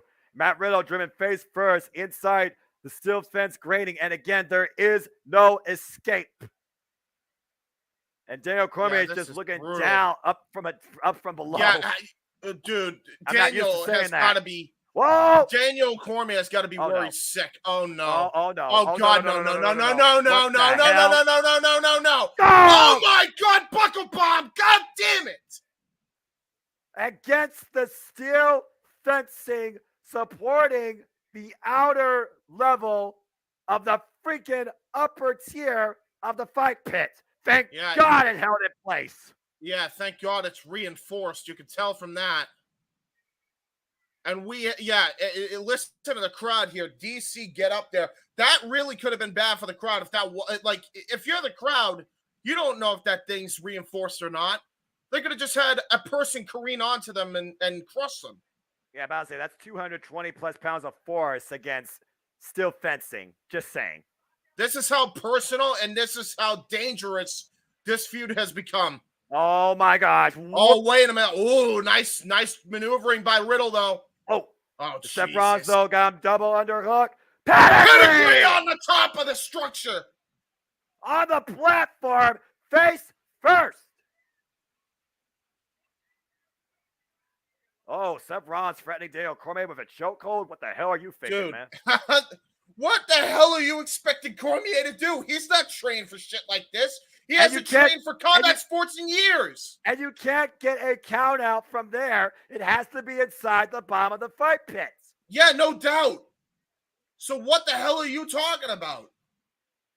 It almost makes you wonder why you even have this second tier level here in the first place. Yeah, exactly. And meanwhile, Seth Rollins has Matt Riddle very vulnerable state looking for the curve stop. Oh, he missed. Jesus. Oh, no. Oh, my God. Oh, Jesus. No. Uh-oh. And Seth slumps on down into the mat. Good Lord. I'm glad it was just a slump and not just a roll-off free fall. Again, you talk about the dangers here, James. Seth Rollins could have had a really horrible landing. This is bad. Take a look at the replay here. The curb stomp, miss. Matt Riddle capitalizes. Planting! Seth freaking Rollins with an RKO, but on the second tier. I want you to keep up, but grabbed on the way down and finally falls to the mat. Oh, no. I knew that look was coming. Oh, We've seen this before from Riddle. Yeah. Matt Riddle looking for the floating bro. I can tell in his eyes right now. You crazy son of a bitch, don't do it. What the hell? Riddle, don't do it, Matt Riddle. It's not worth it, man. What is he doing here? Oh my God! Broton! Holy fuck, both of them are hurt. That was a Broton bomb from the freaking second level of the fight pit, crashing onto Seth freaking Rollins. Holy tea! Take a look at the replay here, James. Jesus. From the top on down. And look, bam! Look at the way he hit him, too. I'm not sure who got the worst of that. This angle will show us. Because look at this. That. Look at that. The hang time. Jesus. God! But his back got to be screwed up. That was not a clean landing for Riddle. That hurt him just as much as it hurt Rollins, I'm pretty sure. And not the win out both of them as Daniel Cormier starts And look his at count. this. I want you That's to a take a 5. look at Riddle here. He can barely even move here. Like it's almost like he's battling like being paralyzed after that. That was a very dangerous stump by Riddle that could have ended disastrous for both guys. And Seth Rollins somehow back up to his feet as well. You can say the same thing about Seth. Meanwhile, Matt Riddle looks. Oh, here Seth we go. down. Triangle. Here we go. No, wait. Seth Triangle by Rollins, Riddle. one arm deadlift. Oh, literally using the fight pin to try and break the hold of Matt Riddle. The freaking strength of Seth freaking Rollins. And again, Riddle refusing to let go. And Still remember, the triangle knockout or submission is the only way you can win this. That's right. And right now, literally, Seth freaking Rollins might be going out. Knockout or tap out. Wait. Riddle wins. And he tapped. Seth Rollins tapped. Matt Riddle wins inside the fight pit. Whoa. That was brutal. That Wow. was just ridiculous. Oh, okay. Well. Yeah. Imagine how emotional of a toll this battle was for the original bro against Seth freaking Rollins after all the verbal and physical punishment he's been through in this rivalry. Let's take a look at the replay here. This was the turning point. I'm surprised it didn't end it, James. Yeah, this should have. God! I'll be honest with you. After that, Riddle's back was not the same after that happened. No, it wasn't. There's no way. But somehow Riddle was able to hold on to the triangle, even though Seth Rollins drove him into the fight pit twice. Dead arm, one arm deadlift, and somehow Riddle was able to bring Seth Rollins back down, fully clutch his neck and head in position. Seth Rollins had no choice but to tap out. That was insane. There you go. You see the tap out right there. Daniel Cormier doing his job. Matt Riddle, your victor in the first ever WWE main roster fight pit. And ladies and gentlemen, this has been Extreme Rules for JJ, for James. I am the Seminole Foster saying good. Wait a minute. The lights have gone out. What the hell? Wait, what? Hold on. What's happening? I don't see anything. Guys, why am I seeing a bunch of lights? Like fireflies? It's a flashlight?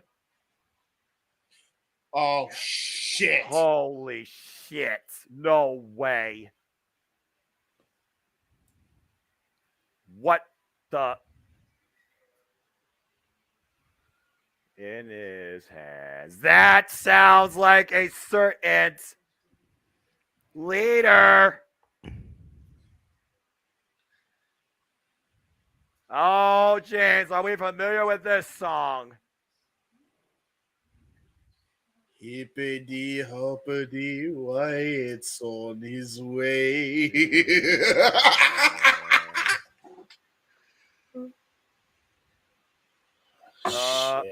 What the hell? Oh. There was Huskus. Yeah. That was, oh, no. what the hell is happening here? There's the buzzard. Holy hell. The theory about the Firefly Funhouse characters coming to life could very well be true, gentlemen. 3. This is. There's the rabbit. There's the rabbit. Okay, that's well, that's terrifying. Strowman. For some reason. Okay. What? Who's that? That's the witch. That's 4. What the hell is happening here?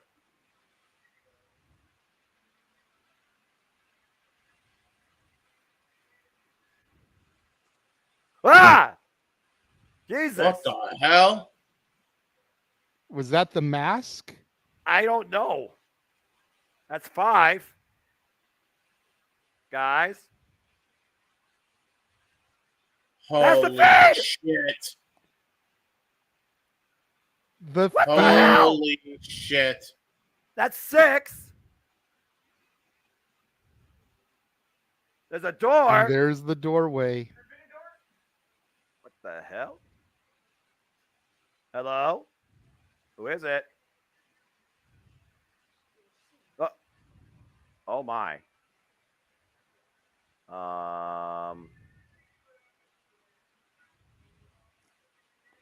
The Firefly like we're in Funhouse in absolute abandoned disarray. disarray as the music bizarrely plays. What in the hell is happening here? The TV.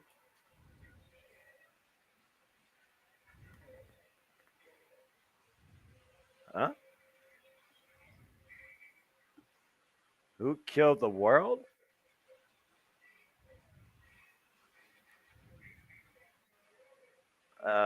Who killed the world? You did. What the in shirt the that hell? They've been promoting on Shop Zone. What in the hell is happening? All right. And now I see nothing. Black screen. There's a light in the doorway. What in the name of all things normal is going on here? Nothing normal, that's for sure, Noah. That's for damn sure. No. I think a force is coming back from another realm or welcoming themselves onto this plane for the first time ever. Uh-oh. Oh, shit. What?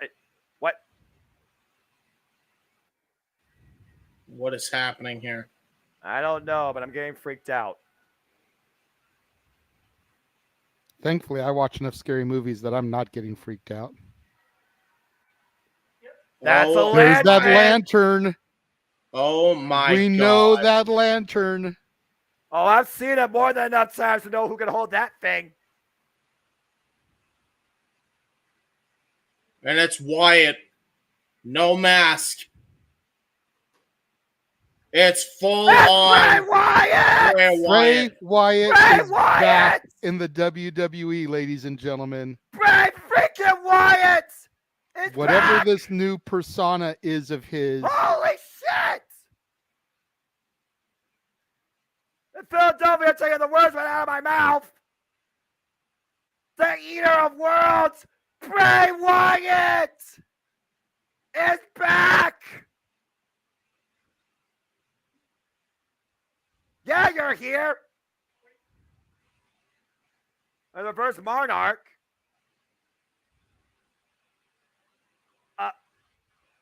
And that is how we go off the air, ladies and gentlemen. Uh, Holy crap.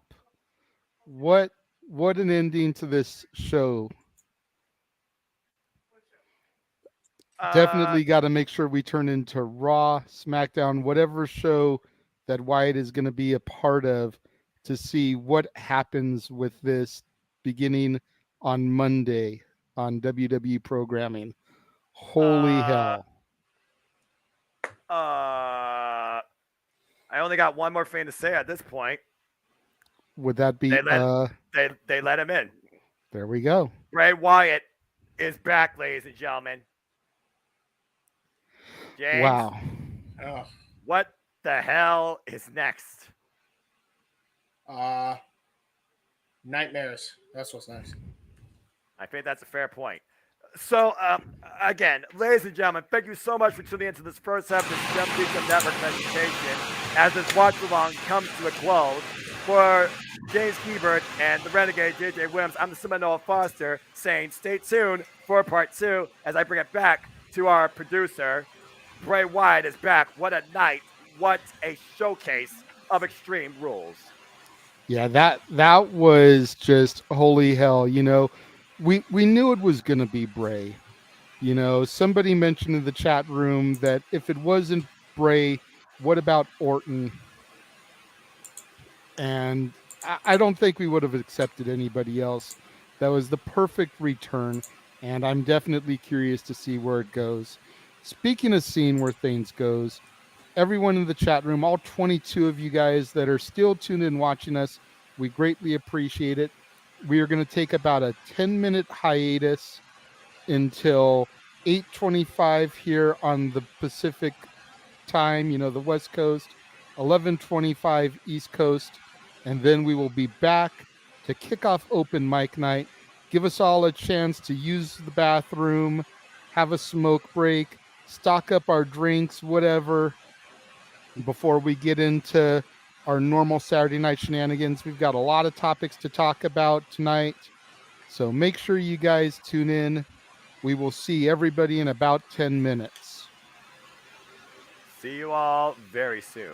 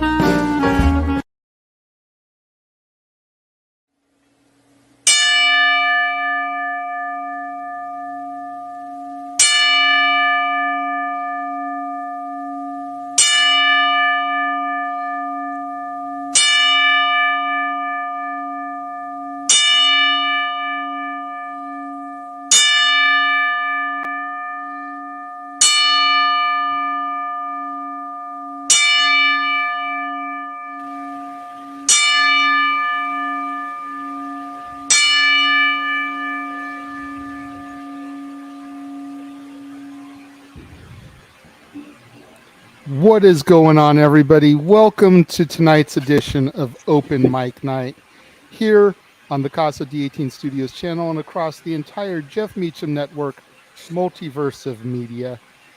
Man, Noah, James, Big Baller G, thank you for joining us. They let him back in, y'all. I still can't get over that. That was so cool. That was fucking amazing how they did that. So well booked. Mikey T is going to be joining us again here momentarily as soon as he notices that the link is the same.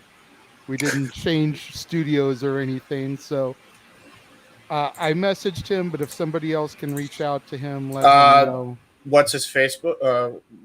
Well, somebody has to DM me his Facebook. I'm not trying to dox him. Right. No, I get it. Oh, here it is. Woo wee. I found him, I think. Mikey T is on here somewhere. Mikey Thurston, actually. A says that death of Sarah Lee still has me shook. I remember having a crush on her during Tough Enough season 6 in 2015 and rooting for her to win the whole thing. Yeah, unfortunately, I had no idea who she was. 2015 was during that era when I wasn't paying attention, wasn't even following Tough Enough or anything like that. Yeah, it was like the rebirth of the Tough Enough season where they had Paige and Jericho kind of like as coaches and other people, and she, along with somebody else, won at the time. The fact, though, that again, 30 years old, so young in life, a mother of children as well. You can understand right now how literally the family has to be heartbroken, and now those young ones don't have that sort of influence or future in their lives. That's devastating if you don't understand wrestling or the wrestler, but you understand what that means in the realm of family. So the entire loved ones and family members of Sarah Lee, prayers and condolences, wish them all the best. And if people can contribute to the fun, like we have seen lately, it's all over so many other great people in and out of the wrestling industry that were encouraged, inspired, or even worked with this individual. So at the end of the day, if you can't contribute to that donation fund, let this be a symbol. Let this be an example that treasure your loved ones, be grateful, and value life, for tomorrow is never guaranteed. Every day should be looked at as a blessing. Yep. Yeah, 100%. And with that in mind that we're not, yes, we're going to touch on drama. There's definitely wrestling drama. That's going to be saved for our main event. Yes. But we're going to try to have a little bit of a lighter show today. I tried to find some topics that weren't all negative. It seems like that's what gets covered the most because that's the easiest to discuss and debate is the negativity. Negativity breeds negativity. Positivity breeds positivity. And in light of all this, I tried to find a few things for us to discuss that are positive this week. Let's just jump right into things. Last night. Oh, before we jump into things, can I give a shout out again? I know I shouted out earlier, but I wanted to shout out Mistress Audio again, only because if you guys like really good voice acting as well, which I didn't mention before, definitely one of the best in the game, beyond question. Go check her out. She's got inflection in her voice when acting that I wish I could replicate. So go check that out if you're interested in that. Keep on. And she's by pride. Yeah. There you go. So we're gonna kick things off. Last night was a hell of a night for professional wrestling. You figure you had Rampage, you had Battle of the Belts, you had Bound for Glory, you had SmackDown. So to kick things off, we're gonna kind of recap a little bit of what happened last night, and here we were tonight, Extreme Rules in Philadelphia. A hardcore legend was welcomed into the Impact Wrestling Hall of Fame. Raven got inducted, and that's so cool for Raven, man. Like, I hope that WWE can put him into their Hall of Fame when they go to Philadelphia for WrestleMania 40. Along with guys like Paul Heyman and Tommy Dreamer, like Raven, you got to think is virtually a shoe-in for that class. No doubt. Yeah. He's had such amazing career. And granted, his WWF run, both of them were nothing really to write home about. Of course, originally he was Johnny Polo, went to ECW, reinvented himself with the Raven gimmick. Wolf the Raven. Nevermore. Feuds with Sandman and Tommy Dreamer, then going to WCW, bringing the Flock over there, giving Saturn and Kidman the rub, coming back to ECW the night that they debuted on the Nashville Network and winning the tag titles with Tommy Dreamer, his longtime rival of all people, defeating the Dudleys on their last night in the company. And then, of course, coming to WWF, part of the Invasion angle. And he really could have stopped there because WWE killed all the Raven momentum, but then going to TNA in their early days, becoming NWA champion. You know, you gotta figure him to be a WWE Hall of Famer, and hopefully that on the heels of this induction in Impact Wrestling, they'll follow suit in a couple years. On on Bound for Glory, excuse me. Gosh. For the record, before you continue, I think your microphone for whatever reason sounds muffled, JJ. I don't know if it just auto switched. Check. There we go. Okay, maybe it was just a little too far from my face. Yeah. I think I botched, Noah, because the backgrounds of both these images, one's for Bound for Glory, one is for Battle of the Belts, they both look so similar. Me and you discussed this Bound for Glory one a little bit last night when we covered Battle of the Belts, because I was the only one that called this. But longtime friend of the Jeff Meacham Network and the Casa D18 Studios. Dang it! And new X Division champion. Frankie, no longer the future, now the Kazarian, the X Division champion. Congrats to him. What? Yeah. Yep. The 100th X Division champion in TNA Impact Wrestling history. Wait, has he never won the belt? No, he he has. I think Four this is previous his third times. or Now fourth. Kazarian is a 5-time X Division champion. He dethroned Speedball Mike Bailey, who had, get this, 9 successful defenses, is his 129 only reign ever as X Division champion. What a phenomenal champion he was. Not to mention the last guest on NoDQ.com. Yes. Because of the Jeff Meacham thing, I believe. Yeah. When Jeff had his Talk Wrestling on anniversary, Frankie came on there for a little bit. Nice. Big G, Again, I thought you were at the show tonight for some reason. My bad. I had what tonight? I thought you were at Extreme Rules. No, I wish, man. I wish I would have gone, but I didn't get off of work. I got off at work at 8 o'clock exactly, and I have other stuff coming up next weekend. So, You already fish joint. You already got other things. And I will say this before we get any deeper. For the first fully creatively made and guided PLE right here in the States from the mind of Triple H and no doubt encouraged by Paul Heyman, that was an incredible show tonight. This was great. Yeah. Absolutely. It goes to show that the train is on the right track. Man, I'm so pissed I didn't go now. I was like, oh my God. I know, right? You could have been there for the return of Bray Wyatt. Yeah, I thought I saw Big G when they showed the Huskus at first. I was like, is that Big G right there? Right there. Nah, but damn, Jerry called that, right? With all the creatures from the show coming to life. Well, we talked about it a couple weeks ago on Open Mic Night also. Yeah, as well.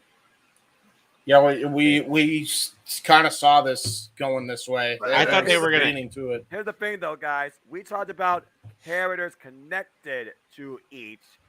We don't necessarily know who was behind those costumes, or was that just symbolism for what was the past?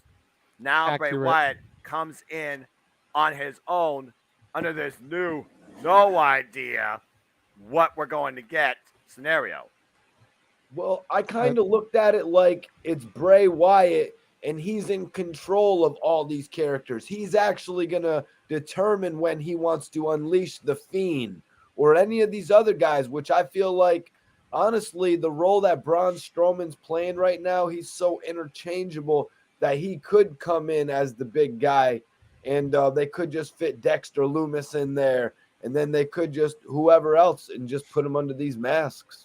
That's true. That's an interesting way that they could do it. Absolutely. I mean, it wouldn't be the first time we've seen something like that before. And we also got to consider where this influence will be showcased across both or one brand in particular. Bottom line is this.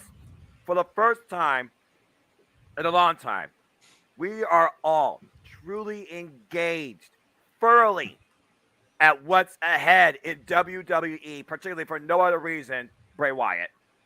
Yeah. I mean, it's kind of reminding me of the Winnie the Pooh horror movie a little bit. Wait, there was a horror movie? Absolutely. I'm Winnie still the Pooh. curious to see that. It hasn't dropped yet, but it's supposed to. Is that a real thing? Is it Yes. Let's just ruin every childhood that ever was. God. Yep. And So- that new Hellraiser was awesome, JJ. I haven't seen that yet. Hellraiser was never my cup of tea. This is All different. right. Well, while you all keep talking, guess what? I'm going to update the graph and leaderboard. So continue. Yeah, I think I'm Continuing still on- number 2. Continuing on with last night and how great a night of wrestling it was. Something dropped. And still that bitch. Yes, she is.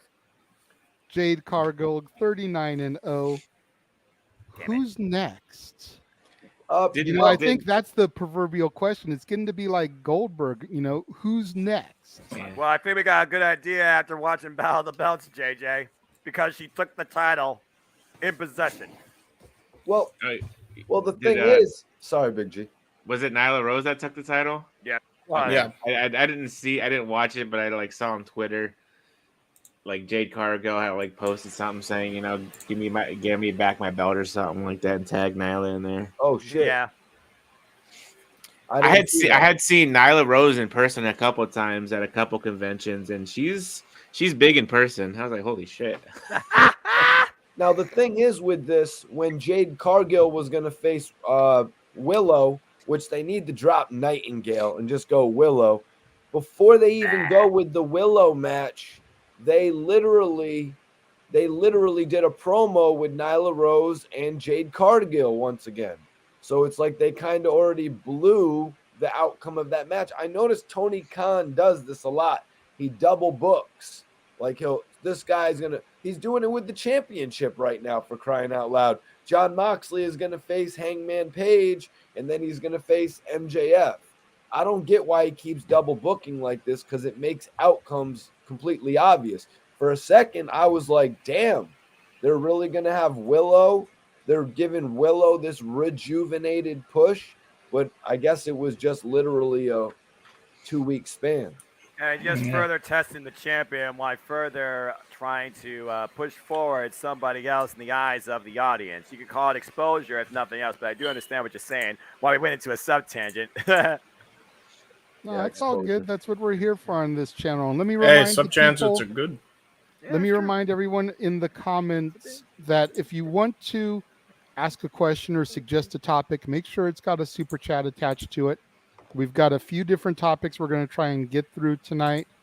So if you want to make sure that yours catches our attention and does get discussed, TikTok, add a super chat to it. It doesn't have to be a lot, just a little something to help make it pop and catch our attention. Something, chart side, super Show chat. some love. So the first real topic we're going to talk about, and since he's been quiet, I'm going to let Big G sound off on this one. Oh, thank you. Yeah, from the big brother. Been a while, brother. This is something that was submitted to me by Jeff, and I didn't even know about it until he sent it to me. But apparently, for those of us that in the early 2000s were big into the reality craze, The Surreal Life is coming back on VH1, and included in its cast are Rodzilla, NWO member Dennis Rodman, as well as Lana C.J. Perry. What? Okay, yeah. So I see Frankie Muniz on the other side. Frankie Muniz is in there. Stormy Daniels, Oh yeah, I see who's her been now. in the media in recent years because of her connection to Trump. Oh boy. You know, there's a lot of pieces playing into this, but August Alsina? the reason it's being brought out specifically is because the wrestling connections with Rodman and Lana. You know, what's everybody's thoughts on this type of reality show coming back, and what is it really going to do for either of those personalities? I mean, I've never watched any of those like reality shows like Real World or Surreal Life or Me anything neither. like that. But I mean, it gives. Lana or CJ, you know, she hasn't been doing anything big since she left WWE. So she's been. I think she did like a couple movies here and there, and she's doing her modeling thing and TikTok thing and Oh my God, TikTok everything else. So I mean, if this gets her more exposure, that's awesome. That's good for her. You know, hopefully, eventually, one day she'll join up with her husband in AEW. That's if she wants to go back to wrestling. You know, maybe she doesn't want to go back. And Dennis Rodman, God, who knows why? He probably just needs the money at this point. Yeah, you're probably not wrong. Assessment. He, you know, I mean, he had success with the Chicago Bulls in the 90s, and that's pretty much when I watched basketball was in the 90s. Basketball jokes. You know, and then I know he was on that wrestling show with Hulk Hogan back in 2000 or whatever, and Brother. WCW? No, not WC. No. Hogan had this wrestling show. Yeah, it was like a Hulk Hogan celebrity wrestling thing where he tried to teach Hogan celebrities. knows best. No. That was something different. That was but he had a celebrity wrestling show where they tried to teach celebrities how to wrestle. Yeah. And then Rodman won it. It was like the biggest stage thing because, you know, when you're NWO, you're NWO for life. Yeah, that was like, I want to say that was like mid 2000s, I want to say. I bet that show lasted only one season. You know, yeah, else only lasted one season. It did. And Micro I think funny thing was, I think it was on VH1 too. That's so funny. Ouch, James, but accurate. But yeah, I mean, like I said, Robin's in it probably just for the money, and just to like get that last bit of 15 minutes of fame. Money. No, that's my. Like I said, I really don't watch any of that stuff. So that's the thing with these reality shows is that a lot of times they're mainly, like you said, they're B, C, maybe even D-list celebrities that are just trying to clean at that 15 minutes of fame and get back in the spotlight, possibly rejuvenate their career. It worked for Corey Feldman back in the day. Yeah. It worked for Christopher Knight, Peter Brady back in the day. He was able to extend his career a little bit and have a little bit more time in the sun. Stevie China was on one of these series. Oh. Yeah, I think it was Surreal Life. In fact, Surreal Life is basically a celebrity version of the real world, where all these celebrities live in a house and have to engage in activities and social stuff with each other. So coexist. Yeah. Basically. Yeah. So that's you get personalities like Rodman, and then you get some of these other personalities, and it's like, how are they going to clash? How is Frankie Muniz going to clash with Rodman? Yeah, that's going to be funny. He's Malcolm in the Middle again. What are you doing touching my OJ? Why are you touching my drink? On one of the Surreal Life episodes that China was on, X-Pac came to visit her because this was during the time that they were on again, off again. And rapper DeBrat, who was on the same season, grabbed a couple of champagne bottles and started to roll up on X-Pac. She was ready to start cracking bottles over his head if he didn't leave China alone. Damn. It's all drama. It's all, gutter television, if you will. But it's got its demographic. It's got people. It's got people that watch it. It's the equivalent of TMZ, The Inquirer, etc. So. But again, it was brought to my attention by Jeff, and considering that we are across the Jeff Meacham Network multiverse of media, had to throw it out there. Might as well. Yeah. Call it the icebreaker. Yeah, there you go. So then we've got this topic, which has to do with Randy Orton and a lawsuit that was brought up I his- can't wait to rant on this. from one of his tattoo designers. Good Lord. Because the tattoos are being recreated and used in the 2K video game series without her permission. So her side has been granted $37.50 in damages, $3,750 in damages for the recreated tattoos. WWE and Take-Two did not respond to requests on the comment. It says that the companies were sued in 2018, accusing them of infringing her rights in the tattoos by using them on Orton's avatar in 2K16, 17, and 18, respectively, without a license. Wow. And then WWE tried to say that the game made fair use of the tattoos in order to depict Orton realistically.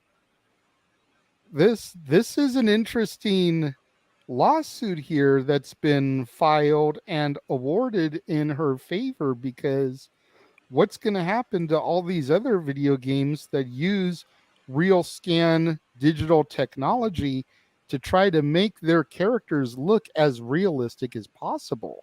Right. Mikey, what are your thoughts on this? You know, this is pretty interesting because I had done an interview in the past with a rapper from Philly named Tone Trump, who actually did a cameo in the movie Creed.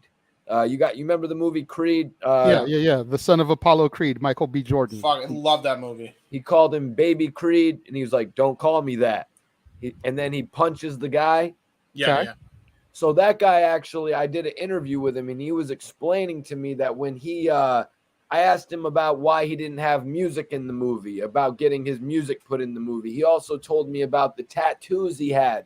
They all had to get cleared for some reason that seemingly sounds something like this. You know, with the years and the technology getting so crystal clear, they're seeing the tattoos, and this woman is like, that is a tattoo that I made. That is my personal design or some shit along those lines. She's like, I want intellectual money. property. That's my that's my intellectual property. I want to be compensated for it. All types of lawsuits can pop up like this. I mean, it's kind of a small lawsuit in this grand scheme of things. That's why I could see people trying to sweep it under the rug. You said WWE didn't even comment on it, or they said we were just trying to do. They said something like we're just trying to make it look realistic to Randy Orton or something. Yeah, the first graphic says that the attorneys didn't immediately respond to requests, but then the second one says that there was a claim made for fair use by using them to depict Orton realistically. Right. All this is taken from the same article, so there may have been a jumble in some of the wording and whatnot, but I tried to represent as best as I could here. Well, SmackDown versus Raw, Here Comes the Pain, SmackDown versus Raw 2007. They probably weren't facing these issues because you really couldn't make out anything on the characters. I mean, I've been playing these games pretty religiously with my older brother since like the early days of it, the first days of it. You know, the graphics have just become that much better. You know, why wouldn't they pay these people? You know what I mean? These people that, you know, they know have put – I remember back in the day, you guys, when they didn't even want Randy Orton getting any tattoos. You remember that shit? Vaguely, yeah. They let him sleeve up his whole arms. I think to me it's semi-ridiculous, although I will say, hey, WWE, it's not fucking fun being on the fair use side being abused, is it? Not fun, huh? How about a piece of humble pie, James? Just keep going. Just a little jab at you for, you know, claiming the video with the freaking 9/11 tribute. That's the jab right at you. And for further, we got dinged last night. No, I don't know if you saw it on your channel for the 8-bit version of Darby Allin's "I Fell" that played before the show came on. Yeah, they're pinging us now for 8-bit versions, dude. Like we used to be able to get away from that. So much for that working. Dang.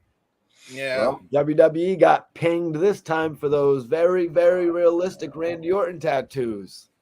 I say this is what I say though, because I'd be hypocritical if I said, "Well, turnabout's fair play." I think it's a little bit. I think it's a little bit ridiculous that they had to go this route when they easily could have just worked out a deal to get some compensation from a non-conflicting perspective. If they tried that and WWE still tried to basically brush it under the freaking rug, then that's a different story. Then yeah, fair enough. But I don't think it's. I think this is a bit of an overreaction if that step wasn't taken first. I don't see why, especially with Triple H running the company now, why they wouldn't pay for their art being used on people. I remember this. I never would have thought this would be a thing in like 2022 though. Like this is going to, if you want a way to deter people from ever getting tattoos, I mean, there you go. Like this is not a good situation in any regard. Like if you have people that have that are already marked up and have tattoos, and they go into wrestling or they go to any form of entertainment, and now you have to pay for the license or otherwise CGI it out, man, that's no good for anybody, and that's going to discriminate against an entire group of people on accident because you're basically trying to get yourself compensated when in actuality you should really just be working out a deal with Take-Two Interactive in this case, and just for the future of all tattoo artists, working out a deal if there are celebrities that are getting paid to at least get some compensation for it. This is not the way to go. This is not the way to do business. This is really bad on all fronts. Like this shouldn't have gone down this way. I think it's ridiculous. I feel bad for Orton because I don't think Orton expected that this was going to be a problem. I don't think anybody really expected that this was going to be a problem. Ooh, so that's what the WrestleMania 40 logo looks like. Continue. Yeah. Take into consideration, James, it's a new company making the video game as well. I mean, yeah, true. That's right. They switched all companies, I do believe. And well, here's my thing too. Regardless of what it is, I mean, a lot of people are now jumping the gun saying that his tattoos won't appear in the game. Here's the deal. From the looks of it, he got compensated, whoever the artist was. So I assume going forward, there's a deal now that's worked out where he will be compensated for the art that was put on Orton's body. So they'll be fine, right? They'll be fine. You know, I just hope this doesn't make people in wrestling just say, nah, we're not going to bring them in if we can't even use these tattoos on screen. You know what I mean? Like, granted, you could use them IRL, but it's like, I think it's a bit much to be going this far with it when you realistically could have just banded together and just, gone to Congress and be like, hey, we should be allowed to get some compensation for our work. We're not trying to sue anybody. We just want to be compensated. Well, I think that would have been a better way to go. But another thing to consider is the WWE action figures as well. Was something already in place with that, or is the same thing going to happen? Because WWE's been using Real Scan for years, trying to get the accurate tattoos, as close to possible for their depictions. Is this going to be something that happens with Mattel down the road? It very well could be. Yeah. Could be a domino effect. The only issue is, though, on toys, it's a lot harder because you can barely see the ink in a lot of cases. Like on Orton, it's really hard to see that freaking print of the tattoo. And it doesn't even look like the same tattoo in a lot of cases. And, like, keep in mind, Orton's sleeved up like you wouldn't believe. Like, true. If it's a distinct tattoo, like say somebody were to get like the Raging Demon tattoo from Street Fighter on their back, that's clearly a Street Fighter thing, right? So if that is on the back, obviously you got to compensate Capcom for that, like as an example. Like Punk's Cobra Commander and Pepsi tattoos. Yeah, which by the way, Pepsi, good grief. Cobra Commander and Pepsi's tattoos on Punk's designs back then were completely changed, where it was just a red and blue circle, whatever the hell, And then the other one, I don't even know, but it wasn't Cobra Commander. They just changed Right. the freaking snake design entirely. Raymond, I responded to you via tweet. But yeah, that's my thing with it. Anybody Noah, else? do you have anything else you want to add to this, or G?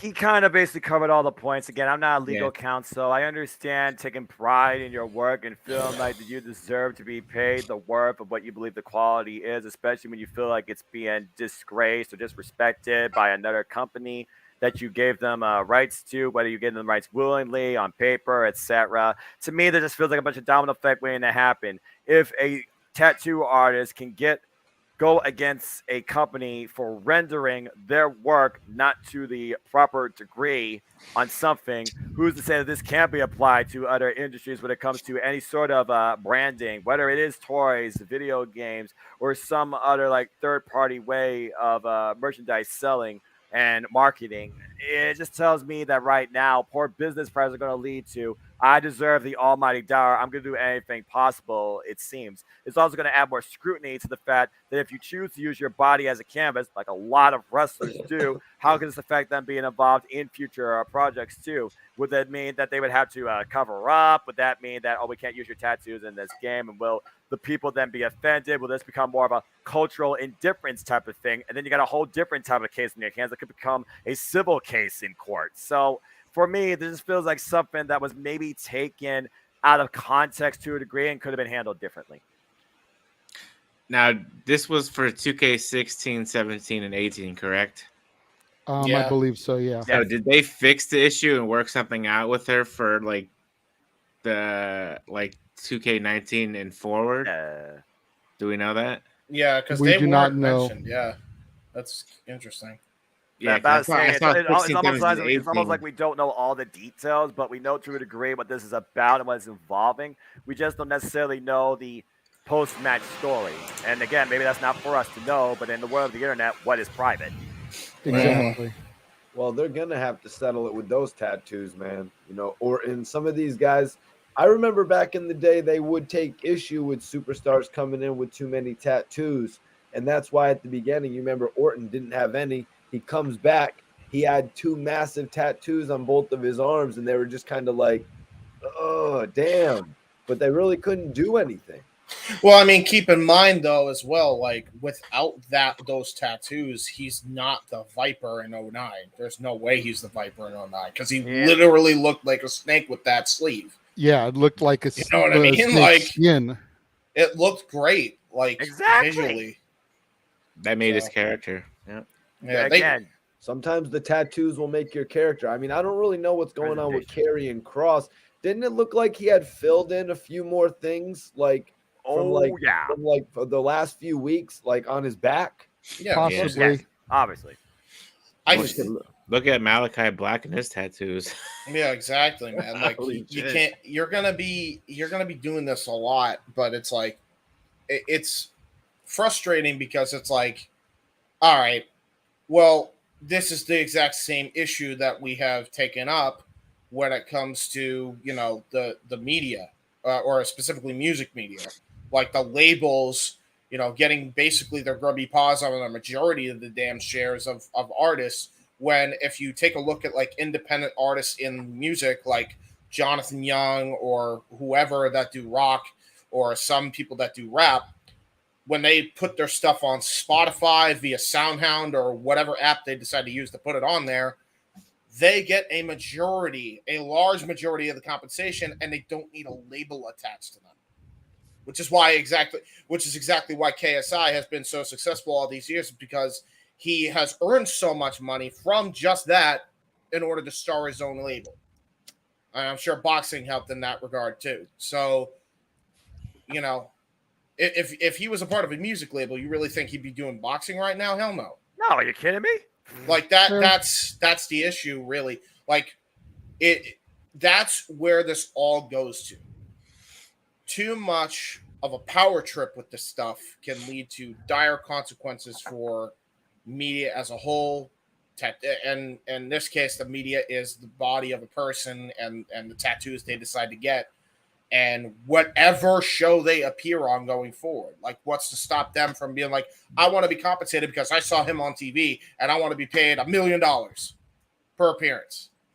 It's extreme, but like, yeah, I don't how know if far is something too like far, that. you know? I don't know if something like that could go down, but Still would not count it out. it's, I think that what the tattoo artist is going for, and I could be out of my league here, but think about how WWE licenses songs for certain periods. You know, like how The Undertaker used American Badass and Rolling for a period of time as the American Badass, the biker. Now, if you go back and you watch some of those things, a lot of times it's been dubbed over. That's because they only had the rights to them for X amount of time. Right. You know, if they released a DVD with that during that time, then because it came during that time frame, they were able to get away with it and sell that DVD that featured that song because they had obtained the rights during that period. But if you put out a DVD of The Streak today, then you've got to renegotiate the rights with Kid Rock and Limp Bizkit to be like, hey, we're going to put out this merchandise. And during this time, you know, Mark Calloway, The Undertaker, used your songs for an entrance theme. Is it okay if we include that as part of the presentation? And if Kid Rock or Fred Durst or whoever say no, then in goes the generic dub over music instead of the original aired product. What do you mean, man? I love Roll With Me, Roll With Me. It's And great. I think that's kind of where James. I think that's where the dub is tattoo Roll With Me. artist. I think that's where the tattoo really? artist is coming from, because it's like Randy Orton paid for these tattoos, but I don't think the tattoo artist realized that they were going to be replicated for then money to be made off of this other platform. Right. I that's mean, probably he the was case that he's famous when going he with. got those tattoos, though, JJ. What's that? The majority of those tattoos, Randy Orton was famous when he got those. Like, he's added to them since he got realistically famous. I know.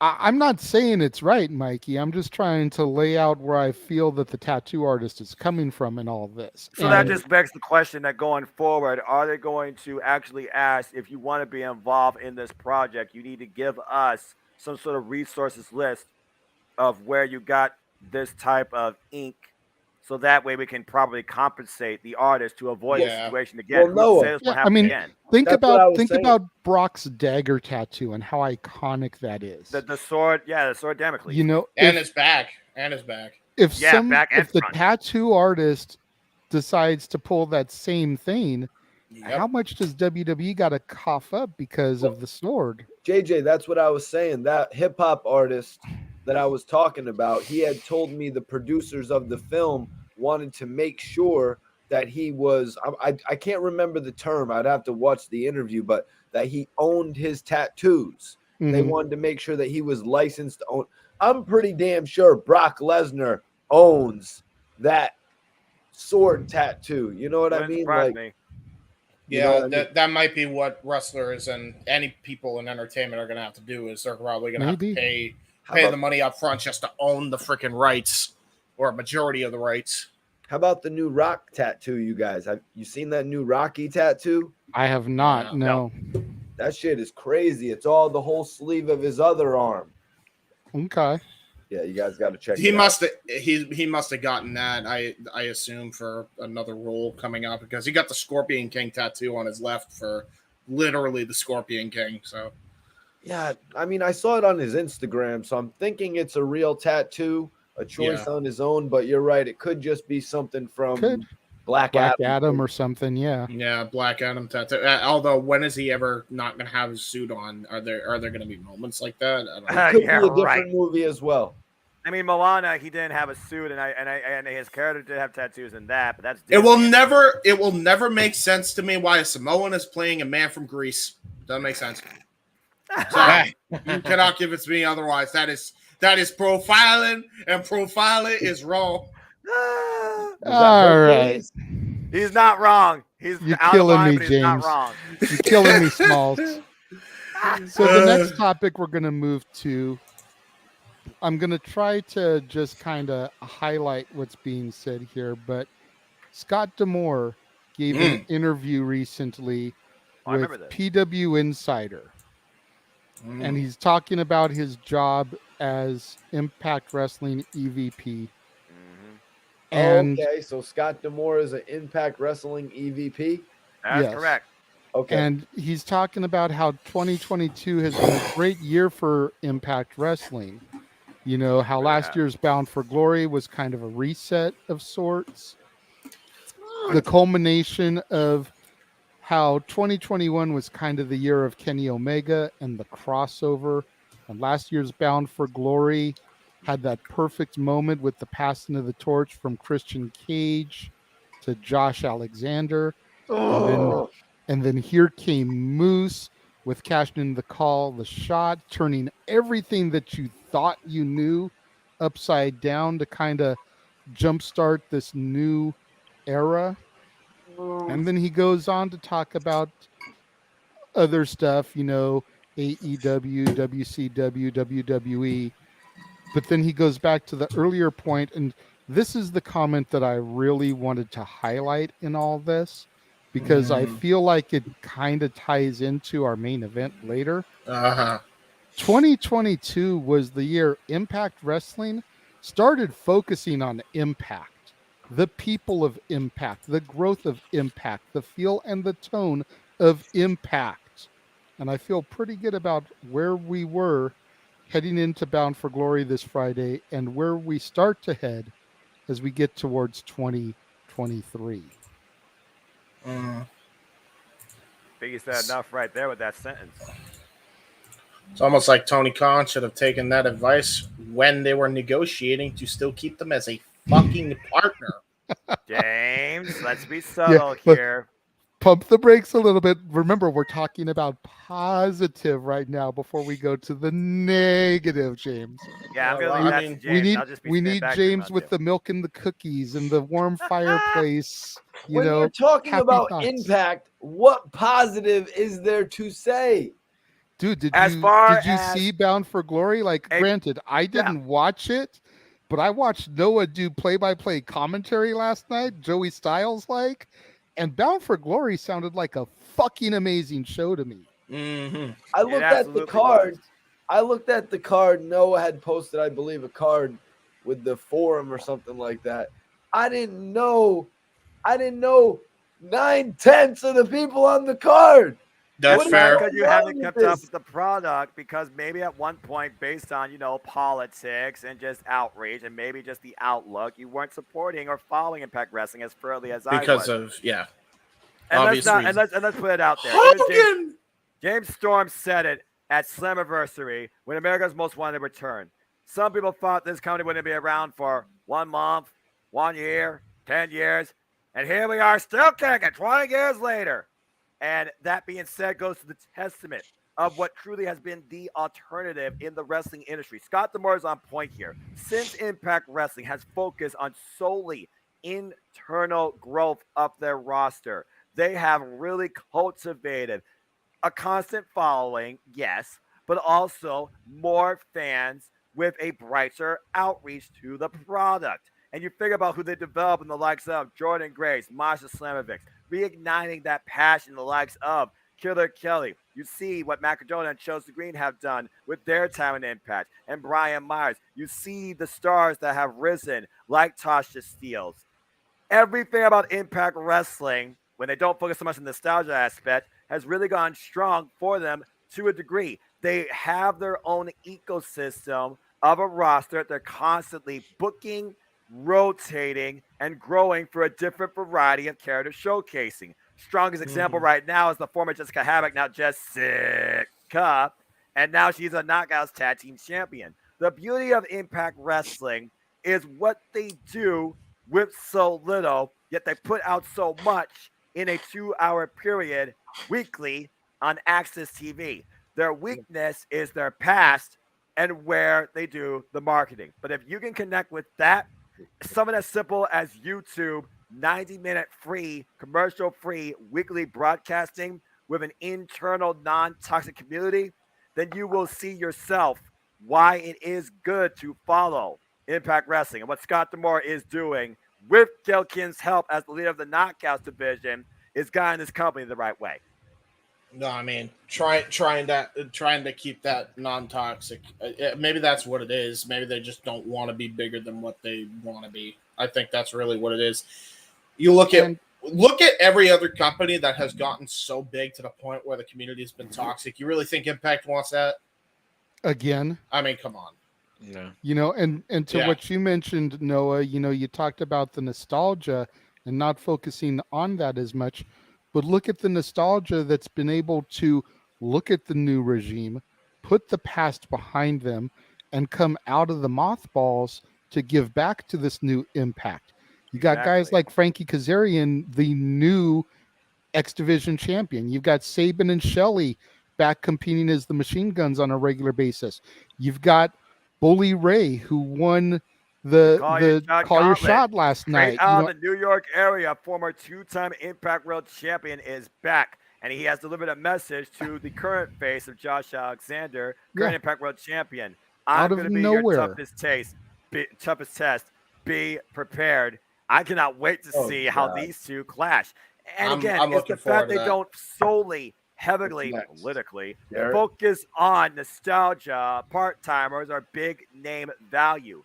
They use that to help cultivate the future while pushing forward in the present. And as you said, it's not just TNA originals. It's also those that left to do work somewhere else but came back to see what happened. Again, we had Christian Cage, instant classic for a little while as Impact World Champion. As you alluded to, that right there was the bridge point in really seeing what they have done in the past, but what they could do now. Here's the point, Josh Alexander and Moose. Impact, granted, Impact Wrestling, TNA, whatever you want to call it, definitely had its dark days.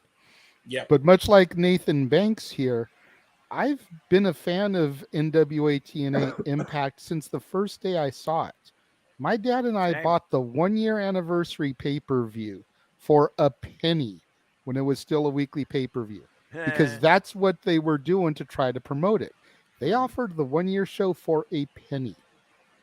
We enjoyed it so much, we bought the following week's pay-per-view at the full $9.99 price. So there's 2 pay-per-views in a row for under $10. It comes down to perception and what sort of perception you hold this company to. If you dwell on the past, you cannot see what the future could bring forward to you. Impact Wrestling, in my opinion, is in a better state more than ever because of the way they are booking and outlooking their internal roster. Yeah.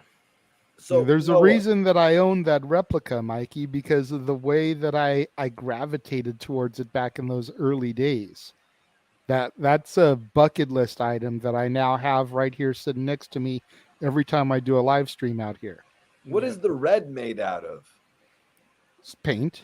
What a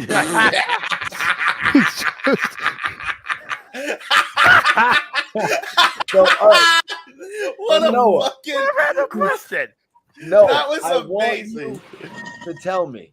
All right. The comparison. It's the blood of children's souls. No, because I want the comparison of Impact to NXT then. Not the new NXT 2.0, but the classic NXT black and gold that you rocked with, man. What's the comparison? Because people that watched NXT back in the day, you saw character development. You saw people not being overbooked.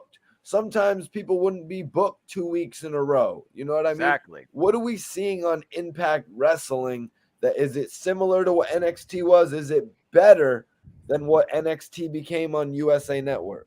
I would say that's definitely similar to what the Black and Gold was trying to cultivate in its own internal ecosystem under the WWE. It definitely takes a lot of those practices, it seems, to heart more so today than it has before. And again, that comes down to what regimes we were dealing with. And I'm not just talking about Eric Bischoff and Hulk Hogan, brother. I'm also talking about Dixie Carter land, and also during the early days of Anthem era, Jim Cornette. Jesus Christ, help us all during that time. That being said, you didn't hear that from me. But I would definitely say it's that booking structure of the fact that you don't see the same people in every match every week, but you see constant development in character and storytelling over a period of time. Speedball Mike Bailey might have held the title for over practically near 200 days, but he wasn't on every week. And you felt that when you watched Impact at times and he wasn't even involved in the match. Then you see 2 weeks later, possibly him in an open challenge match, and you're like, wow, he is quite a champion. I'm glad I waited for this. And you don't know who's going to face because, again, it's open challenge. It's that suspension of disbelief, but also the way that you constantly push forward a narrative without milking it dry every week. So there's definitely some similarities there, especially nowadays in the structure of Impact Wrestling's booking. That does remind me a lot of what NXT used to be before the network era, particularly. It's just slightly longer. G, James, anything you guys would like to add to it? Again, G, you're being awful quiet. Like, you PM'd me about wanting to be on the show. And well, no one knows this, and so does Mikey. I let everybody else talk, and then I throw my 2 cents in last. No, Big G, how many times have I told you that I'm just a simple man who's just happy to be part of the conversation? I'm an introvert for life. The most vocal I am is during wrestling interactions. And this is probably the most I've talked all night, ever on open mic night. Yeah. So I would love to get some thoughts. Maybe you could talk about at a time you were a fan of Impact or TNA, and maybe what drove you away. And are you willing to give it a try? If it's nothing but a YouTube clip, they sometimes post full matches on YouTube. Right. Go watch one of them. So, I mean, I've never been a big fan of TNA Impact. When it first started, I was over in Germany, so it was really hard I didn't even know about TNA until I think 2007, 2008. My buddy had it was a DVD that TNA had put out like the first 10 years or something like that, like their 50 greatest moments or whatever, and I watched that. But I never really. Were there any great moments on there, Big G? Where you like these moments kind of suck, or what were you thinking? I remember. Oh my god, there was like the Team 3D's funeral or something like that. That was hilarious.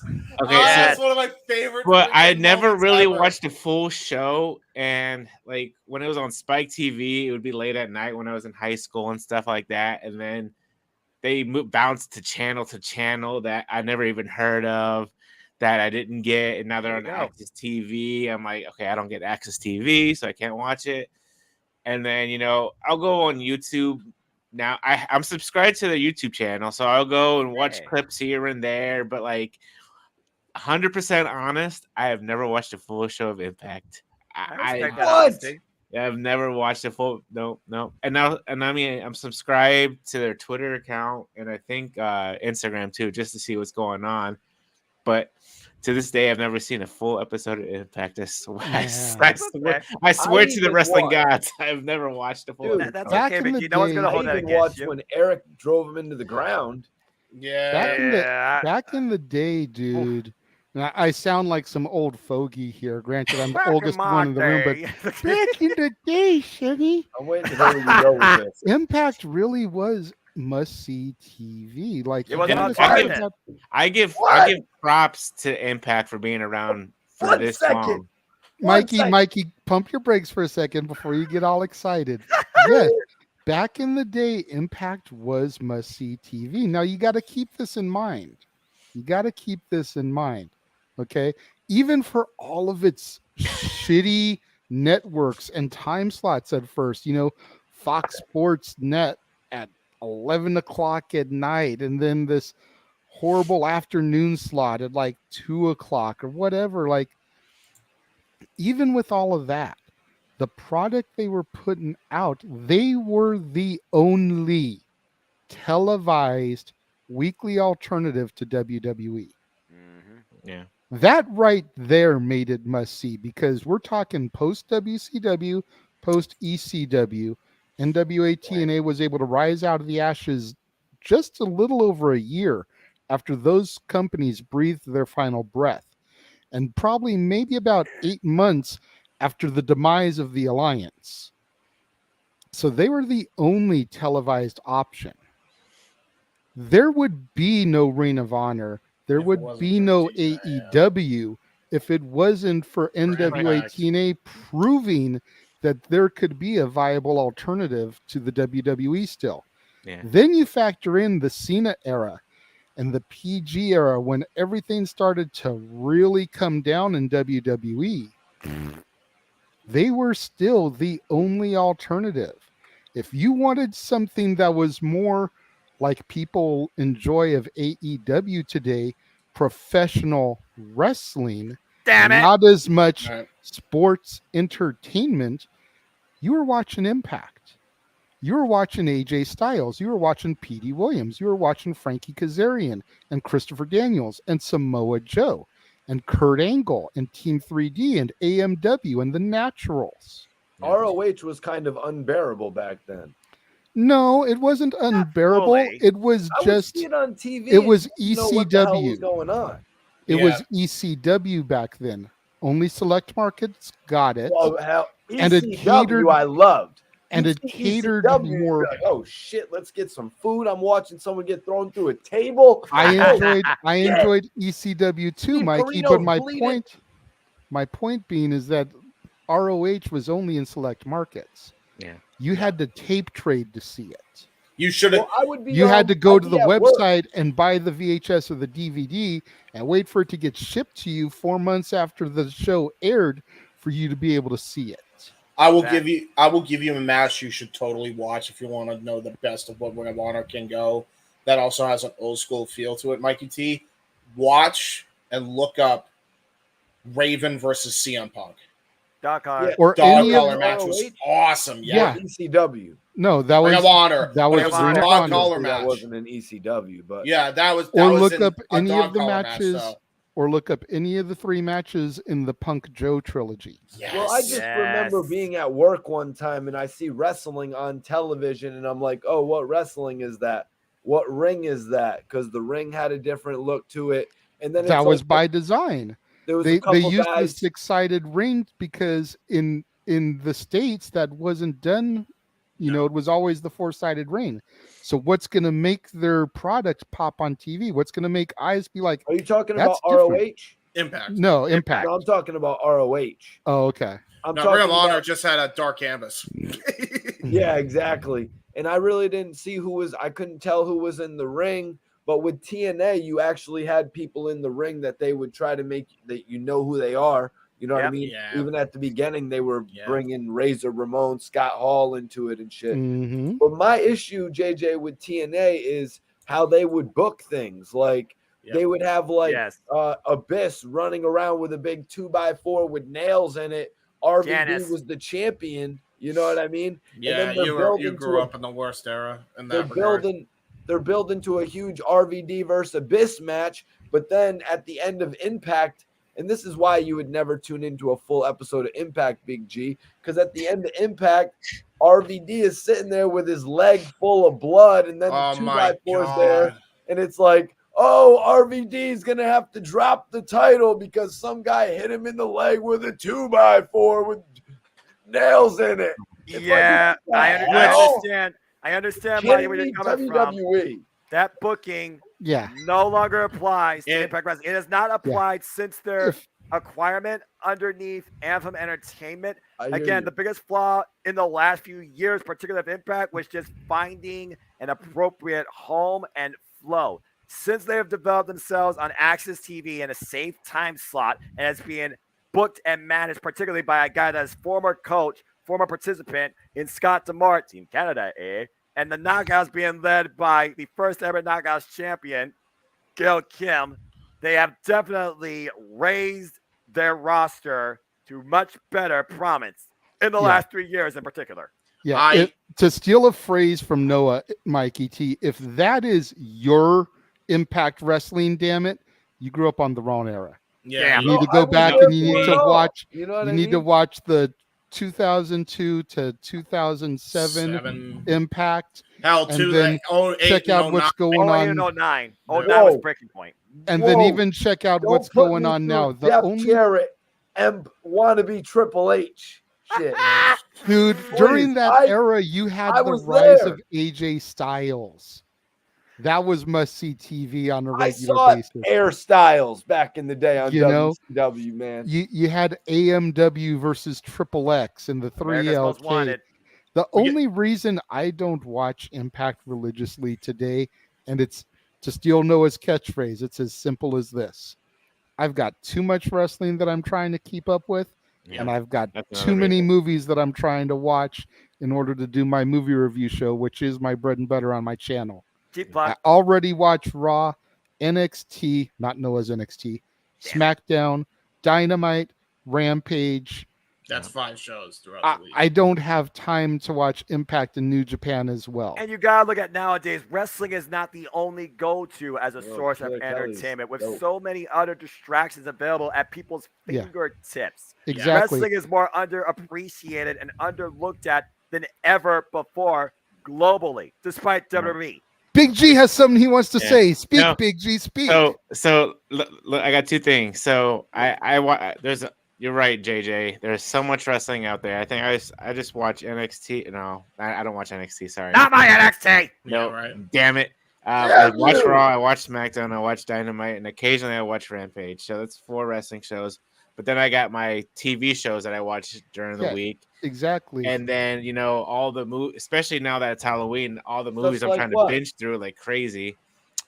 But Noah, do you think that Impact will move away from Access TV and go to like an actual major television brand or network?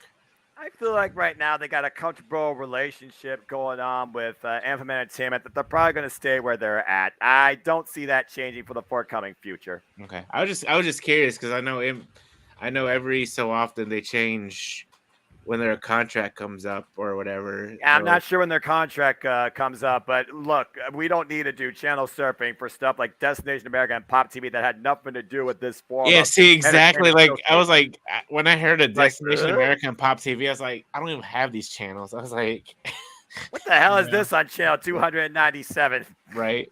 Yeah. Yeah, I mean, it was done by that point. It's insane. And like you said, Big G, trying to watch all the horror movies so I can review them, trying to watch She-Hulk on a regular basis, trying to watch the Mighty Ducks Game Changers. Yeah. I'm going to be doing the Santa Clauses once that debuts. I'm going to be covering all those each week. I watch one wrestling show 5 days a week, and then the weekends I free between gaming, wrestling, and sleeping. So that's my life. Yeah, and then you've got the pay-per-views and PLEs and the special broadcasts here. It's look what happened with Friday.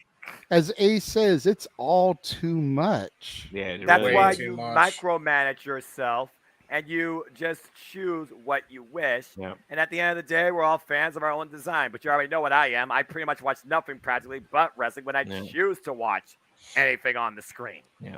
And to your point, G, I think the next evolution is just getting a streaming platform. I don't even think the cable broadcasts and finding a better TV station is the end game. I think they should be trying to put it. Go to Amazon Prime. That's perfect. Yeah, that'd be perfect for them. Yeah, they tried to quit. They got Impact their home on Wrestling, YouTube. So yeah, Impact Wrestling, as well as whatever Ring of Honor deal Tony Khan makes. We're still waiting. To just be streaming. We're still waiting on that too.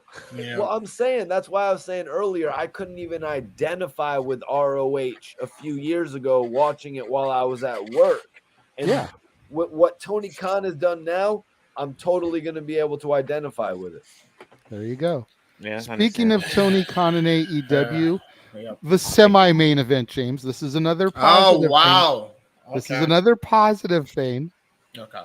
And it has to do with Saraya. Hey. Saraya! Apparently, she has been cleared to wrestle again. By Doc Sampson. Oh, God. I don't want to. So, all right. Wait a minute. She could be headed to a match with Dr. Britt Baker. Do it with us now. D No, M D. D. I refuse to do that after what she Dude, did to she is the Thunder. greatest female in sports and entertainment right now. Dr. This Britt woman Baker. is more than likely going to be more famous than Hey, Charlotte. listen. I'd agree if she wasn't like a Shawn Michaels and was unprofessional as fuck backstage. Damn. Is she? I haven't Yeah. really heard too many rumors like that. I thought Thunder, they were Yeah, talking about Thunder, Rosa. the whole thing with Thunder Rosa is Bret Hart, Shawn Michaels, pretty much. Yeah. So, Red no, flag alert. I saw that. no But, design. But it's A got interesting. it down with us in the comments with the D M No. D. That was Hey, you're on awesome. point. It's interesting how the champion is going to be playing whoever the champion is. Tony Storm, Thunder Rosa, they are going to be playing second fiddle to Saraya and Britt Baker at Full Gear, without a doubt. Which is fucking ridiculous. This is Tony James. Khan. We'll come to you at the end because you're obviously on the negative side of this coin. To a degree, it's not. I'm not against Paige wrestling. I want to make that clear. At least that's really good for her. She more than deserved in that regard. Right. So, Mikey, go ahead and make your point regarding this. So I think it's pretty major that Tony Khan is, extending his booking of female wrestling. Although about damn time. The biggest criticism on AEW since day one, but I digress. Continue. Yeah, you know what I mean? So they're going to get at least 3 spots at the Full Gear pay-per-view. You know what I mean? 1 semi-main spot that's going to be practically built as a main event, similar to when CM Punk was brought back to face Darby Allin. Yes. So, so that's going to be a big Full Gear match. And what's that going to go right alongside? It's going right alongside Jon Moxley versus MJF. So it's gotta be. Yeah. I see that pay-per-view doing nearly the 250,000 mark that Tony Khan always likes to shoot for. But as far as how she's going to do, I mean, those punches looked a little bit weak to me. Britt Baker can go in there. Penelope Ford, she goes in there. You know what I mean? Ford has been amazing since her return, no doubt. Yeah, like these women, like they really go. I'm hoping Paige could keep up. Maybe I'm thinking a little bit lightly of Paige here, but those Paige, that kick, I don't know, guys. I mean, to be fair, it was Rebel that took it, not Reba. She kind of was the safe bet, so.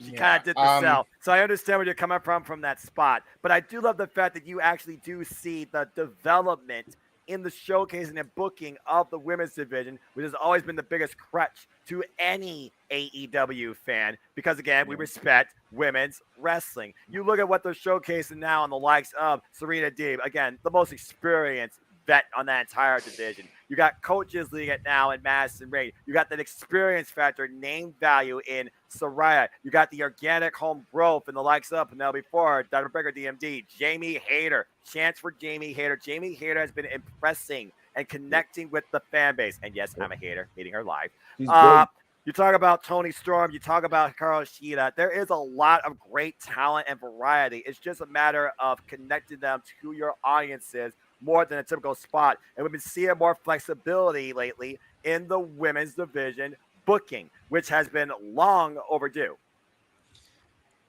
Yes, G, go ahead. Yes. Oh, God. So everybody knows here I'm a big Britt Baker fan. Oh, I'm well Really? aware. We had no clue, G. Go ahead. My God. It's not like ahead you and own a let the shirt or crowd anything that like may that. not know. How big of a fan of Dr. Britt Baker are you, G? I'm a fan that I've already met her twice at 2 different. I met her at Dynamite in Pittsburgh, and I met her at Celebfest 3. Yes. Nice. But yeah, I mean, she seemed like a nice person. I don't know. From what James was saying, I guess there's backstage heat with her, but I haven't read anything. A lot. Could be a I've never superiority seen complex anything. coming into I thought play. Tony loved her. I mean, I can understand with Thunder. I met Thunder Rosa too, as well, I should say. And I mean, she seemed very nice and stuff like that. I cannot connect with Thunder Rosa in the ring. But anyways, with Saraya being back, I'm happy for her. Same. You know, I just felt like that first segment she was back on Dynamite when she introduced like the baby faces coming out. I just felt that was like really cringe. I just couldn't get into it. And then like you had Britt come out with the heels. I'm just like, okay, what's going on here? Battle lines drawn, the women's division showing Yeah, who's I good understand. I faces. understand. And That's then a like starting they had point. the lumberjack match, and I was just like, okay, First ever.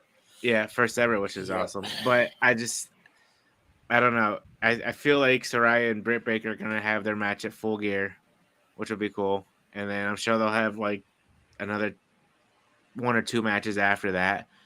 But I can't connect with Tony Storm either. I don't know. I just can't get behind her.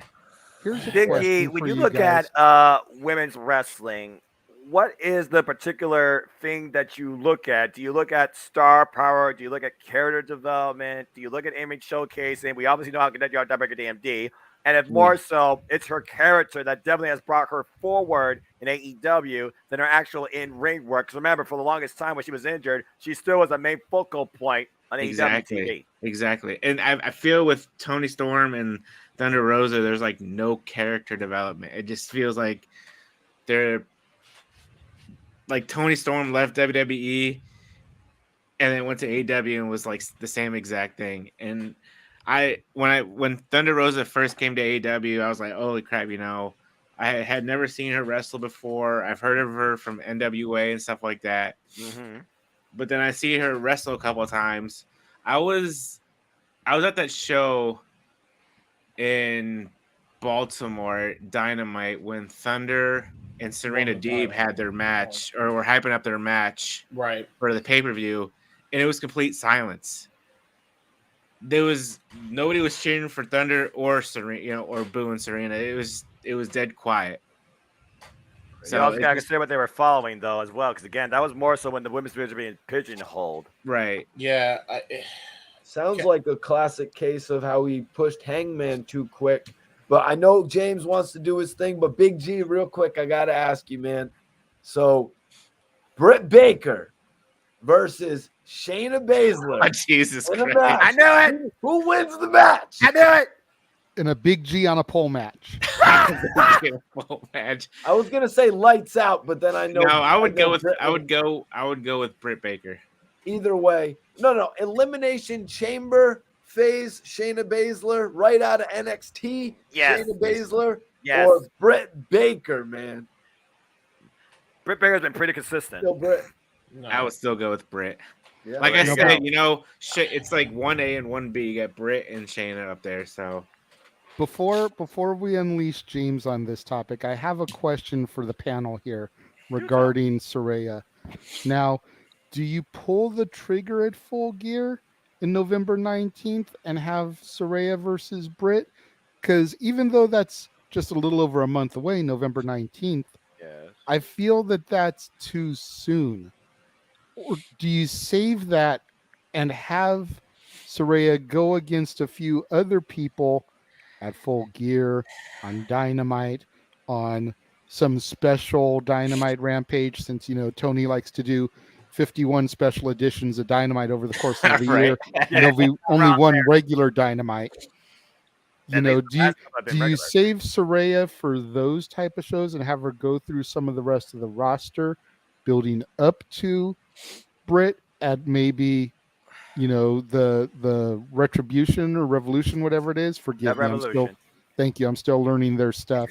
You're fine. As And opposed to pulling the trigger at Full Gear. Well, JJ, it's funny you mentioned that because, as you know, AEW Revolution, rumor has it, will be literally in y'all's neighborhood, California, at the Cow Palace.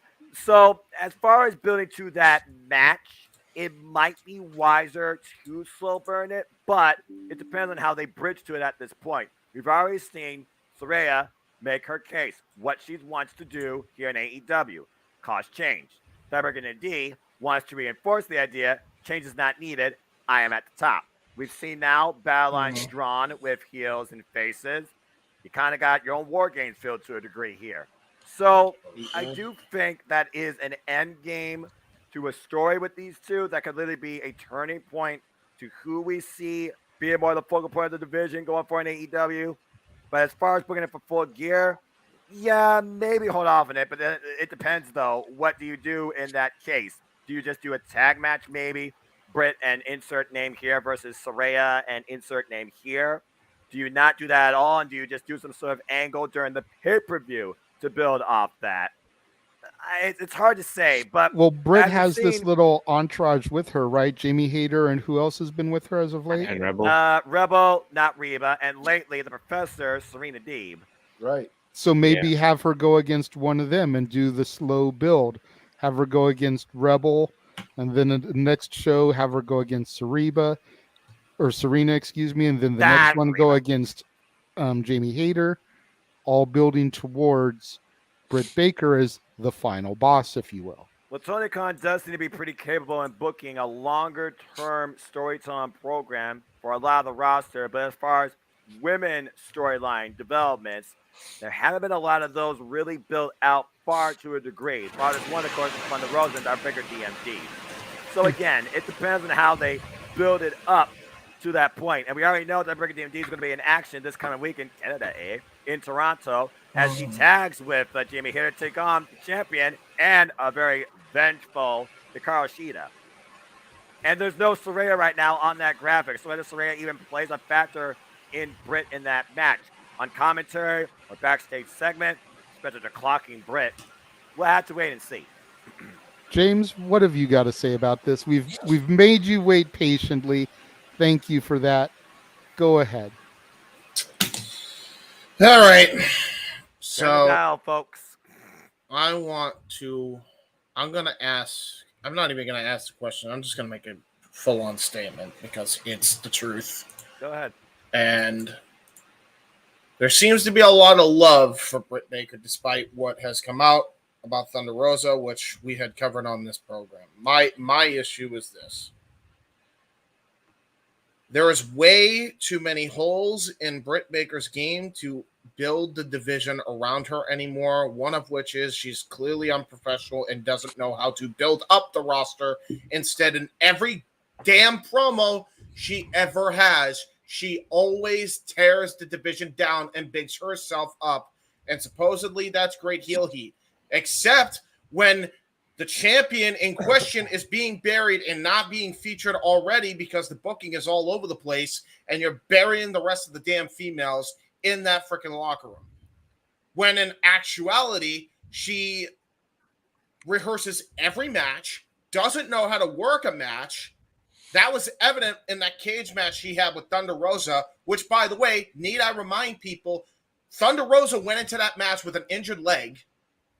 Okay? She went in there, and then she wanted to freaking make the excuse and the promo that she was sandbagging, which Thunder Rosa wanted removed, and TK approved it anyway, clearly picking favorites, which, by the way, what a great way to freaking lead your company, dude. Number one. Number two, you got you got Britt Baker now, and we're already talking about Britt Baker should be her first feud in. This is the same exact problem that I have with Hangman Page being the number one contender for the world title in any capacity right now. Why are we rewarding the people that caused a bunch of fucking horse shit in the backstage locker room? Why are we rewarding her with a feud against Paige? Whether you're a fan of Britt Baker or not, that's not the way you do things at this point. All you are doing is reinforcing the idea that if she could get away with stuff like that with Thunder Rosa and burying the women's division in every promo and not at all bigging anybody up, then you got a problem. You know how I booked this if I was running that division? Jamie Hayter would still be split up from Britt Baker. It would be Jamie Hayter and Britt Baker on Full Gear. And you have Thunder Rosa, and then you could have freaking Thunder Rosa come back, and you got to have a triple threat with Saraya, Thunder, and Tony for the world title.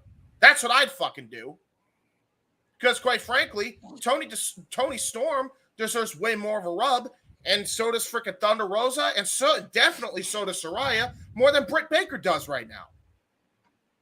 You know why I say that as well? Because it was evident that everything that we said here for a month ago now, I think a month and a half ago, was absolutely true to a T. Watch that Fatal 4-Way match, and you could clearly tell who the workers of that program were. It wasn't Britt Baker. It was Serena Deeb. It was Hikaru Shida. It was Toni Storm. It's a fair point, James. It's a fair point. And let me just say, I am not 100% pro Britt Baker. I'm just trying to, moderate and do my thing. It's obvious that she is somebody that AEW and Tony Khan want to try to build the division around. Wow. Is that right at this point in time? Not all. I was just saying, James, hold on. Is that right at this point in time? Not at all. I definitely feel like she should be getting punished for her actions in the back, as well as the people we're going to discuss in the main event. That's why I picked this to kind of lead us into that. Just a second, Mikey. Yep. But at the same time, that's why you do the slow burn build in this case, and you have Saraya go through the other members of Britt's entourage on the way to Britt. You're giving Britt this punishment by not thrusting her first thing into the spotlight with Saraya. You're giving Saraya some other people that can work great matches with her. And most importantly, to Emmanuel's point earlier back here, take care of her, because if she legit cleared, great.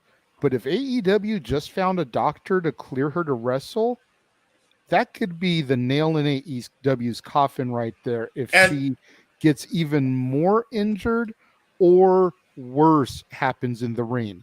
So you put her in there with these members of Britt's entourage that can work a decent match, that can take care of her in the ring. And then by the time you've gotten to the point with Britt in February next year, either Britt has paid her punishment and changed her ways, or you throw her out there and you squash her. Yep. Or Saraya literally and Britt have a brawl backstage to the point that Britt gets so angry she punches some sort of executive or staff and gets suspended. And this, I want to make very clear as well. If they do this match between Britt Baker and Saraya, right? Right. If Britt gets injured, if Saraya gets injured again, that's not going to be on Britt Baker. It's going to be on Tony. That's going to be on Tony, and that's going to be on Doc Sampson. Need we fucking remind ourselves that's the same dumbass doctor who cleared Matt Hardy to still go out there and finish the match with Sammy Guevara in 2020? Oh, Lord. Do we need to remind ourselves of that? That was not even 2 years ago. Yeah. Yeah. And it's not the first time he's done that. No. So I'm just pointing that out there. Like, this looks like a disaster waiting to happen to me. And nothing is being done about it.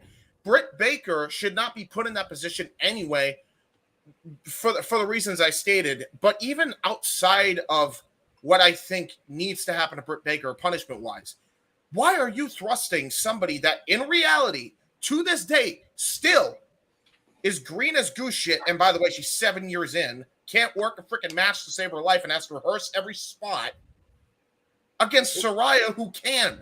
Why don't you put her in there with like freaking I don't know, Athena or freaking Serena Deeb or somebody like that? At least then there's way less of a risk. I would say, Nightingale at this point too. Storm. James, because the issue with that is the reason they can't do Saraya versus Jamie Hayter.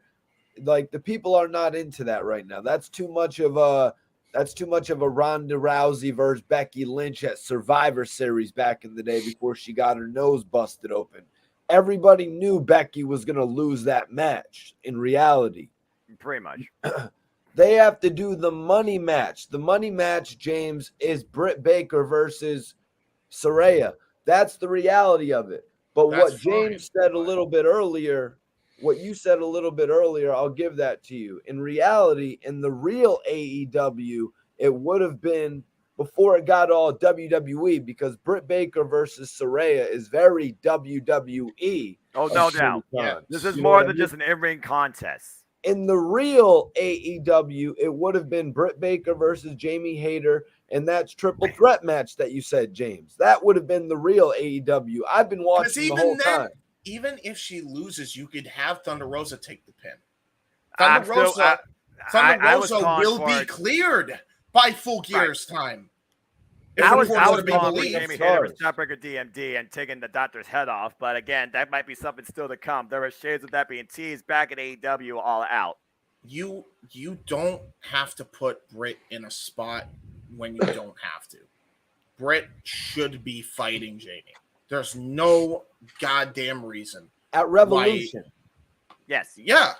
Even then, at least build the dissension. Hell, if you want to put Dr. Britt Baker on the card, put her in a tag team match with Jamie Hayter against, I don't know, Serena. Like, say Serena Deeb turns face because they beat them down and after a match goes awry on Dynamite or something. And then you could have Serena Deeb and Mercedes Martinez taking on Dr. Britt Baker and Jamie Hayter. That better alternative to me on Full Gear instead of what the hell we're doing.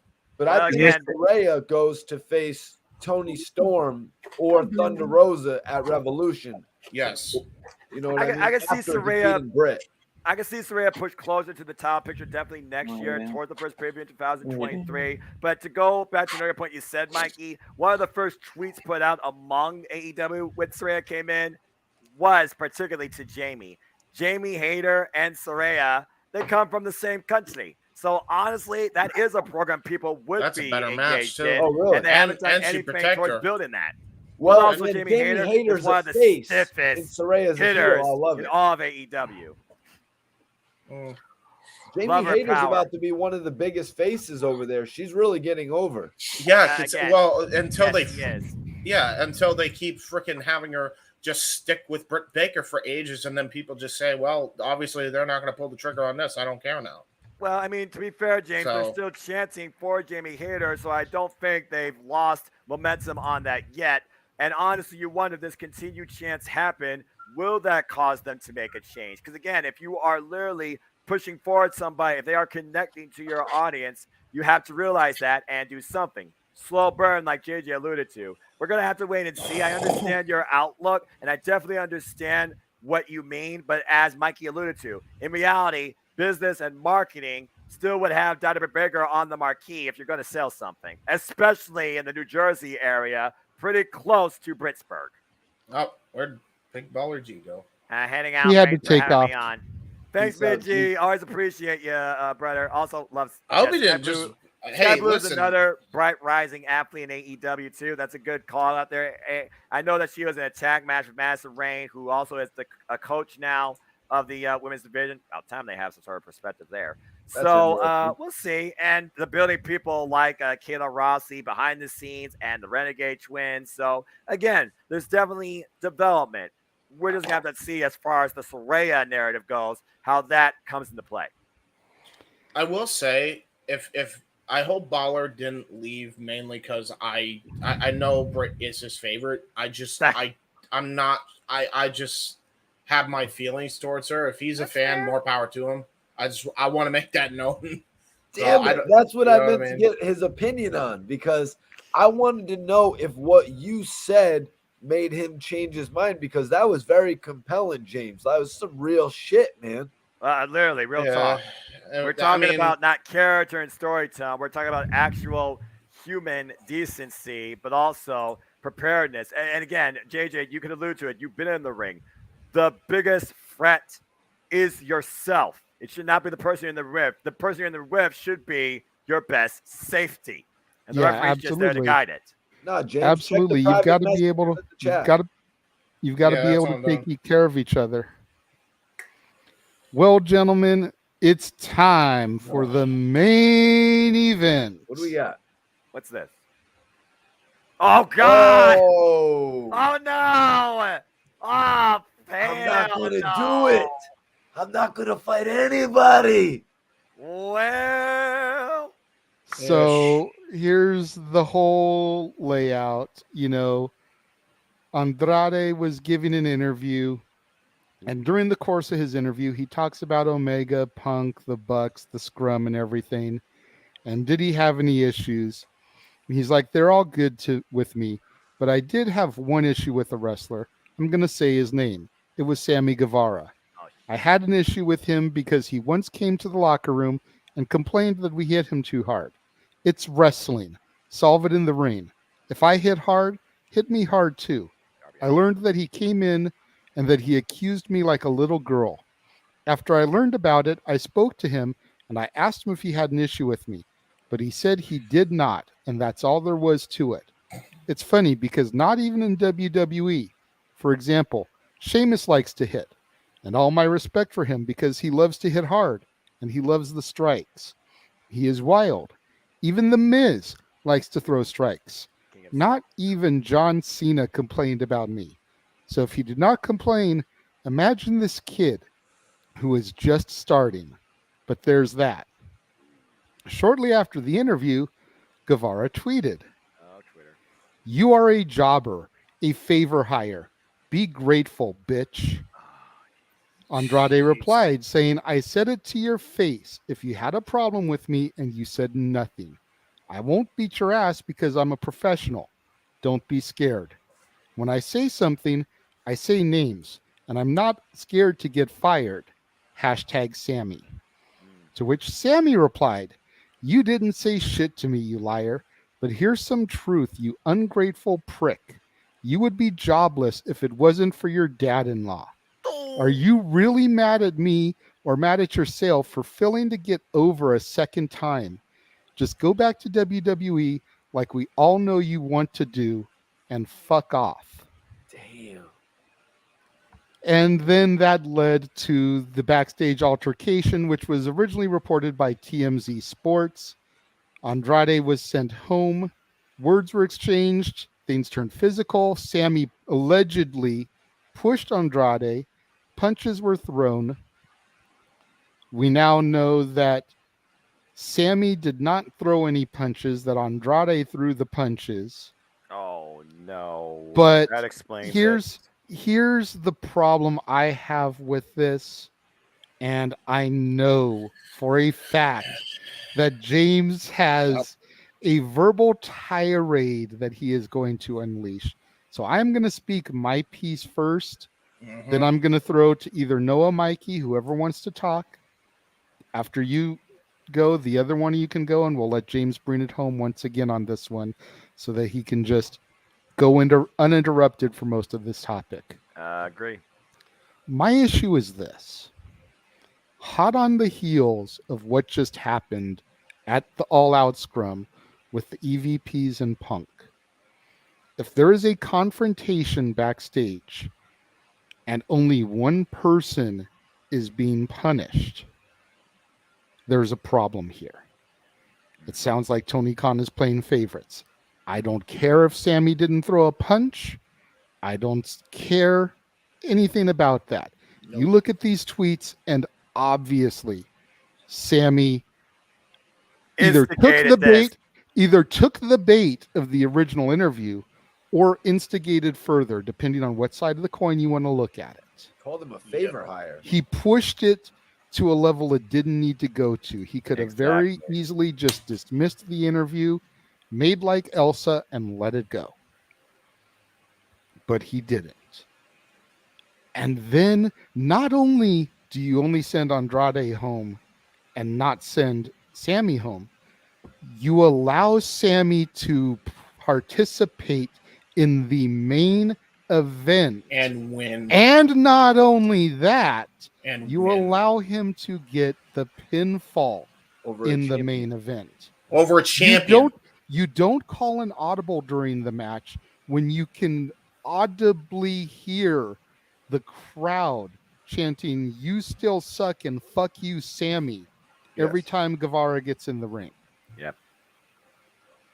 No. This is beyond absurd. Yeah. Yep. And it's shit like this that'll turn a guy that's just started to really get into AEW and have me go to Impact and save those hours. Fucking bingo. For everything that people shit on WWE, they don't have this problem. They don't have this problem. Nope.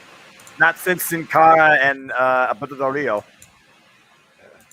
Noah, Mikey T, whoever wants to go first.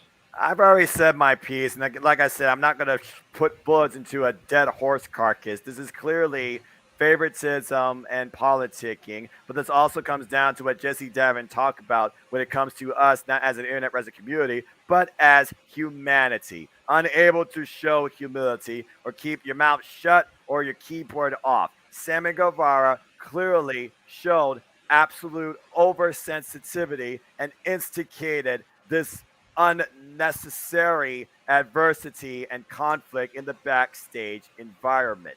This is another example that keep your words to yourself. If you have nothing to say, don't use the power of the keyboard to believe you absolutely have the right to say anything you want to say without realizing truly how it affects the others around you. And I'm not just talking about Andrade in this case. You think about who favored that, who retweeted that, who reacted to that. This sort of example of behavior towards what somebody says in an interview is just going to further continue this domino effect of unnecessary hostility, especially in the wrestling industry. I understand, you feel about this individual and their work ethic. That's one thing, okay? So you build off that in the ring. Sammy, however, he wanted to make this personal. He also wanted to make this more about himself, when it didn't really have anything to do with him truly in the first place.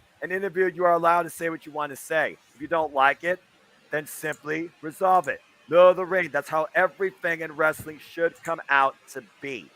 This was absolutely his poor booking and choice of resolve on the behalf of Tony Khan and anyone else involved in trying to sell this dispute on All Elite Wrestling. It sounds like literally it's just Tony Khan. And you think about the Trinity that's trying to guide better management, better outlook, better morale in this locker room. John Moxley, Bryan Danielson. I feel like John Moxley suddenly had a note for him and Adam Page and everybody that knows how to use a Twitter device during his I'm just saying. And of course, you have Chris Jericho. These guys are supposed to lead by example. Chris Jericho has been with Sammy Guevara since day one. Yep. I honestly feel like that this truly was driven by Tony Khan. And if that's the case, then Tony Khan is the one that truly needs to go through some sort of training of what it means to be a booker, a manager in professional wrestling. Andrade did not deserve to be the sole punished here alone. Sammy Guevara did not deserve to be in that main event spot. Should have been one-on-one, or you should have put Jake Hager in place. Or some other member of the Jericho Appreciation Society. Yeah, this was poorly executed, and this needs to stop. Especially after coming off the heels of what you've been rebuilding since the crap after All Out. For the last few weeks, I thought, okay, we're just moving forward. Good resolve. And then we're right back to this never-ending story, it seems, to a degree, with one individual constantly at the forefront. James alluded to it. I'm sure he's going to allude to it as tirade. Sammy Guevara, this is like his third instance where he let Twitter overrule better judgment, and it led to nothing but absolute stupidity. No. Well, let's be fair. It's not the third time he's done what you're saying. This is the third time he's been in some sort of confrontation backstage. Okay, fair enough. But this is the first time he instigated it. This is the first time he instigated it. What was the first time before Kingston? Right. Well, Kingston, though, was a different case. And James... Well, yeah, what was the first time before Kingston? That one I'm blanking on. The first time it was... oh, crap. What was it? See, because I don't dwell on that type of nonsense. I just hope it doesn't get repeated. But might have been... I think I remember there was something between him and Janela. I think that might have been what it was. But Janela, though, he was a hot mess. Let's just put that out there. Shit. Especially by that point when he lost Penelope. Jesus Christ. Oh, yeah. Well, I mean, what are you doing before it? The bottom line is this, though. Sammy did not belong on Dynamite that night. If you're going to punish Andrade, show equal rights. And Yep. as far as I'm concerned, this needs to stop. Seriously, if there is politicking and favoritism heavily involved right now in Tony Khan's booking, he is setting himself up for disaster in this company. Yep. Still, even 3 years, very early going. If it happened to Dixie Carter, the same can happen to you, dude. That's why you get removed from the chair and you put someone like Scott Demore in place. As far as Tony Khan goes, I put friggin' all 3 of those men in place at this point. Bryan Danielson, John Moxley, and Chris Jericho. And Regal. Add Regal to that mix. Shit, might as well. Have him set straight. He'll stretch these motherfuckers and get them to show respect. Or Dustin Rhodes. You mess with William Regal, you'll be lucky if you see tomorrow. I want Mikey T to give his thoughts. JJ, I sent something in the Jeff Meacham chat that I want you to play for the show because Jesse also said pretty much the exact same thing we're all saying here. I'm not sure. sure. Is Conan at Keeping It 100 on his podcast. I listened to the clip where his thoughts were regarding that. Again, if you don't want this breeding, bubbling toxicity to overflow in your company, you need to cut it off at the source and make some tough business decisions. If a tough business decision was removing Sammy Guevara from AEW Dynamite, dude, that was easy. I could have done that because I could give a shit less what people think of me when I'm going to do what's best for the entire ecosystem of those around me. There's a reason why I don't deal with everybody on the internet, nor breathe inside this realm of internet wrestling community, tribalism, and superiority, because you stupid lackwits choose to live in that or follow that, and it affects you going forward as a fan. Yep. Fuck that. Anyway, JJ, if you're having trouble loading it in, I can share my screen. Don't worry about it. So, Mikey, go ahead and share your piece. I'm officially done for the night. Well, shit, man. What can I say about Sammy Guevara? I was a big fan of Sammy Guevara. You know, like I really thought he was on his way to the top of AEW. Yep. All until he proposed to his girlfriend on television. It was a big surprise from Sammy Guevara. And he proposed to his girlfriend on television. Oh, wow. What is this, a John Cena and Nikki Bella moment? Yeah. WrestleMania 33 right Jimmy Jack shit. Yeah. Like, that was strike number 1. You know what I mean? First of all, trying to intertwine his personal life in it with whatever. And then it turns out, and then we start to love this guy on some Seth Rollins shit. So we put it past us that he subjected to making us watch his life on some surreal life shit, JJ. This is what he did to us on AEW television. Yep. They brought his girlfriend there and he proposed to her live. And then we started loving him. He got the love like James, right? Like Seth Rollins did with the Shield because of all the acrobatics he could do. Yeah. So he really was about to be the next big thing. Yeah. And then it turned out he was with Ty Conti. No. Divorced from his wife. This is the same time that Cody Rhodes and Brandy left. All of that same boyfriend-girlfriend heat was then put onto them. Like maximized times like 100. Exactly. Because the people actually had a real reason to hate them. You left Pam! You left Pam, you son of a bitch! We were about to make you Seth Rollins. We were about to make you Eddie Guerrero. You know what I'm saying? Sammy Guevara. You were about to be that. The fact that the guy exposed on television, though, is what really fucked him. It'd be different if it was private. Yeah. Now he is X-Pac. You know what I'm saying? Yeah. That's why when he does a move, you still suck. Because the people feel we are that emotionally disconnected from him that he could go on to, and I hate to say this because I would love to work for AEW, but this, you know what I mean? But it's like the fact that he can go on the internet after in the past doing a podcast where he spoke on Sasha Banks when he had been in training development in the WWE and probably caught a glimpse of her. And then he goes on the internet and he says Andrade wants to be back in the WWF and he can go F off. And that's why Andrade is like, oh, you're going to tell me what I want, you little punk. You think I hit hard in the ring too? I'm going to show you how hard I really hit. And I don't give a shit about this job because you say I got my my stepdad, Ric Flair. Yeah, Ric Flair's making more money than he ever made right now off a cameo. If y'all watch Conrad, you know what I'm saying? Yeah, true. You know Yeah, what that's I pretty mean? much the Ric money train for Flair's life. making more money than ever right now. So I'll bounce, Tony Khan, if you want to make a big deal about Sammy Guevara, your failed project. That is a failed project. Which, Plus by the way, Rampage- he failed that on Sammy himself. That wasn't even Sammy's fault. The fact that Well, Sammy failed it on his own by letting his own personal demon show in front of us in the world. Ding. right, he probably should have Mary- just said that's a bad idea, and he You know, thought it all was a great respect to idea. Ty Conti because I'm a fan. I was a fan of her babyface character, relatively, even though there was no meat to it. You know what I mean? Like I Same. support whatever. Same. Same with the Sammy girl the girl that she's friends with. But Anna it's Jay. like Anna he Jay. met her within a year, and to Yeah. leave like the woman who he portrayed us to be, he portrayed his girlfriend to be his lifelong high school sweetheart, and he just met. You know what I mean? It just makes me look at him a whole different way. Like, damn, I thought I knew this Inception. guy. I was buying into this guy. You know what I mean? Like you're watching a movie, you're buying Public into the lead exposure. character, and then they flip on you. Yep. And that's what happened with Sammy Guevara. So he's really gonna have to build himself up before the people trust him again. He And needs that's- to. He needs to have YouTube and Twitter banned from his fucking hands permanently. I don't Yeah, even want to great. watch his YouTube anymore. I don't No. want to. I'm turned off. I'm just, No. you know what Never I mean? did. Never He did. turned me off as a fan.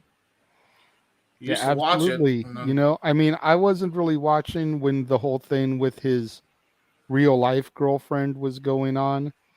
I've only kind of been watching since the stuff with Ty Conti came to the forefront. And you're right. I've never been a Guevara fan because that instantly turned me off, especially when I knew about the fact that he was engaged to, married to Well, he was whatever engaged, this other girl, and then out of Yeah. nowhere this thing with Ty Conti came up and was like, wait a in minute. the interest of fairness, I think, and I think we've even mentioned this on the show. There was a mutual breakup between Pam and Exactly. Sammy. It was The problem It is, was though, cool, it was publicly exposed. right. Thus, it was interpreted in a way by the internet wrestling community that further add to the toxicity that right now is literally breathing like fumes off of Sammy. Okay. And All right. we're gonna get to that because it's James, so- it's on you, man. I don't think there's much left to cover about Sammy Oh. Guevara's career. He has not made it to Seth Rollins like levels. You Oh, don't you- realize who you're dealing You with. don't know. underestimate James. You want to bet there's not much to cover? Oh, I got a lot to say. If there was an Eli Drake, let me talk to you moment, it's this Yeah. right here. Buckle up and sit in, folks, and get your popcorn and your notepad ready. Fear- James, Fear is close the us path out to on the this. dark The side. floor is yours. Yeah. Fear is the path to the dark side. Fear leads to anger. Anger leads to hate. Hate Ah. leads to James rants. So, JJ, if you could, I'm sharing my screen right now. We're gonna see if we can at least hear Jesse Davin's take on this situation. Which if we can, I can read it because she was nice enough to get the titles to work in sync with her thing here. So first, let's actually see if we can hear. Make sure you share audio. Oh, do I need to share audio? Is that a Yeah. thing? We can't. Oh, Yeah. hold on. Is there a way if you? you're screen sharing from any Oh, do that, dude. I didn't see the share system audio thing. Okay, thank you. Okay, You're we welcome. might have Again, trouble with that, too. that's why I've been in IT for 10 years. I And just then hope. click the little button to blow her thing up so it takes up more of the screen. Oh yeah. All right, the hold full on. screen thing. I'm making that one? sure. Okay, this is the first part. Oh, okay, so it's a multiple part thing. Yep, Okay, and I so did this it is this is the first thing that Jesse said. Go ahead. Wait, so you have people literally sitting at home pending investigation for alleged backstage brawls, but then you have someone who's allegedly second offense, backstage brawl, not suspended, not taken off TV, on the main event, and gets the win? even if this is a work, I don't like it because you have real backstage drama going on, working yourself into a shoot, shooting yourself into work. I don't know what the fuck's going on, but it is not okay. If I'm getting worked here, I'm not happy about it. I'm not happy about it because there's real backstage drama going on. It fucks with me. Bingo. So you have people literally. Yeah, And then nobody wants to see Sammy Guevara versus Andrade. You know what I mean? It would be a Not great in that program, regard. but right in that now regard. the If Sammy perception was a though, face, the perception though is hurting the AEW fan base, and that's the biggest problem here. But continue with this. And look, I'm not saying one person was right in this situation and the other person was No, wrong me in neither. this situation. I don't know. Just like what happened after All Out, I don't know. I am a fan. All I know is that there was another fight. Okay. And the last couple of times there have been fights, both people involved were sent home. So to speak. Yep. This time it's different. So as a fan, even if I don't know what's going on, I don't know, like, it's sending a mixed message. And look, I'm not saying That is the truth right there, spoken seems more by like a Jesse. punking though. It seems like Andrade kind of punked him though, but he was provoked.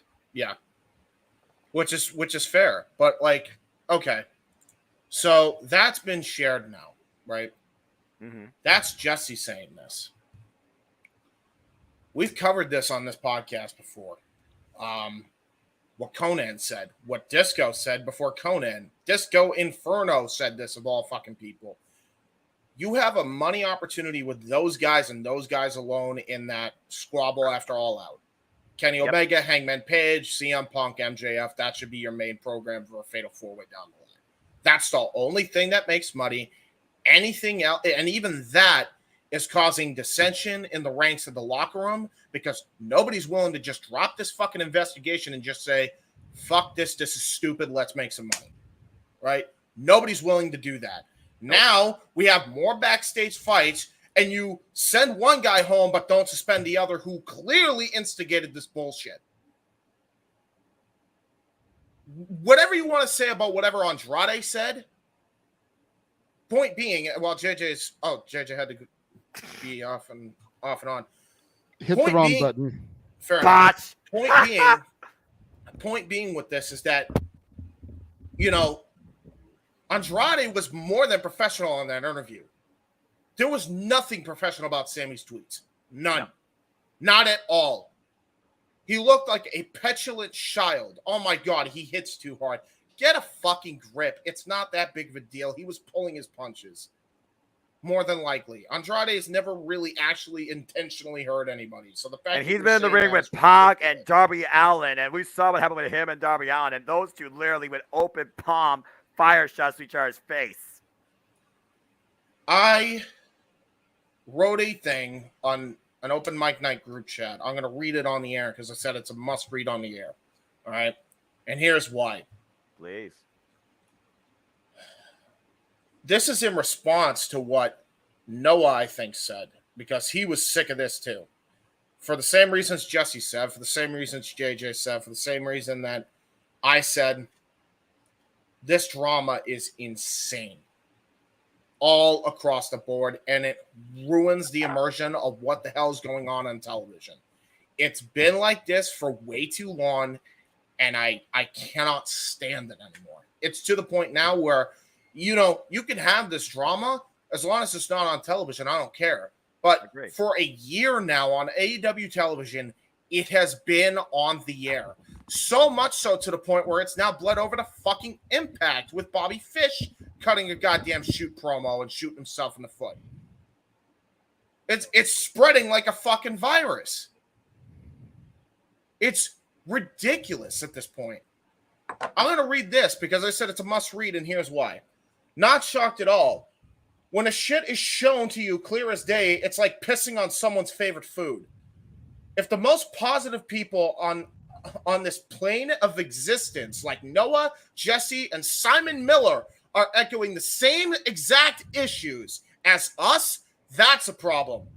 And we happen to be saying the exact same thing as people like, I don't know, JD from fucking New York and his co-host Jesse, who are some of the most jaded motherfuckers in some cases on the internet.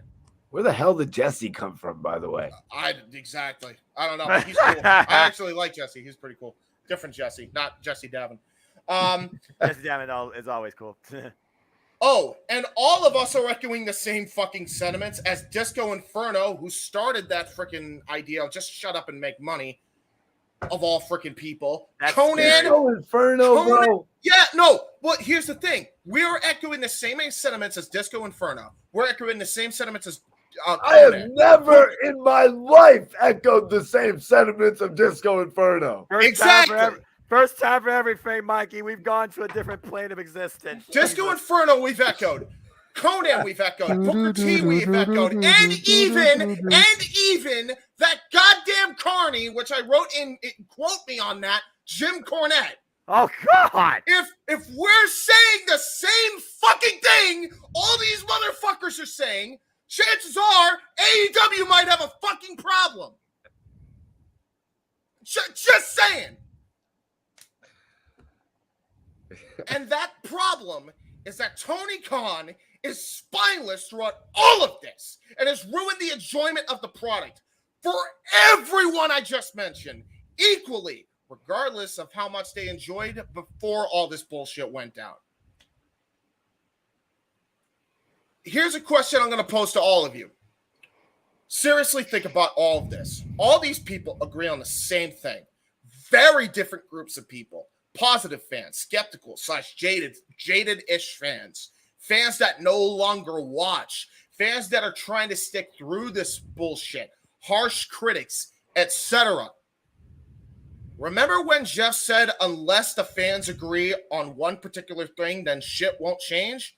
Well, call me crazy, but judging by all the audiences I just mentioned, it might not be every wrestling fan, but it's a very large majority. In this day of social media, for a majority of wrestling fans / critics to all agree this is hurting the product, that's a 1 in a million shot in this industry nowadays. It really is. So as far as I'm concerned, if all of these people agree on the exact same statement, this is a big problem. To borrow a phrase from Noah, simple as that. Any questions? No. So I think we covered everything very eloquently. Mikey, if the entire wrestling community can come together like that, for this, that's a problem. You've done fucked up. Yeah. Mikey. Oh, I just was going to bring it to Disco Inferno. I mean, He's still hung up on that. Yeah. Disco Inferno, this is the type of guy who sits around and thinks about big money ideas all the time. You know what I mean? The guy was never drawing shit. I mean, he wasn't even. I don't think he was as big as Fandango. We need to put a poll. Oh no, Dango beats him by miles. Right, Dirty Dango beats him by miles. Well, right, but I think Disco Inferno TV champion would have defeated Fandango in a TV title match. Probably. Jury's still out on that. I don't know. With the Shark Buster, man. Shark Buster. Oh my God. I'm just saying, this guy like dreams about drawing money. I could just pick the guy dressed up as a disco guy, for crying out loud. In the 90s, yeah. It shows you Disco the lengths died back in the 70s to draw. Was he in the Filthy Animals or no? Yes. Yeah. Yeah, which is why him and Conan are doing a podcast together now. I mentioned Disco though because Disco, if he said that, and he was the first one to say, this is so ridiculous. This is just, I even said on freaking, I even saw on YouTube, I literally saw a video and the title was, everybody in AEW needs to grow the fuck up. It essentially was what the title was. Not everybody, but certain people in particular. The only person that's saying this is bad is Vince Russo and whoever is fans of Vince Russo. I'm going to let everybody know this right now. You are in the minority here. There is no question about it that if fucking Noah Foster and Jim goddamn Cornette can agree on the same fucking thing, that is a problem. The latter of which has had actual experience in this industry, full on, full stop. You fucked up. This isn't good. No. This isn't good. At this day, in this day and age, it's not. You remember Undertaker talking about, knives and stuff like that. You don't see that anymore. Nobody's like hostile towards each other. Well, yeah, that's because the industry has changed and people have changed over time. It's not as cutthroat, and it shouldn't be that anymore with how many options are especially available. But once again, it's almost like we're going back in time to the dark ages here. Right. It's ridiculous. Oh shit, you said it, Noah. And let me put this in perspective. Exactly. Thank you, A. Thank you for that one. And let me also add to this point. Think about this, right? When you have all of this crap going on in the industry, right? Granted, I'm not saying that this isn't competitive. I'm not saying there are not egos involved. No, big time. There is a point where you have to put your egos aside. And you have to put them on the back burner for the betterment of the product. Newsflash to everybody in the back. As much as they would like to throw a magic wand at it, they can't push everybody at the same time. No. There's no way. That's what my brother tells me. So it's not feasible to try and expect everything right away. You got to pay your dues, even if you're a vet. I hate this idea that veterans think they don't have any more dues to be paid when they're the big star. Okay, prove it then. Have you drawn a lot of money? No. Do you have the potential? Yeah. Wait your fucking turn. I don't care if you're fucking 20, 30, 40, 50. I don't care. Just wait. Your time will fucking come. Jericho was in the back burner of like faction feuds for the longest time. People were pegging that his career was done. He's Ring of Honor World Champion. Now he got another opportunity. CM Punk waited his time. Right. 7 years. Look at how old Batista was when he got his first title. Right. Yeah, he became his face of SmackDown. He redefined what it meant to be to hold the big gold belts on the blue brand. It's one thing to have an ego. It's a competitive sport by nature. It's another thing to completely go overboard with it. I mentioned this last week on Open Mic Night. Seems like every week we're mentioning something along these lines. Exactly. Because AEW it's literally every week doesn't now. fucking learn. Right. Nobody fucking learns their lesson here. 1 step forward and 3 steps back right now. And with what we heard on Wednesday night. Guys, is it not fathomable that Sammy Guevara, when he said you were a favor hire, is it not like can you not think that maybe he was talking about Fuego del Sol and Andrade took it personal? How the hell is Andrade a favor hire? Now I don't even understand. Exactly. I don't even understand why Sammy Guevara used that terminology. Dude, you got Fuego hired. Fuego del Sol. Fuego del Sol just put this long rant up. Don't you guys remember? Not a little while ago, he had put up a rant like da da da da da. But I guess Tony brought him back for a couple dates because he did something on Dark, I want to say, or Rampage, and then he lost the Luchasaurus. And listen, in reality, Fuego's best fit is for Impact's X Division, and I mean that because he does have talent. You can't push. You can't push his ass over there. Right. You can't push everybody at the same time. It's not feasible. And I'll give you guys a great big example of things going awry in an actual combat sport where there are actual egos that get way too out of hand.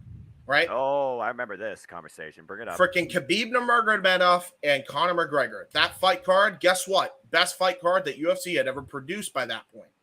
Still is. It's the second highest drawing UFC pay-per-view. As far as I recall. How much?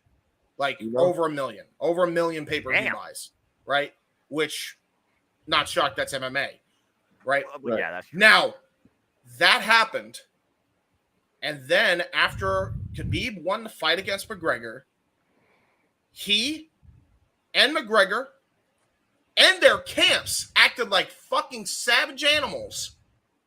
Had a full-on riot right all over the fucking octagon. Oh, Jesus. To the point where Dana fucking White said that was a goddamn disgrace to this sport. Yep. And he nipped that in the bud right away. And even with that, dude, he didn't pick favorites with any of that. He said they're both getting fucking fined. Both camps are getting fined. And it still fucking caused a lot of fucking people to tune out. Name one pay-per-view that has reset numbers since that fucking incident. I challenge you to find a number like that. I got nothing.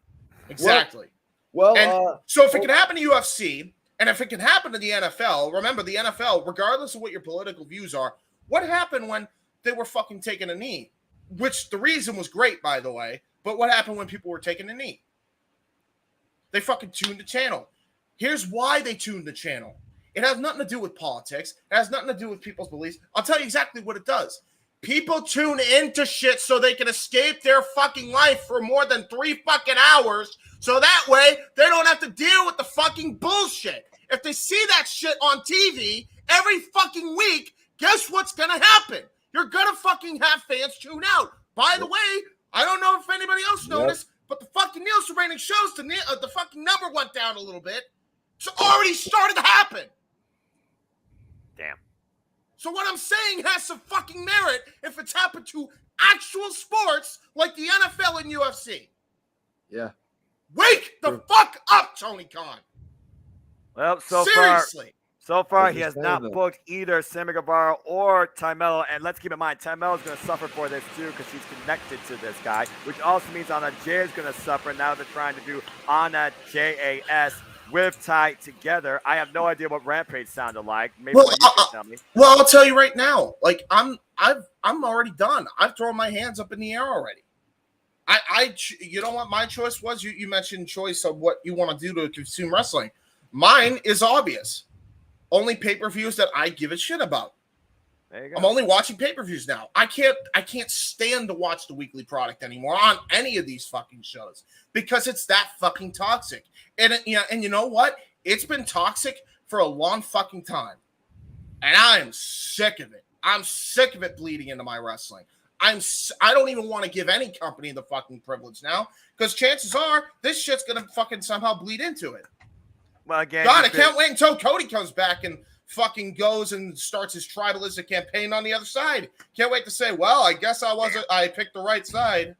No, oh boy. No, I'm glad you brought Cody up because when all this started to go down on Wednesday and then developed into Thursday, Friday, etc., I saw people in some of the wrestling groups I'm in point out the fact that if you notice, none of this shit really happened when Cody was there. That's very all true. this stuff started falling apart for AEW once Cody left and went back to the E. Yep. Could that be the pebble that started this avalanche growing?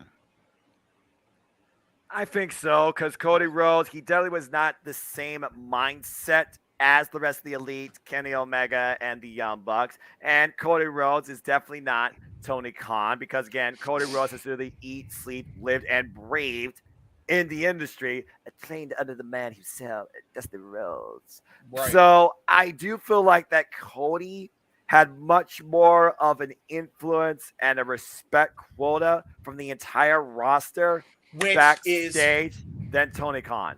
You need somebody to get that respect.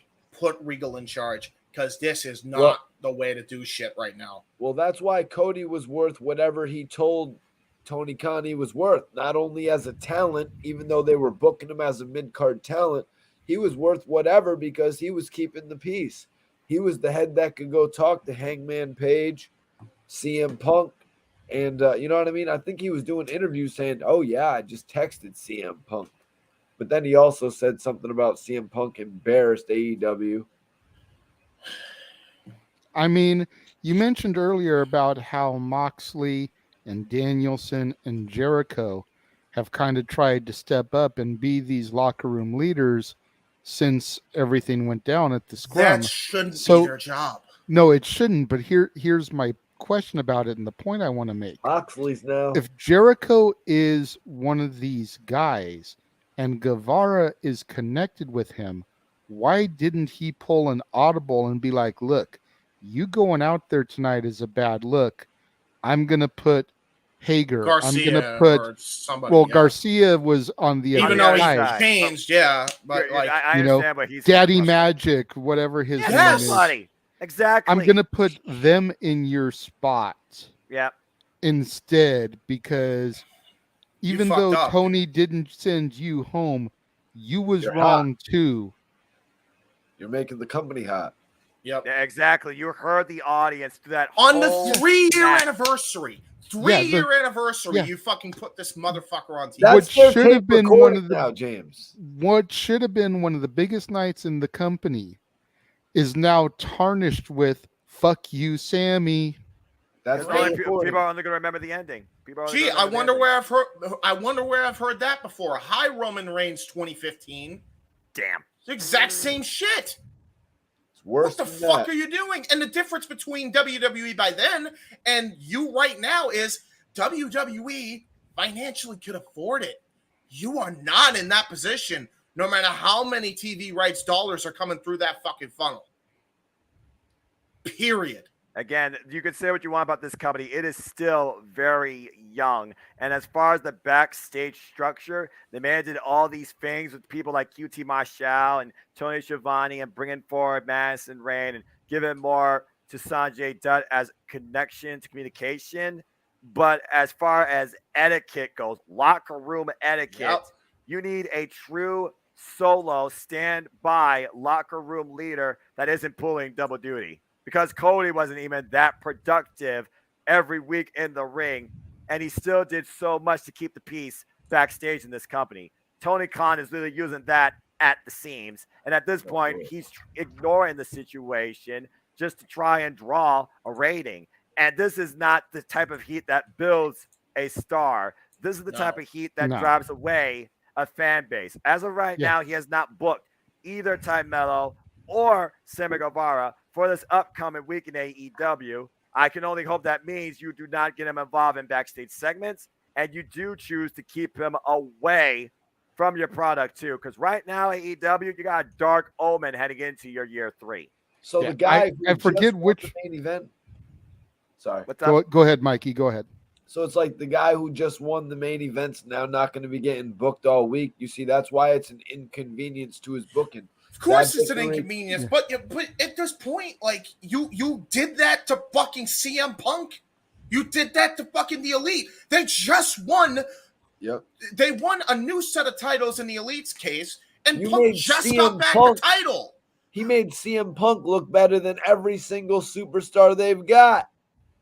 So, like, if you're gonna treat Sammy this way, gee, I hope you can fucking get the other guys to get this goddamn, problem over with. And by the way, I can't wait to talk about that because that kind of leads into that too. But it's like, what the hell are you doing there? Yeah, I mean, I forget which one of you mentioned it, but Sammy Guevara is definitely on his way to X-Pac heat at this point. He is on X-Pac heat. He's not on his way. He's already is. Hey, James, the one that mentioned that. It's not a good look. And no. And the fact that the entire hard-working, consistently focusing on the development of themselves, the future of this company, is suffering for it too, because it's driving away those fans that follow this brand. As me and Anthony alluded to on the Daily Slam, it's bullshit. And that's the reason why I still stand by the hardworking men and women without an ego complex or breathing toxicity. As far as my TV presentation goes, when they're on screen, I still support them in All Elite Wrestling. And as of right now, Canada so far has none of that. So I will be watching. Yeah, and to Elizabeth's point, the only reason I haven't stopped watching yet, unlike James now, is the fact that I'm just coming into this still fairly new. Right. I haven't even been watching AEW for a year yet. Well, but there's already been 2 major dramatic stories within the last, we'll say, month and a half. Yeah, that sounds about right. Way more than. In in the last month and a half, yeah. Yeah. Yeah, I'm talking about since I've been watching. I James. say JJ's You got to keep in mind, I've only been watching since about Full April or time May since, this yeah. year. That's so true. JJ, So if you got to cut out NXT or AEW, which one are you cutting out?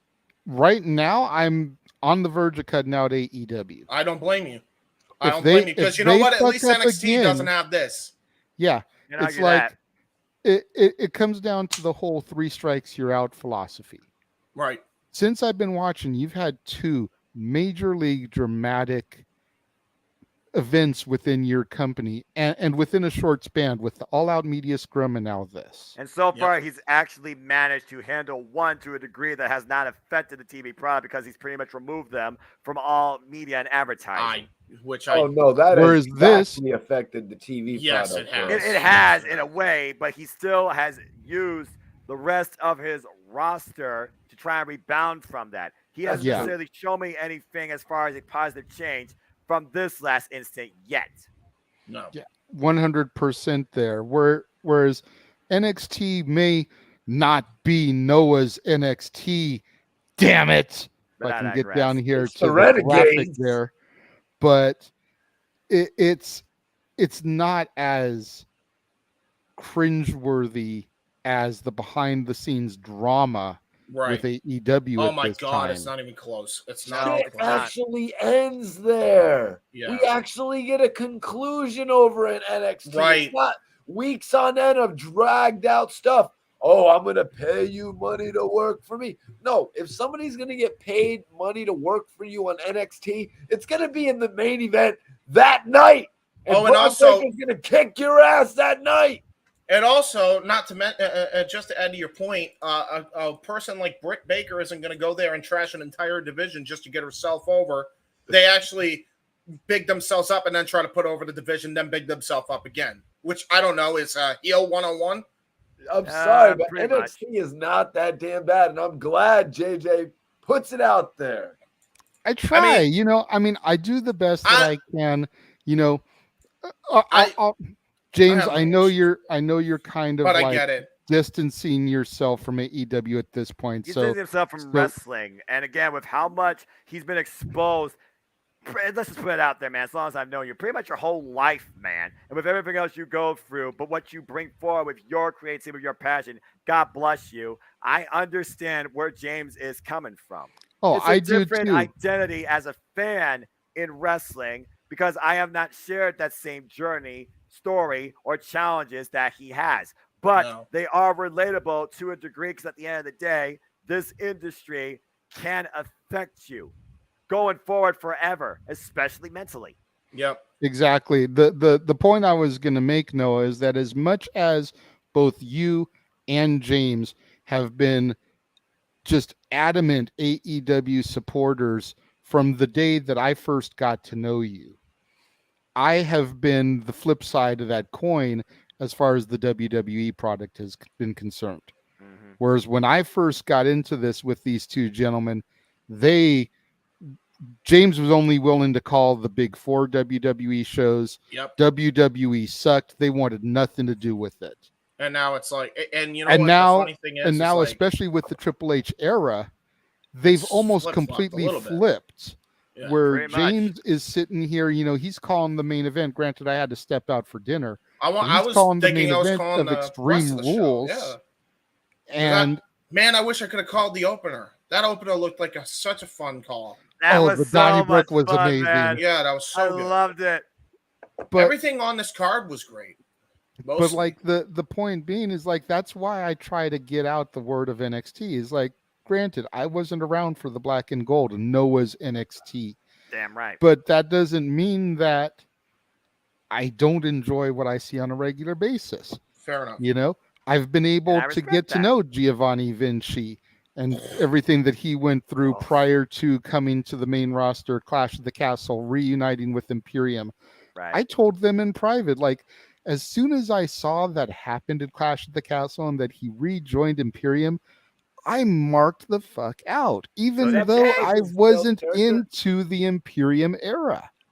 But I knew how big that moment was, and I popped hard for that. Was that because that character failed or something? The picture taking character, where they're like, No, this is I going think nowhere. I think it was just one of those Vince McMahon tweaks where they wanted to change the gimmick name a little bit. And so they gave him a couple of weeks, maybe a month on his own in Not Noah's NXT to kind of get and develop his personality just a smidge away from Fabian Eichner, Ludwig Kaiser, away from Walter Gunther, so that he could kind of develop a little bit more before putting him back. Or it was just Triple H going, you know what? That's fucking retarded. These guys need to be together. He kicked ass tonight, that's for sure. But by the way, since I have autism, I give JJ the R word pass. It's fine. I totally forget about that when I drop that on occasion, dude. I'm sorry. It's fine. No, you're right. I agree. That's the only way you can say that. Yeah. You know, and I think JJ, do you same thing remember with if he Max beat Dupree Apollo? and LA Knight. He did. I think he did beat Apollo. Okay, all right. He did beat Apollo. Apollo Crews now stuck in this NXT. And again, I like Apollo though. This NXT now. Apollo Crews has great potential. The fact of the matter is, I look at the era that I grew up in, my NXT, and I see what NXT became under Vince and Bruce Prichard. I'm like, fuck this shit out of Nickelodeon 90s that makes me reject my child in television. Don't worry about it. James, what is this you've got here to share to the screen? So this is a tweet by Colin Joseph. It's a series of tweets, or I remember Conlon Joseph, or Joseph Conlon. Joseph Con. Go follow the proper podcaster, folks, at Con_Joseph. Big Heel Heat. Good podcast. So this is what he said. AEW Rant Part 1. There has now been 2 backstage altercations in the last month in AEW, and as a hardcore fan, I'm honestly exhausted from it. It takes so much attention away from what we should be paying attention to, which is the great wrestling and storytelling. Strengths of AEW. AEW Rant Part 2. I would always get excited. Mikey. There's Mikey. He left. I don't know. Maybe he'll be back. Continue. Okay, he's got a dip. All right. Well, we don't see him. Thank you, brother. Continue. See you, brother. Yeah, we'll promote your stuff at the end. Mikey, thank you for tuning in and joining us today. Continue, James. I would always get excited while watching and talking about AEW because of the phenomenal alternative it was back when it started, and it was taking the wrestling world by storm. It helped us live through a pandemic. Damn it. Yes. But if I'm being honest, this company has changed for the worst ever since Cody left. None of this shit would happen if Cody backstage, if Cody was backstage, and with him gone, it's kids running around in the playground with no adults watching, and Tony Khan needs to do a better fucking job and actually man the fuck up and stop this before it happens again and again. He also says, I'm still going to watch and invest my time in AEW, and their talent, but it's extremely frustrating that shit like this is what happened backstage with fights and childish behavior. When childish shit like this takes front and center over what happens on TV, and it's bullshit as a fan. Especially when you hear it directly from the audience. Literally, Joseph is echoing the exact same thing my outlook is. But finish it off.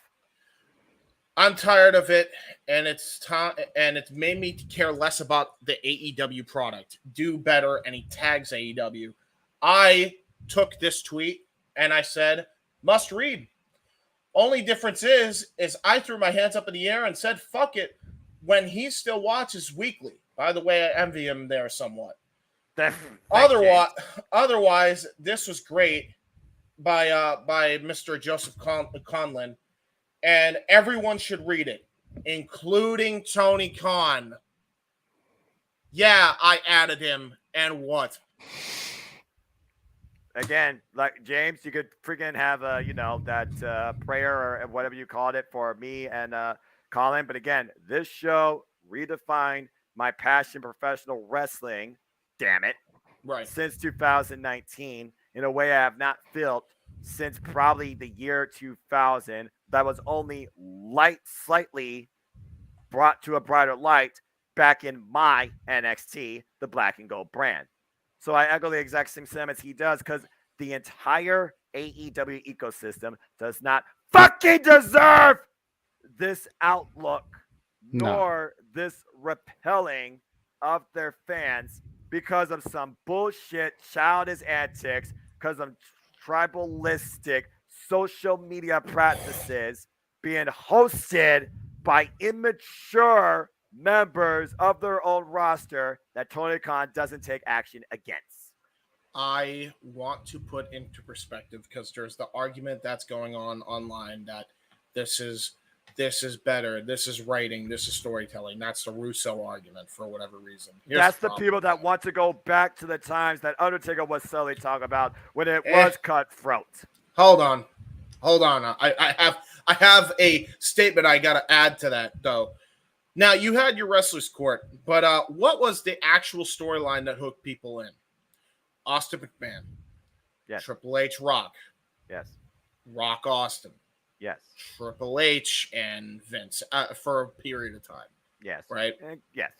Those were the driving forces. And then you also had Foley, and you had these characters at the very top in keyword storyline driven wrestling products, not backstage bullshit that completely overshadows what the hell is going on TV. That's exposed across the world of social media through an app called Twitter. It's ridiculous that this is the argument we're making. That out the window when you put into perspective what actually drew. I think you know the answer to that question. And keep in mind, James, this was before Twitter existed. Maybe that's also a difference. And granted, yes, Wrestlers Court was a thing. It's kind of dumb. I don't think Wrestlers Court should be a thing, especially in this day and age. No, it wouldn't work. I think what needs to happen is what WWE did and get some people to reel these motherfuckers in. William Regal's the perfect candidate. I can't think of a better candidate. Currently in the AEW ecosystem, I agree with you 110%. If I was Regal, man, he'd probably be a lot calmer than I'd be. But I would do exactly what Vince McMahon did when it comes to the Punk and the Elite bullshit drama, and I'd throw Hangman Page and Scott Colton in that mix as well. I get them all in a goddamn room, and I tell them, all right, that's cute. All you did this on my fucking dime and my dime. Now we're going to do this on my time and my dime. We're going to turn this into work. We're going to make some damn money out of this. Mm-hmm. If either one of you go into business for yourselves ever again, I will make sure all of you are personally fired and blacklisted. And blacklisted from the industry completely, and you will never work in this industry again. I will call Triple H personally and make sure. And I have connections. And this is me playing Regal. I have connections to call Paul Levesque and say, don't hire these motherfuckers because they are toxic individuals. If you can't get past your bullshit, that's what I'm going to tell Paul. Don't think I won't, because I don't give a shit. At the end of the day, every great booker in this industry, Keith Lee, Scott D'Amore, Tony Khan, Triple H, they need to each be aware of who is worth working with and who to stay a fuck away from. And if you let this type of behavior breathe in your ecosystem, it's only going to encourage more, not just within your own, but within other places too. It may not show up overnight. It may not show up next year, but the effects are already there. And it starts at the heart of what drives your company, your fan base too. You can still salvage this, but you need to make that investigation kaput. There is no investigation that needs to be had here. I don't care what anybody wants to tell you. There's none that needs to be had. That investigation needs to end immediately. That investigation needs to be dropped pronto. They need to have all of them suspended for 2 fucking weeks.